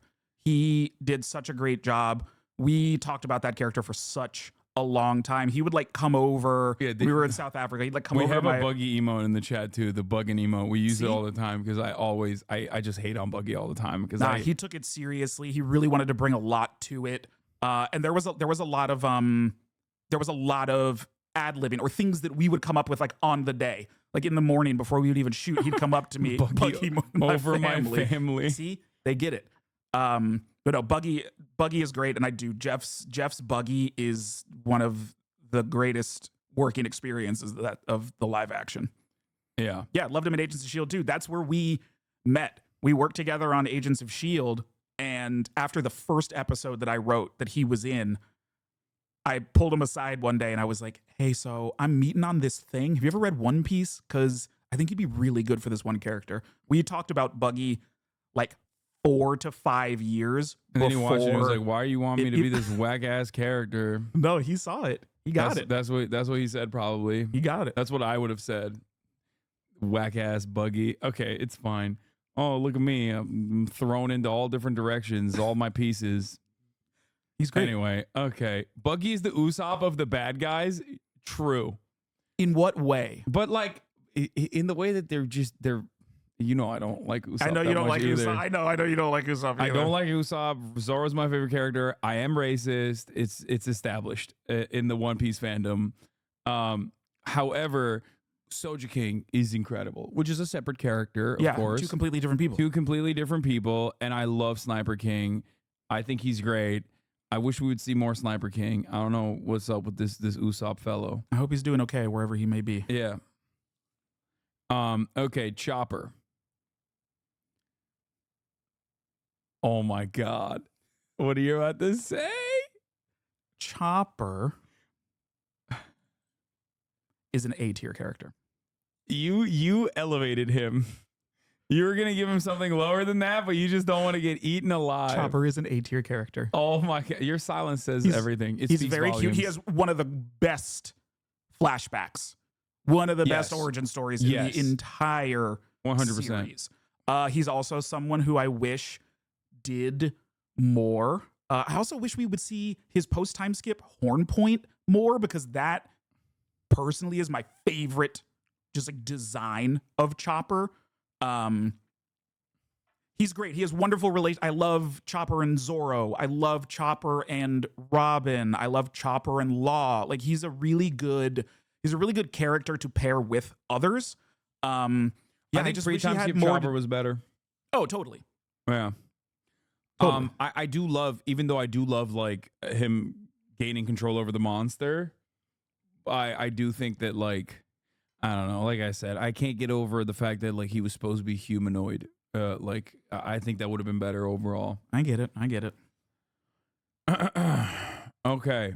This one's easy. That's an S tier character, baby. Crocodile. Sir Crocodile. What do you think about like the memes about how he's like actually trans? I am of the opinion, and I swear I don't know anything. I am of the opinion that that is true. I don't believe in Croco Mom, but I do believe that Ivankov yes. trans them. Yeah. Yes. Because like, why else would Ivankov say that in where, you know, what else is that secret referring to? And like maybe Oda's gonna pull something crazy that no one has thought of out, which would be often Croco does. Mom. But for those of you who don't know, what is Croco Mom? Croco Mom is a theory that is related to this idea that Crocodile is originally a woman, and that Crocodile is also Luffy's mother. Mother, yeah. It is a wild, like very pervasive fan theory. That like, yeah, there's memes, but I really do think a lot of people believe that it's true. I just don't see it, but I love Crocodile. Yeah, he's goated. Such a great look, another great voice.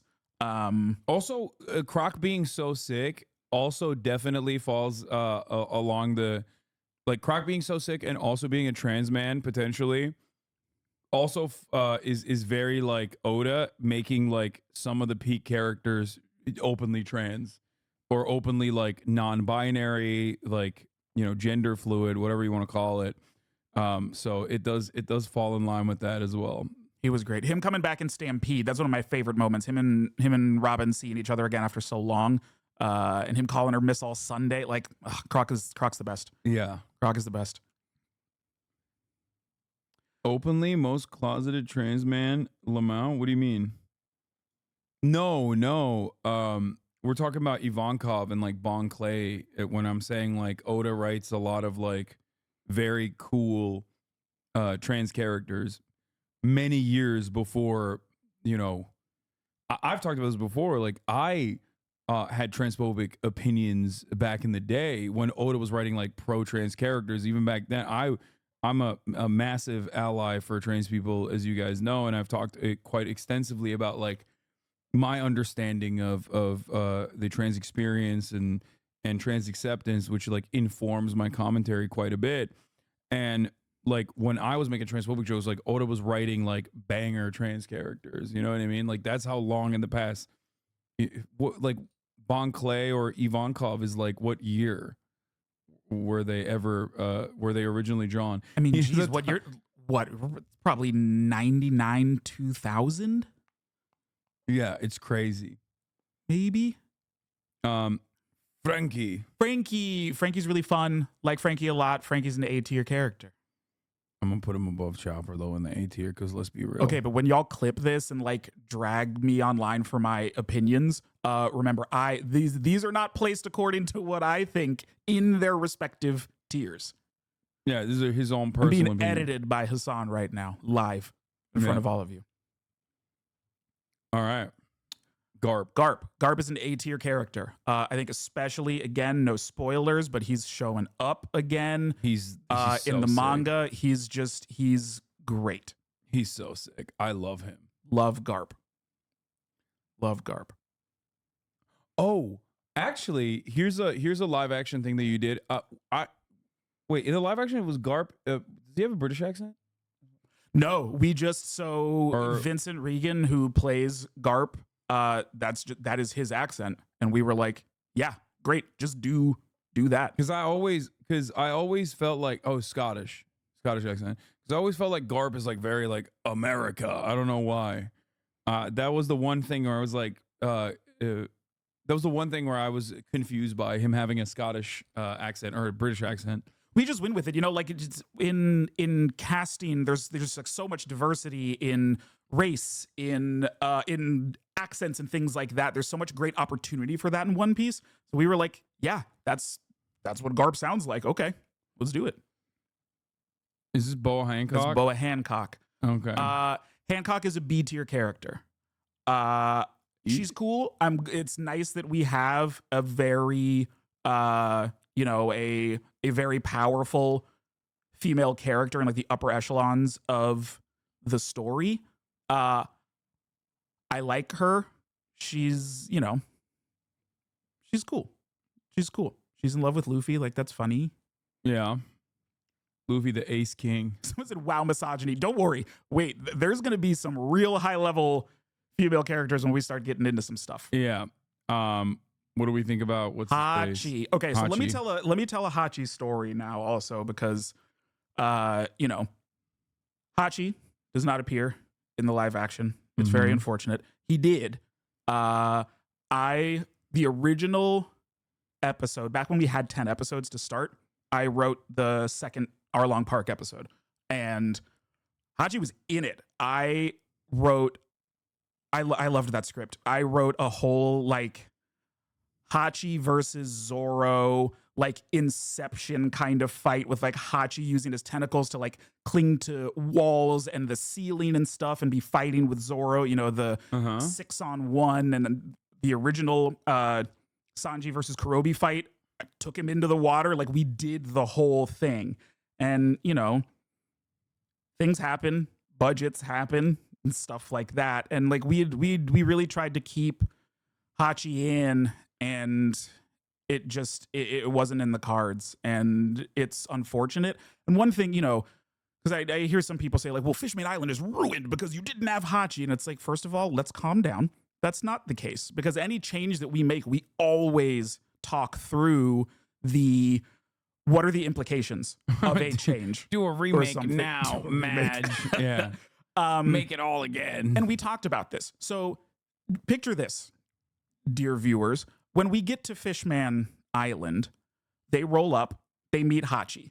Nami is, you know, stricken. She's afraid. And she's like, fuck, this is one of Arlong's guys. Yeah. And our guys are ready to throw hands. They're like, oh, he was one of Arlong's dudes? Time to kill him. And Hachi's like, no, wait. Like, I left for a reason. I followed Arlong, but he was starting to get way too militant, way too scary, way too violent. I left.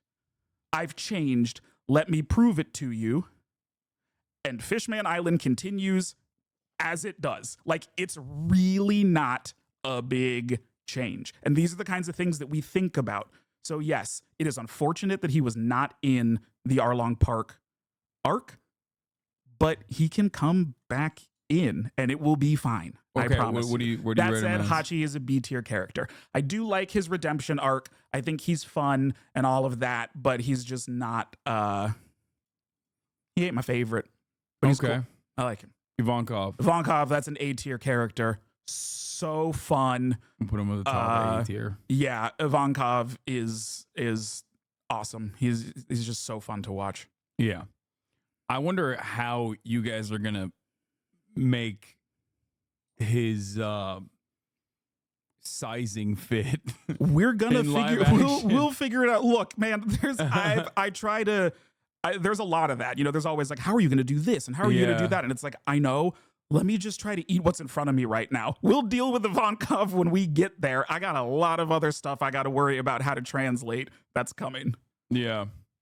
Yeah, Ivankov is doing what conservatives claim is happening in our schools. Ivankov's transing everybody. Yep. Yeah, that's right. One Piece went woke. All right, Jinbei.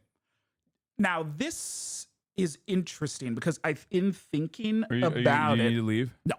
Oh, okay. Well, while you do this, you can scroll and you can put them in the. You want me to go for it? Well, I gotta go pee. Go for it. Jinbei, I'm going to put Jinbei in A tier, but I think Jinbei for me is very close to becoming S tier. I love Jinbei. I'm so glad that he's around now. He creates such an interesting dynamic. He's like an adult on the crew in a different way than Robin, Frankie, and Brooke are. And, you know, again, there's a lot of stuff, I love his fight in Wano and just having him be around and like doing what he's doing in Egghead and stuff right now. Jinbei stocks are way up. So it's borderline. This is AS borderline, a little OUUBL for you Pokemon players out there. Kuma's S tier. This is not, it's like not even close. I always liked Kuma anyway, as things have been going on, you know, him showing up in Thriller Bark, him at Sabati, like everything. Kuma's always been great. and the Egghead arc is just taking it to a whole other place. Kuma has just become one of the best and arguably most important characters in the entire series. And I don't know if that's something that people would have guessed, earlier on, but damn, Kuma it's S tier for sure. This is the easiest one, and I'm going to put him. Law is my favorite character in the entire series. He's got one of the best backstories. He's got an absolutely insane power that Oda does not even explain what it is or how it works for a really long fucking time. He's super drippy. He's got a great voice. Law is him. Law is him. I love Trafalgar Law. Law is him. He is so sick. One of the best characters for sure. Okay, well, Luffy. Luffy is an A tier character. Wow. He's not one of, he's again. I don't disagree with you. Like, he's not one of my favorite characters. He's great. He's a fantastic protagonist. He's Luffy. He's what the show is built around. I think great. He's perfect at being like a guy that amplifies all of the other incredible characters in the story. Yes. If he was like I feel like if Luffy was too much, like if he was too incredible as a character, it would take away from all the other characters that like we can love and enjoy. That's my take on it. Yeah. I think that I 100% agree with you on this. I think that he's a great character, of course, but it's good that he is, it's good that he's not like so perfect. Yeah. Yeah. Okay. This one's easy too. He's the one. Mihawk is an S tier character. Okay, agreed. I love him to death. I think there's a lot of S tier characters. Related. There are a lot of S tier characters. Again, very much related to recent developments in the manga. Mihawk is not a fraud. I do not subscribe to Fraud Hawk. I will not be taking any of that slander. Mihawk is the one. Mihawk is the guy. Mihawk is him. And I'm excited to continue to see that prove people wrong. Saying Fraud Hawk. People are like, Mihawk, like he painted his black blade, like he doesn't have the same kind of like hockey infusion that, some other really powerful swords that we've seen in the series are. People just like to clown on Mihawk because they like Shanks, and we'll talk about him when we get there. But I love Mihawk. Nami, A tier. Love Nami. Not my favorite. I would place her lower even. No, I love Nami. Part of it is also just really living in the East Blue story again recently, like early Nami stuff, but also post time skip Nami is great. I love her in Whole Cake Island. Like she's been getting great power ups. She's been getting a lot of really good time. Emily Rudd is dope, by the way. She's amazing as Nami. Like definitely amazing. She did a great job. But like one of my favorite, like one of the really heartbreaking moments post time skip for me is when Nami slaps Sanji and says goodbye. Yeah, in Whole Cake, like it breaks my heart. I think Nami's great. Dude, I don't like Nami. I think like backstory wise, she's great. Agreed. I mean, very important, very pivotal. I always feel like her power is like, when I'm watching it, this is my take, and it's probably perfectly wrong. Okay, I'm accepting this. I feel like Nami's powers, or like the skills that she gets beyond being like the best navigator, obviously, which is very cool. I feel as though it's always like, all right, we got to give her something. Like that's what it always feels like, especially because it's like weapons based. I don't know. It just makes me feel like it's not real. Like her skills as a fighter are not real. Like they're not very good. That's how I feel about it. I just think she needs more, because like, look, Enies Lobby is the best arc of the entire series. Everybody knows that. And it's great. Her fight with Khalifa is awesome. And it's nice to see her using not just the Kleem attack as a weapon, but there's a lot of intelligence that's used in that fight. Like Nami's really smart, And it's fun to see that. And I'd like to see some of that intelligence and tactics and stuff play more into battles and stuff with her. Because I think the Klimatact is a cool weapon and it fits her really well. And I want to see it continue to be used in a lot more ways. Yeah. Okay. Fair. I mean, the upgrade is pretty good after Whole Cake. Like that's a funny way to upgrade. But it always like anytime she gets an upgrade, I'm like, oh, I feel like this is just tacked on to it. I don't know. Anyway, all right. What's his face? Rayleigh, the Dark King. It's an A tier character. Great old man teacher character. He's awesome. He's such a G. Just sitting in his bar with Shaki. Very casually going toe to toe with Borsellino. Like he's great. Rayleigh's awesome. Love him. Someone said he's not a perv. Yeah, that's a great. No, it's a great benefit. It's a great added benefit because like every single anime, every single manga, it's an true. old guy of that variety is always going to be so pervy that his nose bleeds every time he sees a titty, and like he doesn't have that. He's just sick. He's cool as fuck. It's true. Cast Brad Pitt for him. He does give off like hot old guy vibes. Put it into the universe, chat. Yeah, that'd be awesome. Robin, easiest S tier since Law. Robin and Law are my two favorite characters in the series. Robin is my favorite Straw Hat. She's the best. Like there's Amazing. no other place that she could be. 100% agreed. Ooh, this one's good. Okay. What do you think about Shanks? You know what? Shanks goes in undetermined. Whoa, really? Yeah. Damn. Okay. He's cool, but like he hasn't done the most yet. And like, yes, again, no spoilers. We have seen him do something. The first real thing I ever. saw him do one thing in Reverie. He pulls up and he's like, yo, we need to talk. And you're like, okay, cool. Like that what? didn't make sense to me personally. And I was a little bit confused as someone who does kind of like Shanks a lot. I just don't think we know enough. Okay. People also say he's fraudulent because like I feel like they claim that his like I've heard people say he's like a little bit of a fraud as far as like his powers goes. I don't think he's a fraud. I just think we haven't seen anything yet. Okay. I don't think he's a fraud. I can't subscribe to that yet. Okay. Smoker. This Smoker is an S tier character. Agreed. And I wish we knew where the fuck he was right now. He is not like he doesn't get enough time, but every time he's here, it's great.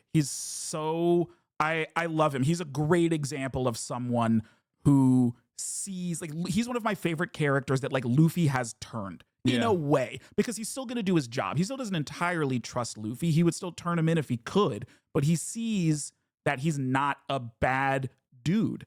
And I love how upset he is about getting the accolades at the end of Alabasta and him showing up again in Punk Hazard. Like, Smoker is great. I miss him dearly. I need to know where he is. He is like him and what is it, Shinji, like the blind admiral. I feel like, or maybe something changes in their arc in either of them. But as far as I've seen, they're very like cut and dry, like truth, justice, honor in my job type characters, where they like recognize that Fujitora, a lot of the things that the Navy does, they're like, I joined this to like save people, and like you guys are fucking up.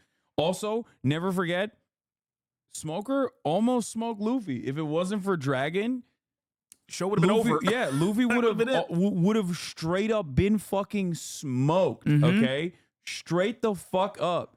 Daddy had to come save his ass. Which was so cool because like they never really explain it for like 400 episodes, and then you're like, oh yeah, and not that just was Luffy. Weird. Sanji too. For a minute, that was a 2-on-1, and he had absolutely no problem. Yeah, he fucking smoked them. I mean, he was smoking on the Dead Ops pack big time. until Daddy had to come in and do his like thunder or whatever the fuck's going on. Changing the weather. Theme song almost went. We were exactly, Yeah. exactly. Yeah, 100%. It's just so it's just insane. Like Logia OP. I mean, sure, straight up, just OP Logia shit. Usopp Usopp is B tier. Fair. I Fair. like Valid. I like Usopp. He has some great moments. I feel validated. He has some great moments, but on the whole, like he's cool. Don't worry, Chad. There's a totally separate character called Sniper King that you can separately rate afterwards because these are two separate characters. I don't even know I'm bringing them up together. Why do people keep putting those two characters I together? don't They're know. two completely different people. Okay, Whitebeard. Two completely different people. Whitebeard is A tier. Why does he not have a beard? I've seen this discussion before. It's something about like the word in Japanese more so refers to facial hair, not beard. Oh, something like that. Chat. If anybody does know the explanation, like please say. But I've read something like that before. But yeah, Whitebeard's great. Strongest man in the world. Okay, he's dope. Yeah. Zoro's A tier.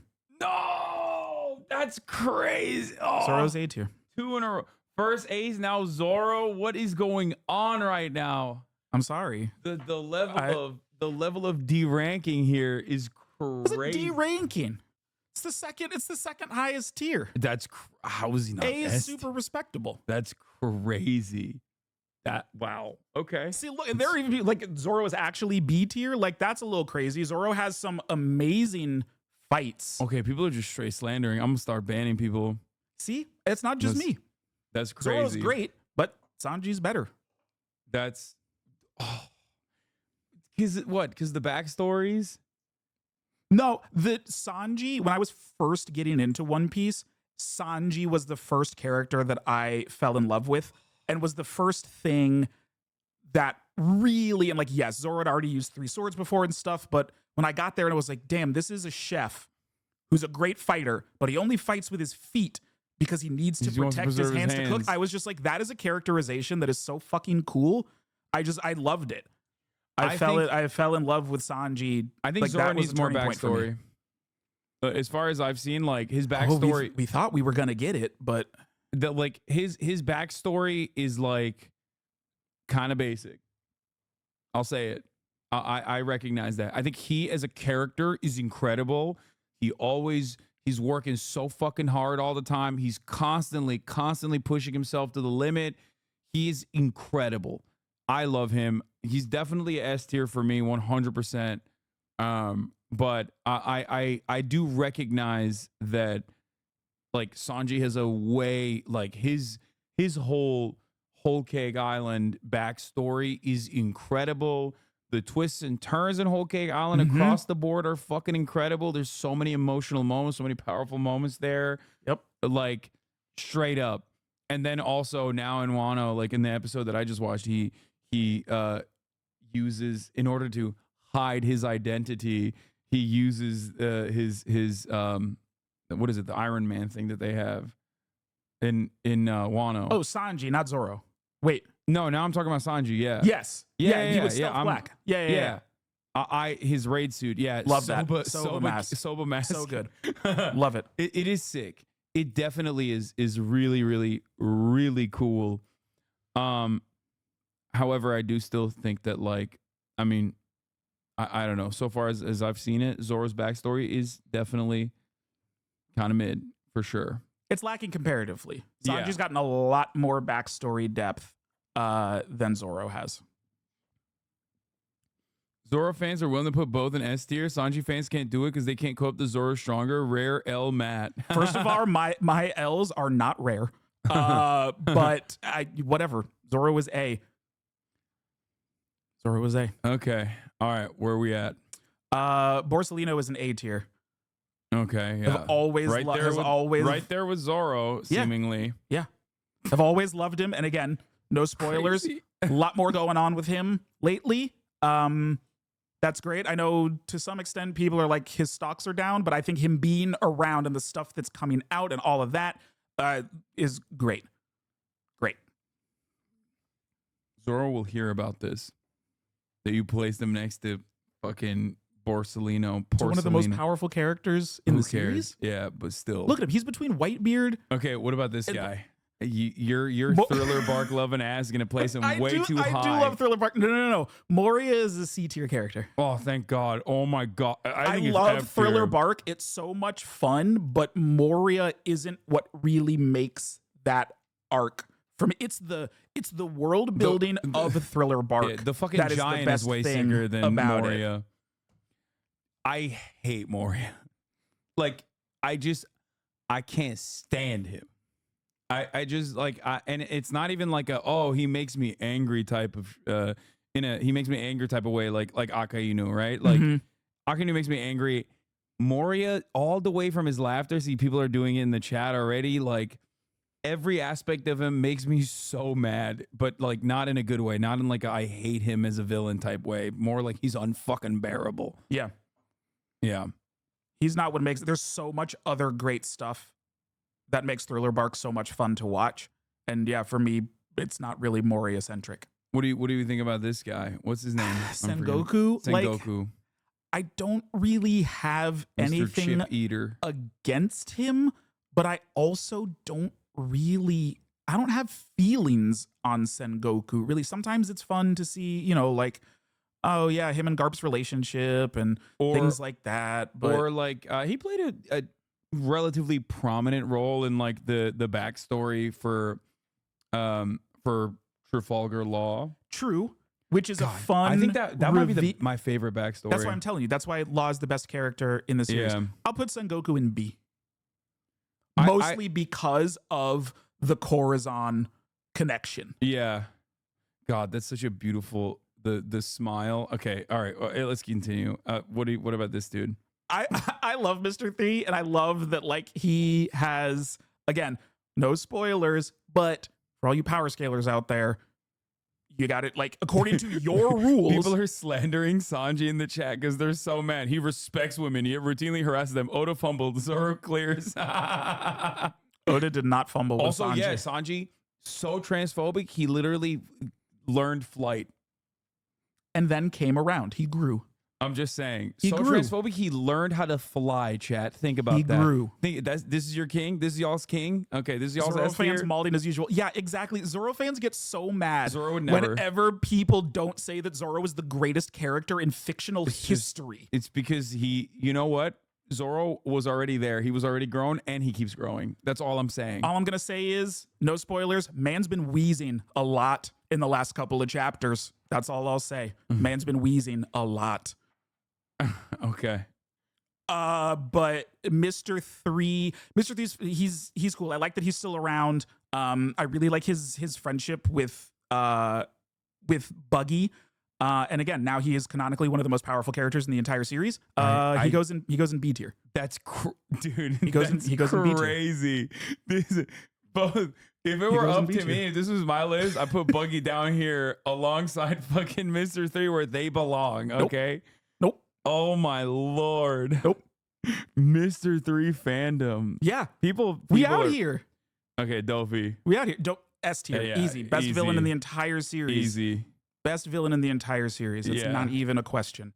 Yeah, that's like not even a All right, Soja King. S tier. I wish he'd stayed on the crew. Like, we would have had no trouble with anything. Yeah, I know. If he were still with us. But I'm sure he's out there protecting the innocent and, saving children and doing what he's got to do. He's doing good in the world. And I think we have to respect him for that. Even though we miss him, he's out there doing his thing for all of us. Arlong. For all of us. Arlong is A tier. I also think he is a great villain. I love that we got to see more with him in the Fishman Island, like flashback stuff. I think he's like deliciously evil. He's the kind of villain that like you can see his point, but it's like you're going about things the wrong way, my guy. Like that makes for a good villain when you can kind of see their point, but the things that they do and the way they go about stuff is wrong. Arlong is great. He's a good villain for sure. Arlong is great. Okay, what about this villain, Big Mom? Big Mom goes in C tier. Wow. Okay, fair. Big- Let's big- hear. I ju- What big- are your Big Mom? Big say Mom. your piece. Again, there's Talk something your like shit. Talk I your shit. love Whole Cake Island. It's one of my favorite. I think it is the best post time skip arc, personally. Okay. But again, a lot of it doesn't have to do with Wano Big Mom. clears. I think you're wrong, but it's fine. Respectfully. Finish it. Okay. Finish it. But a lot of it doesn't have to do with Big Mom. I think some of her shticks got a little wedding cake old to me. Yeah, I think I kind of get tired of her and her in Wano. Like I am on the side of the camp that like the Amnesia storyline didn't do it for me. Yeah. I don't love Too Big much Mom. wedding cakey. Too much mama. I don't love Big Mom. Yeah, I'm sorry. Oda does this thing where like every character has a unique laugh, every character has a unique like ad lib, and like sometimes it gets in my brain, and it's just like I'm just annoyed by it. And by the end of Whole Cake, I was definitely annoyed by Big Mom in Her general. flashback is cool though. Like, woman is literally a cannibal. And like Yeah. that is dark. So that chapter was so that's crazy. established that she ate everyone, right?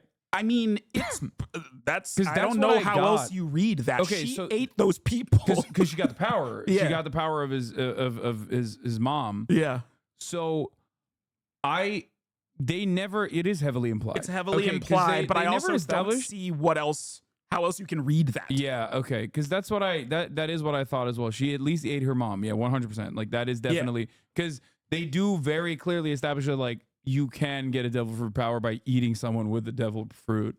You will get their We power. know that now. Yeah. Unless you have a devil fruit, unless you're Blackbeard, in which case you can't have more than one devil fruit. Right.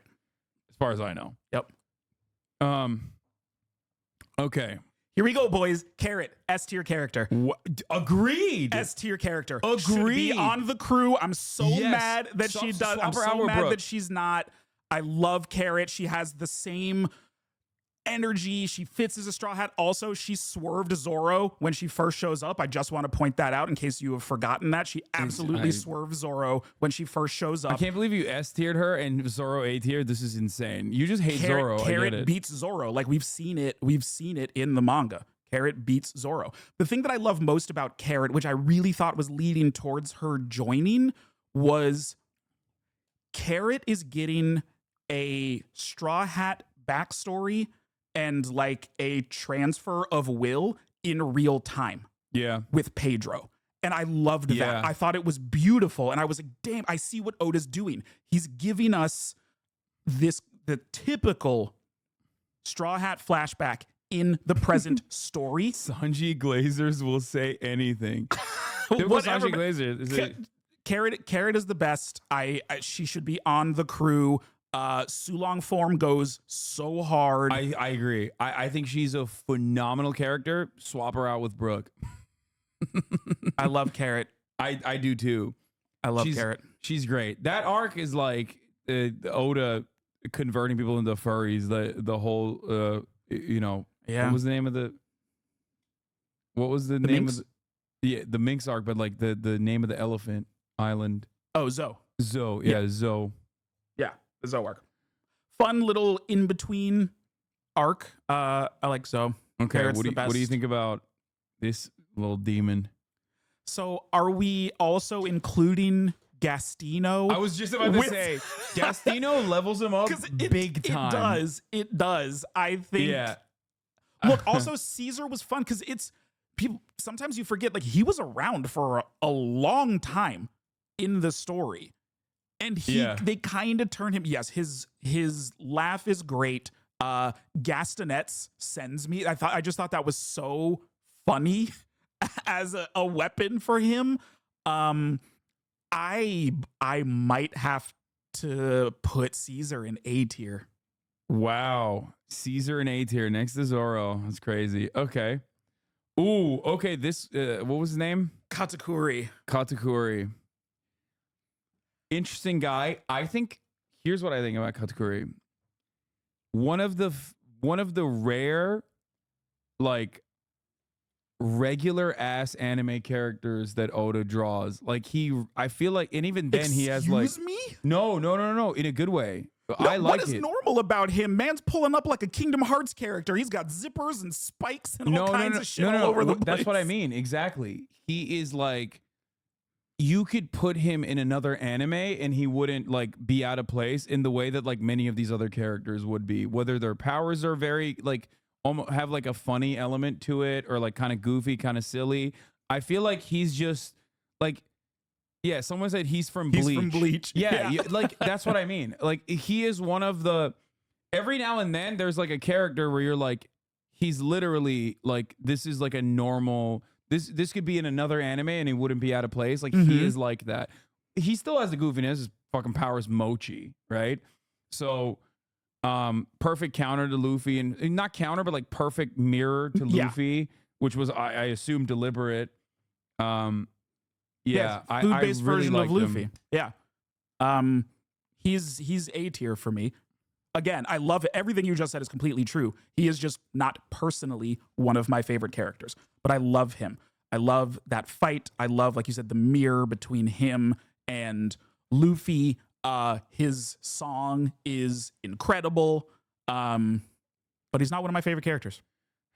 Yeah, that makes him A tier. I think he's great. He's like, I mean, he's another great he's another great villain in the sense that I don't know. I sometimes Oda does make me miss cool characters, like just regular old cool characters because of how goofy every fucking character is. All right. Courtesan, that's an S tier character. You just For sure. you are For literally sure. an undisputed. You are the biggest dick rider of Trafalgar Law. Yes, I've ever seen. Yes, that's crazy. You put him in S tier. Unashamed. Greatest backstory, Unashamed. for sure. Also, what a cool power. Also, he had been tricking his brother, one of the most evil and calculating and intelligent characters in Fair. this series, Fair. was like under the radar with him forever. His sacrifice for Law is one of the most beautiful emotional moments of this entire series. Also, his design it's amazing. Yeah, everything I about agree with everything Courtesan you said. is Still incredible. wouldn't say He's an S tier character. He's still an S tier wouldn't- character. Still wouldn't say he's S tier, but okay. I mean, that's S-tier fine. Definitely the best backstory by far. All right, the blind dude Fujitora, great. A. also has a lot of backstory, but I leaves much more, I guess, to fill in the blanks with. Sure. But I like the Marines because to me he's very similar to like a Smoker or a Garp. It's like people that like, yeah, they do the job, but they have their own. It's like Garp always talks about your own brand of justice. And so Fujitora's got things that he does and does not believe in. He's got his morals, he's got his values, and also he has such a sick power. By the way, this is unrelated, but is the Hades is the Hades anime good? Netflix just dropped the Hades anime. No, I thought they put Hades on their it's a mobile game. Yeah, they added it to their gaming service. Oh my god, they have a gaming service. Yeah. Fucking crazy. Hades is such a great game. Did you play? Great game. You fuck with video games? What games do you play? Right now, I'm playing Rebirth, obviously. I don't have the most time in the world because of everything going on with the show, but at night, I'm getting through it. I'm in Cosmo Canyon now. I think I got about 60 or 70 hours in, which I know I just said. I don't have a whole lot of time, but it's also, I don't sleep the most. God, dude, Final Fantasy 7 is like so scary to me. I'm gonna tackle it on my flight. It's great. Finally, I'm diving into it. I've never played it, but it's like basically written for me as an eco-terrorist. Yup. Eco-terrorism. Yeah. It's great. But I'm playing Rebirth. I just started playing before I came over here today, Princess Peach Showtime, which is fun. I really like the design, how everything just feels, it's all theater based and it's really fun. I play competitive Pokemon also, so I'm always like into that. I'm replaying the underrated PlayStation 1 classic, Legend of Dragoon, right now. That's what the fuck? You're replaying PlayStation 1 games? That's crazy. Yeah, it's that game. If you've never played it, please do. It was massive 4-disc on PS1. That game is absolutely incredible. Great story. Really dynamic battle system for being a turn-based JRPG. Yeah, I like to revisit that game a lot. Right. You are such a weeb, dude. Holy shit. Yeah. All right. Yeah. where do we place this guy? What was his name? Hody Jones. Hody Jones. You and I talked about this extensively last time you were here. Mm-hmm. I feel like I mean, here, let's hear what you have to say about him. He's F tier. Yeah, I agree. He's F tier. I like the idea of him. I love the idea of a militarized youth who saw what Arlong was doing and was like, I'm gonna go further. Yeah. That in concept is great. I just don't think he reached any kind of potential. I don't think he was that interesting, even from like a fight perspective. The things that are good about Fishman Island don't have anything to do with Hody Jones. Someone said he's the anti-white racism character, which is true. Like he's like, but it's just, oh God. Yeah. Fishman Island is like a bit of a miss for how amazing it could have been. It's a bit of a miss. Mm-hmm. And I think it's mostly because of Hody Jones. Yeah. And the pedophile guy. Well, whatever. Vanderdecken. Yeah, Vanderdecken, the pedo. Yeah. Okay. What was this guy? Jack. Jack is scuffed. Put him in F tier. Wow. For all of the hype of the All-Stars and stuff, like Jack just doesn't deliver. Yes, he did beat the shit out of Neko Mamushi and Inuarashi, like, you know, chopped off their limbs, cool, but then literally does nothing else. I don't. He got smacked the shit out of by the fucking elephant by the island himself. Yeah, I don't get it. It's like, really, you're telling me that this man is on the same level as King and Queen? Not a chance. Okay, not a chance. Ooh. What's his face? Kinemon. Kinemon. Yeah. Kinemon is cool. He's not my favorite. He has a lot of he has good character development. Moments. He does. He has and character he gets development. Good moments and stuff. I gotta put Kinemon in the B tier. Fair. He's cool. I go even lower, honestly. Again, but he's got some good moments. But like, yeah. And again, I know he was around for a very long time, but it was like, okay, we're adding another horny motherfucker to the group now, like with Sanji and Brooke, and now and Momo. Like, I don't know. There's a lot, but again, he has some very impactful moments, and he's got some growth. It's also really nice to see his growth, even just in the Odin flashback. He's one of those characters that like keeps the story going along. Yeah. Like he keeps the story trucking along, but he's not like, I wouldn't say that he's he gets in your face with his with anything that's like out there really. Like he's powerful, fine. Yeah. Okay. Kuros, A tier. A tier, not S. That's crazy. A tier. I think S tier, but that's fine. Again, he's awesome, but just not one of my favorite characters. Dude, he's he's so sick. He's so great. But and this is just it's a small personal gripe. And I get it, because for his character and everything that's going on in Dressrosa, it was very important. But he took a fight that should have been Robin's. And I hate that. What in Dressrosa? Yes. We're getting all of these major fights with major characters and stuff. You're right. And it's like, and Robin is just relegated to just like going up the steps, making a flower umbrella to protect Rebecca, which is like, is cool. But you also have to remember, at this point, he had to do it. We hadn't had a Robin fight since Skypiea. He had to and do so it. it's like, you're getting there. We got faked out for Robin fights all over Dressrosa. There's a moment where it's like, ooh, is she going to be the one to fight Gladius? Nope. Ooh, Hakuba's going crazy. Is she going to have a fight with Hakuba and put him in the ground? Nope. Oh, she's up there. She's going to fight Diamante? Nope again. No, So he had to fight Diamante. I know. And again, I get it. From his character killed his wife. perspective, it makes a lot of sense. I totally understand. And I love Kuros, and I'm glad that he got that revenge. But I was so starved as a Robin stan by that point. I was like, well, we're never going to get anything with her again. What is that? Oh, yeah, take it. Take it. Okay. I know, and she did, and I love that moment of I play VGC doubles. I pay attention to Smogon, but I don't play singles, but I play VGC doubles. Okay. Fisher Tiger.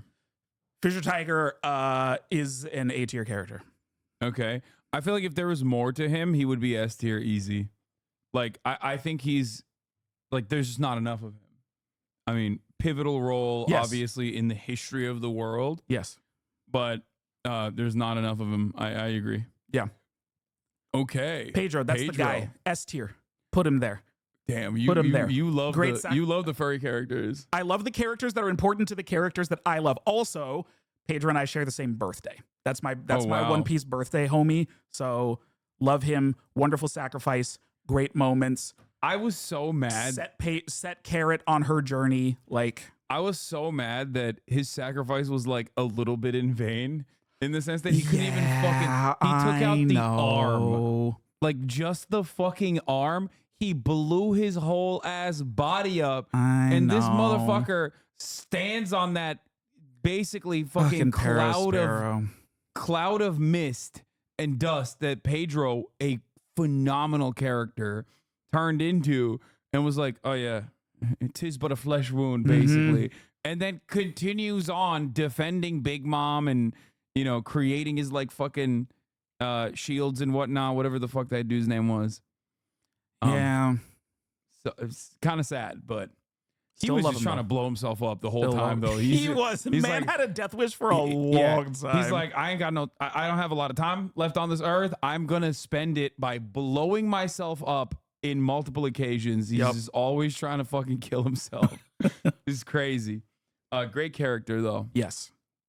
Okay, Mr. Pink. I mean, you already know. Senior Pink is an S tier character. 100%. The most hard-boiled character in the entire series. 100p. The if you're just looking at volume, arguably the greatest flashback in the entire series because Yeah. it's so short and it's so impactful. Powerful. Yeah.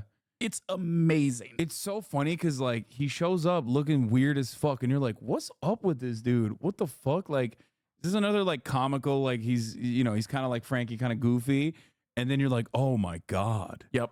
So many awful things have happened to him. He is so hard boiled. Yep.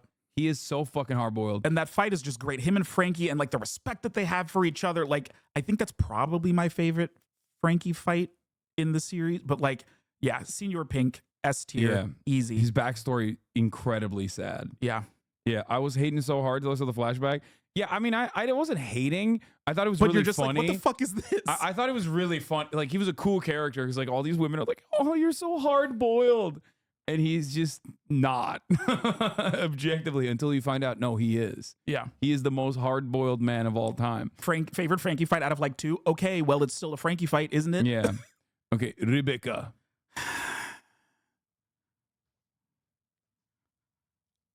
I mean, I'm going to put her in C. You can put her at F tier if you want. I don't think she's F because she still has like, there's stuff to her and she's a big part of the Kuro story and things like that. But her herself, like, doesn't. I don't hate her though. I think that's a little bit part of the difference between C and F tier. Also, though, is like I understand her purpose in the story. I don't think she's that great on her own, but she is literally like, I love Oda. Obviously, he's the GOAT. But I think like Rebecca captures almost all of my least favorite aspects of like female characters and some of the female characters in Oda's world.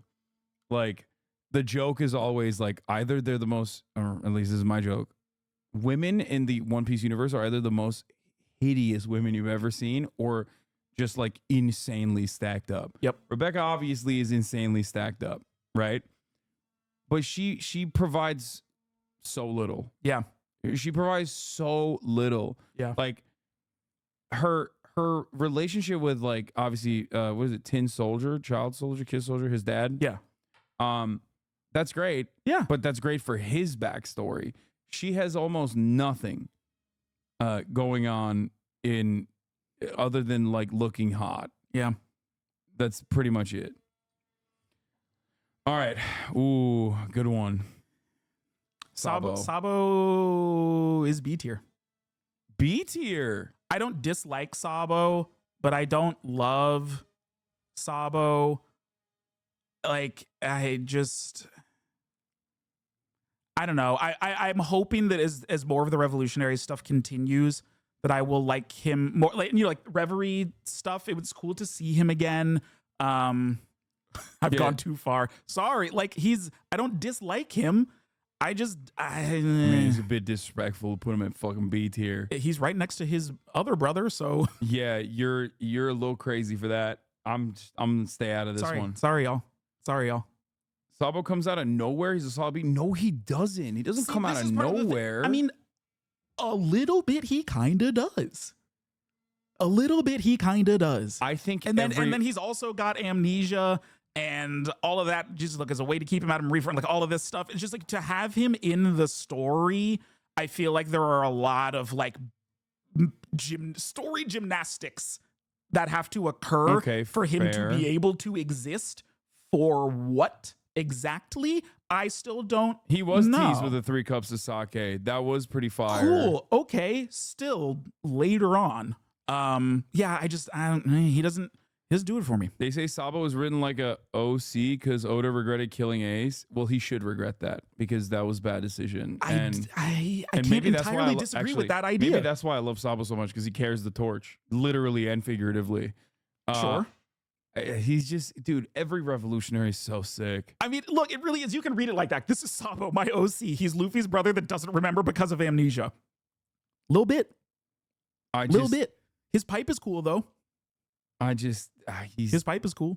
Putting disrespect on the revolutionary figures here. It's fine. Just because he's a revolutionary and has the fruit. I mean, yeah, those are very important parts of it. Okay. Smoothie is F tier. F tier? Because I think she's very similar to Jack. She's supposed to be one of, and see, everyone that's saying that she's S or whatever, y'all go to horny jail. Because that's literally all it is. Well, arrest you me, just officer. want her arrest me, officer. To juice you with her thighs. Arrest me. Smoothie is a fraud. She's supposed to be one of Big Mom's top commanders. She doesn't do anything. She doesn't do anything. She looks like she was drawn out of a different anime. I don't know why. Like, she looks like one of those like 80s anime speed racer, supposed to come out of a fucking Gundam type looking characters.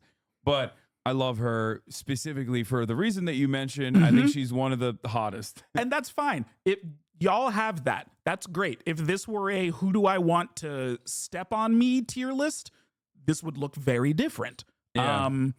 She's a She fraud. really doesn't do anything. Like, fraud. her most prominent role is juicing like giraffes at the party. Like, where you're like, what the fuck? They're drinking giraffe juice? Like, what's happening here? Or whatever the fuck it was. Like, the animals and the humans that she's juicing for the party. Okay, which character is it? Tashigi. Oh, yeah. This might piss some people off. I think Tashigi is an A tier character. Okay, I love her. You're defeating the misogyny allegations for sure. I have her. But also, I'm not look what I've got. I can tell. I've got Robin, I can tell Carrot, and Crocodile. You put in her S tier, so you put her in Zoro tier. That's insane. I think she is not quite as good of a character as Smoker, but is equally wasted potential. I don't even think that she's in the same. The only way she gets the A tier is if we like somehow find out that she actually, like, Zoro's childhood rival never died and it is her. That she is actually her somehow. And it's like written in a way that makes sense. No. I feel like other than that, it's like, it makes no sense. They, like, Sabo, you're putting her above, like, that's crazy. And Blackbeard, this is what I'm saying. Like, I like her. I like Tashigi. Okay. It was fun when Smoker was in her body. She's appeared again. We won't talk about it because you're not there yet. I think there's even more potential for some interesting developments with her. Oda has already confirmed she isn't the same person. Kuino would be 1 year older. I don't understand why Oda made it seem like she is the same person early on than when they first introduced her. You know what I mean? Because you remember that? Yeah. I mean, it was deliberate, but I think it was more just about a reminder of her instead of, I don't think maybe he wanted people to deliberately think for a while that it could have been her, but I think using that you know, we it's have a fine. couple characters missing from this, but We do have some. What's this one again? Virgo. Virgo's a C tier character. That's the meat one, right? Yeah. Yeah. I don't find his shtick to be very funny. I agree. I like the fight. I like his stuff with with Law and Smoker. Obviously, Dofi having a a mole on the inside is like a cool development. But yeah, he's not really it for me. Yeah, we're missing Bartolomeo, Dragon, Goldie Roger. We're missing Virgo dying is the best part of him. I mean, yeah, kind of. Yeah. He Kinda. annoyed me. He wasn't like. He was just lame overall. Like I didn't think anything of him. He was. He also is another one of those like. There are some instances where there's like a powerful ass character, and then they just like kind of fizzle out. Yeah. They just like die unceremoniously or whatever, and you're like, the fuck was this? And he is like exactly that. Wait, who's this one? Viola. Viola's B tier. I like her. Wait, which one was She's Viola? cool. What was Viola? She was the one on she's on Dofi's crew. Remember She's the one who can see the future or whatever. Not future, but like, right? That's the clairvoyant. one. Yeah, clairvoyant. She was the other princess. Yeah. She's cool. She's B tier. I like her stuff with Sanji. I like her, her backstory within the kingdom of Dressrosa.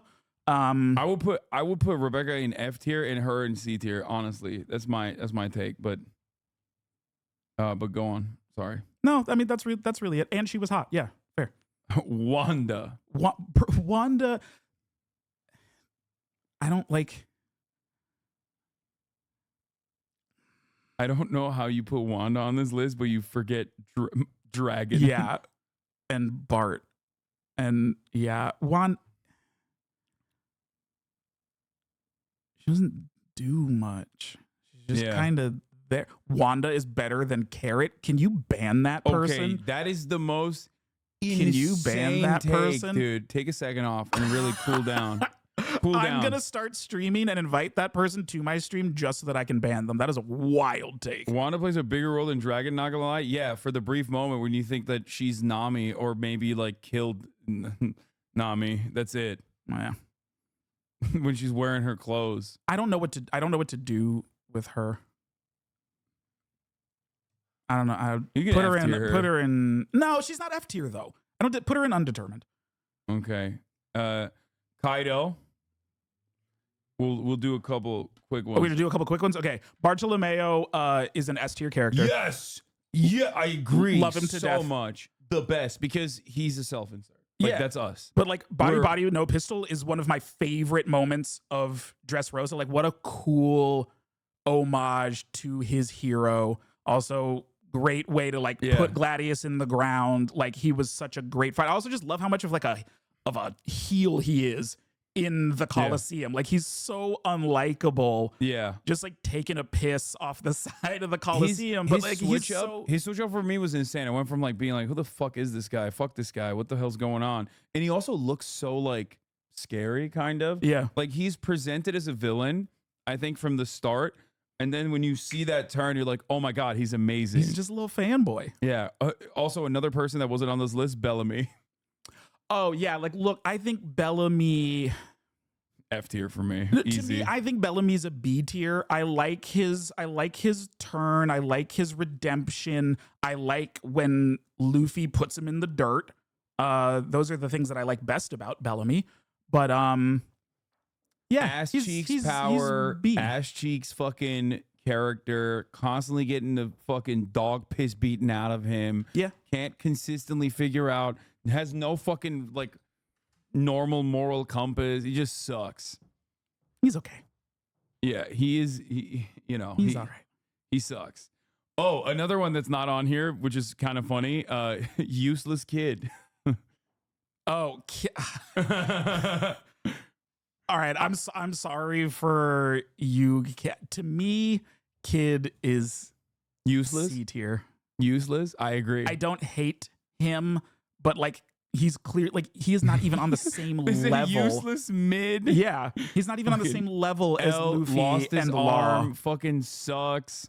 Can't do shit. They don't His even. awakening stuff is cool, but Yeah. like He is so. He is presented as such a cool character, Mhm.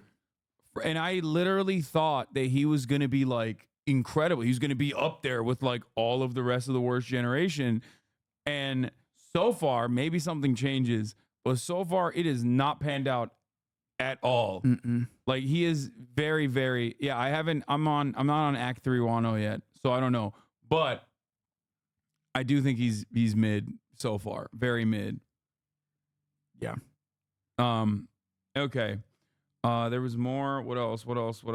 Dragon. I mean, Undetermined. I'm gonna put Dragon in Undetermined. I do like Dragon, and I think the more that we continue to see little bits of him is cool. Especially, no spoilers, but recently, I like it. But I still, we don't have enough. Wait, what the fuck? Oda said kid is based on his son-in-law whom he hates. What is that true? What? I don't know. No, that's not true. Why would he say he hates his son-in-law? That's not true. Oh, Also, he doesn't have a son-in-law. I don't think his kids aren't married. Kaido. Without spoiling for me, because he's fucking sick right now. I think Kaido's B tier. He's cool, but like better than He's better just than not- Big Mom for sure. yeah, better than Big Mom. But like he ain't Dofi. He ain't Crocodile. Like I don't think he's the best villain, especially just compared to other villains that we've had. Because there's stuff that I like about Kaido, but yeah, I think he's a B for me. Yeah, I mean, Dofi is very hard to come near as far as villain status. Like Truly. he's swagged out, great backstory, like just genuinely, I don't know. Oh, Eneru is not on this list, but what would you place him Oh, in? he's A tier. Okay. He's A tier. What do you think about like what was it? There's like memes about how or Capone Betje.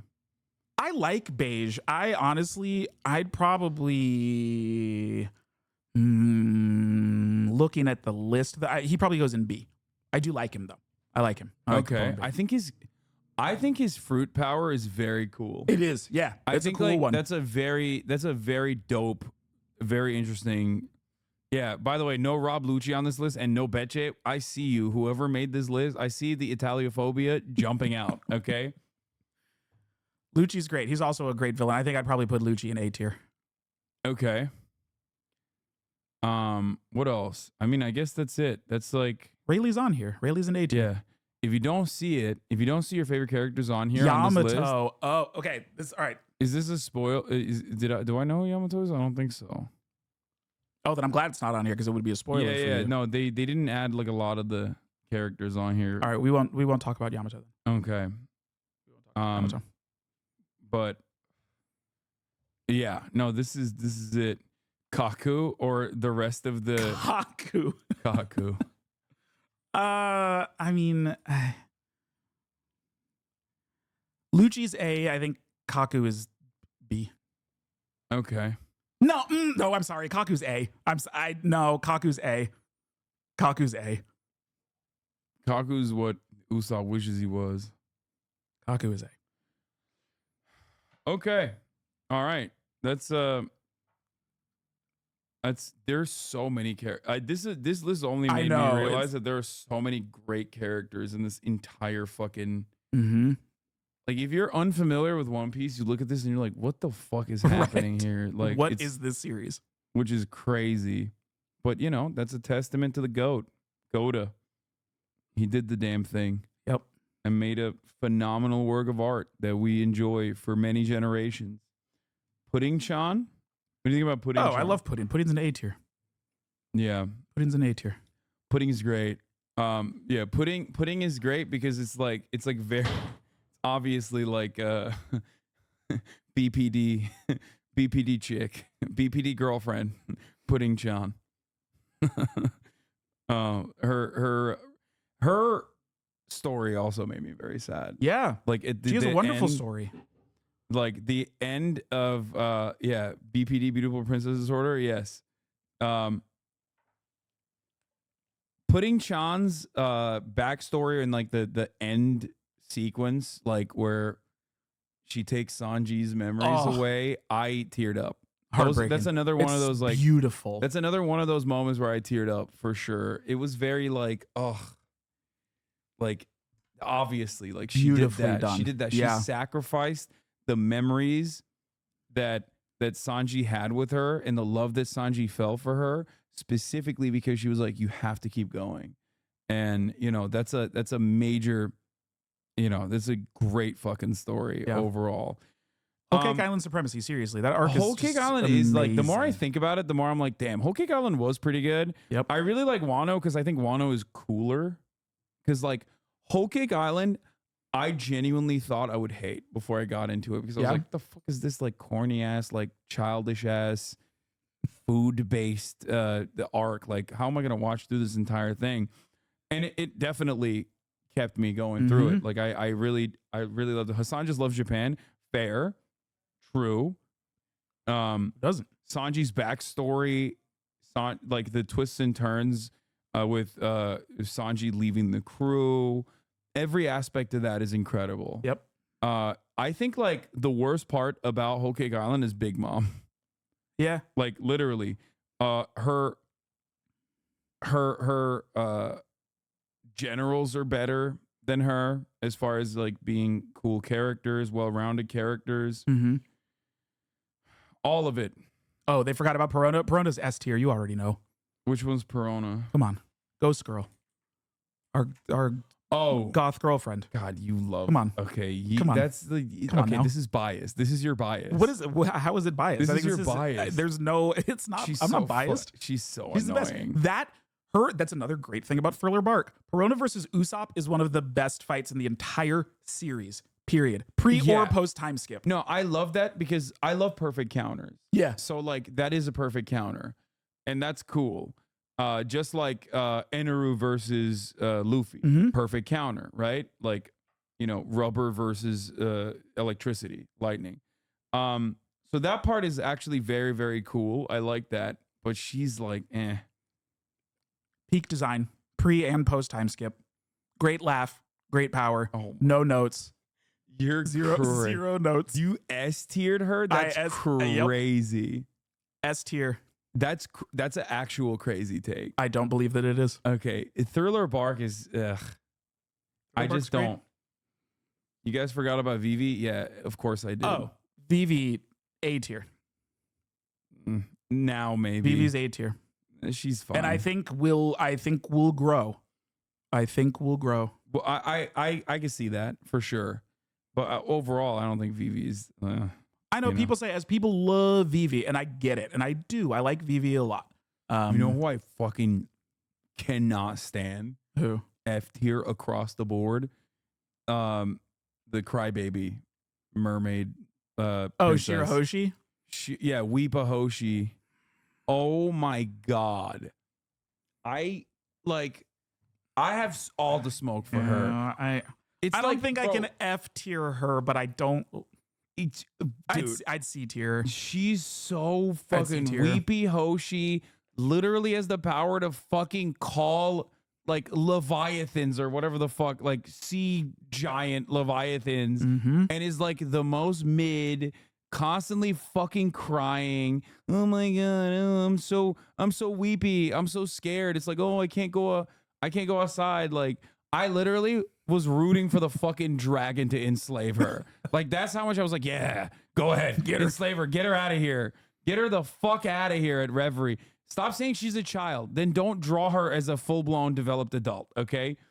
I don't like that. Don't do the whole classic she's a child. She had a pedophile chasing her. Yeah, I know. Okay.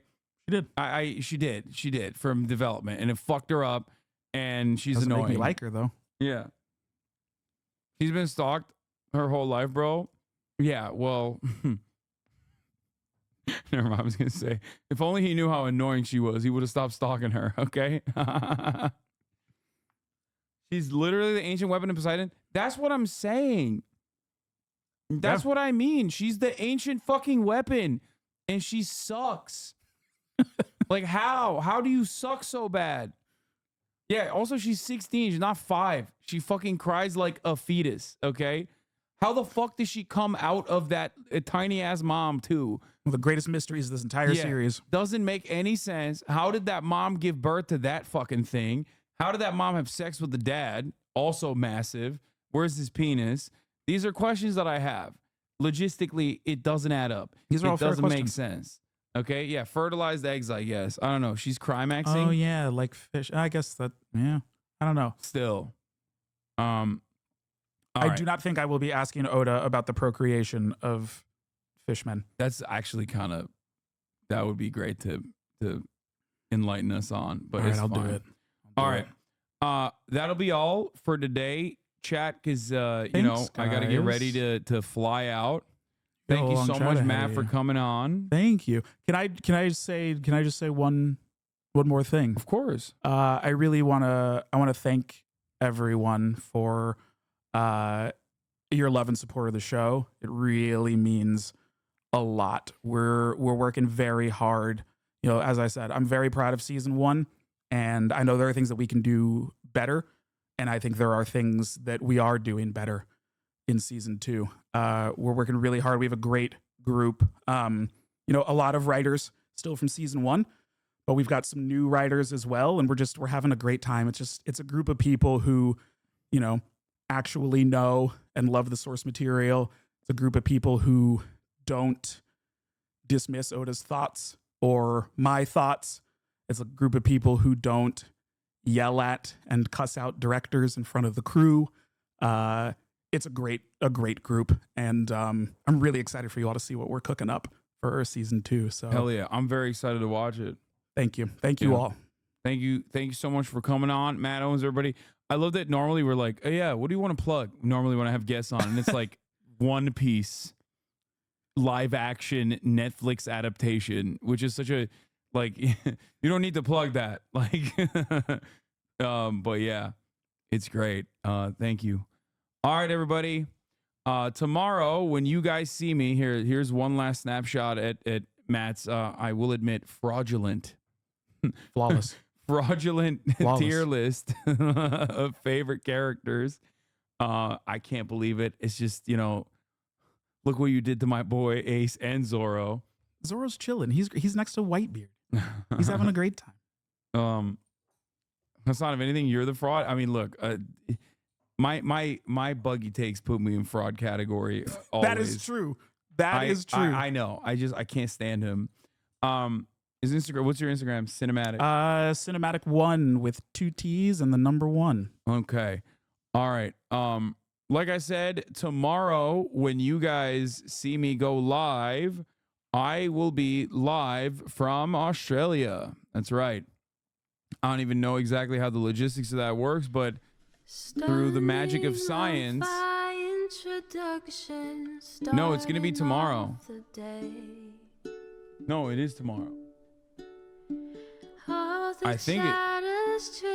Yeah. Yeah. So I will be in Australia doing a private tour of an animal sanctuary and petting a bunch of animals in Australia. All right. Love you all and see you. Bye-bye. Just begun.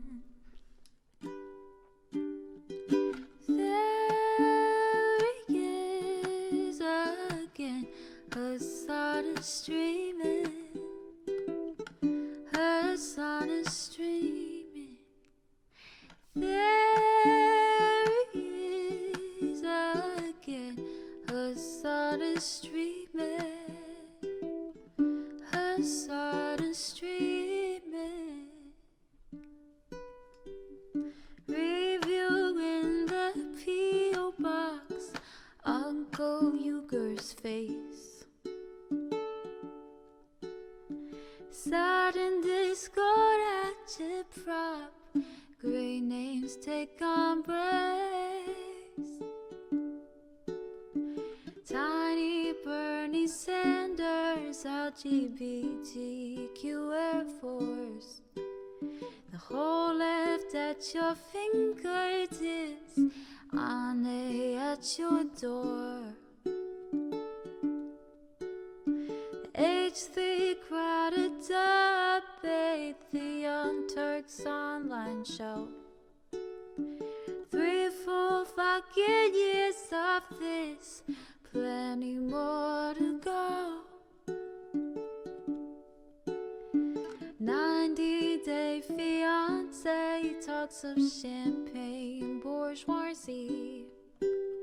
A Trump rally live reaction on mass riot at DC. There he is again, her son is streaming. Her son is streaming. There he is again, her son is streaming. Her son is streaming. Reading live stream fair comments, Austin show chat advice, and all the ways the right-wing pipeline can suck you in online. JCS react, Lord frame gets broken, cover blown. A full-blown mass pandemic monster streaming at your home. Total radicalization coming out to find.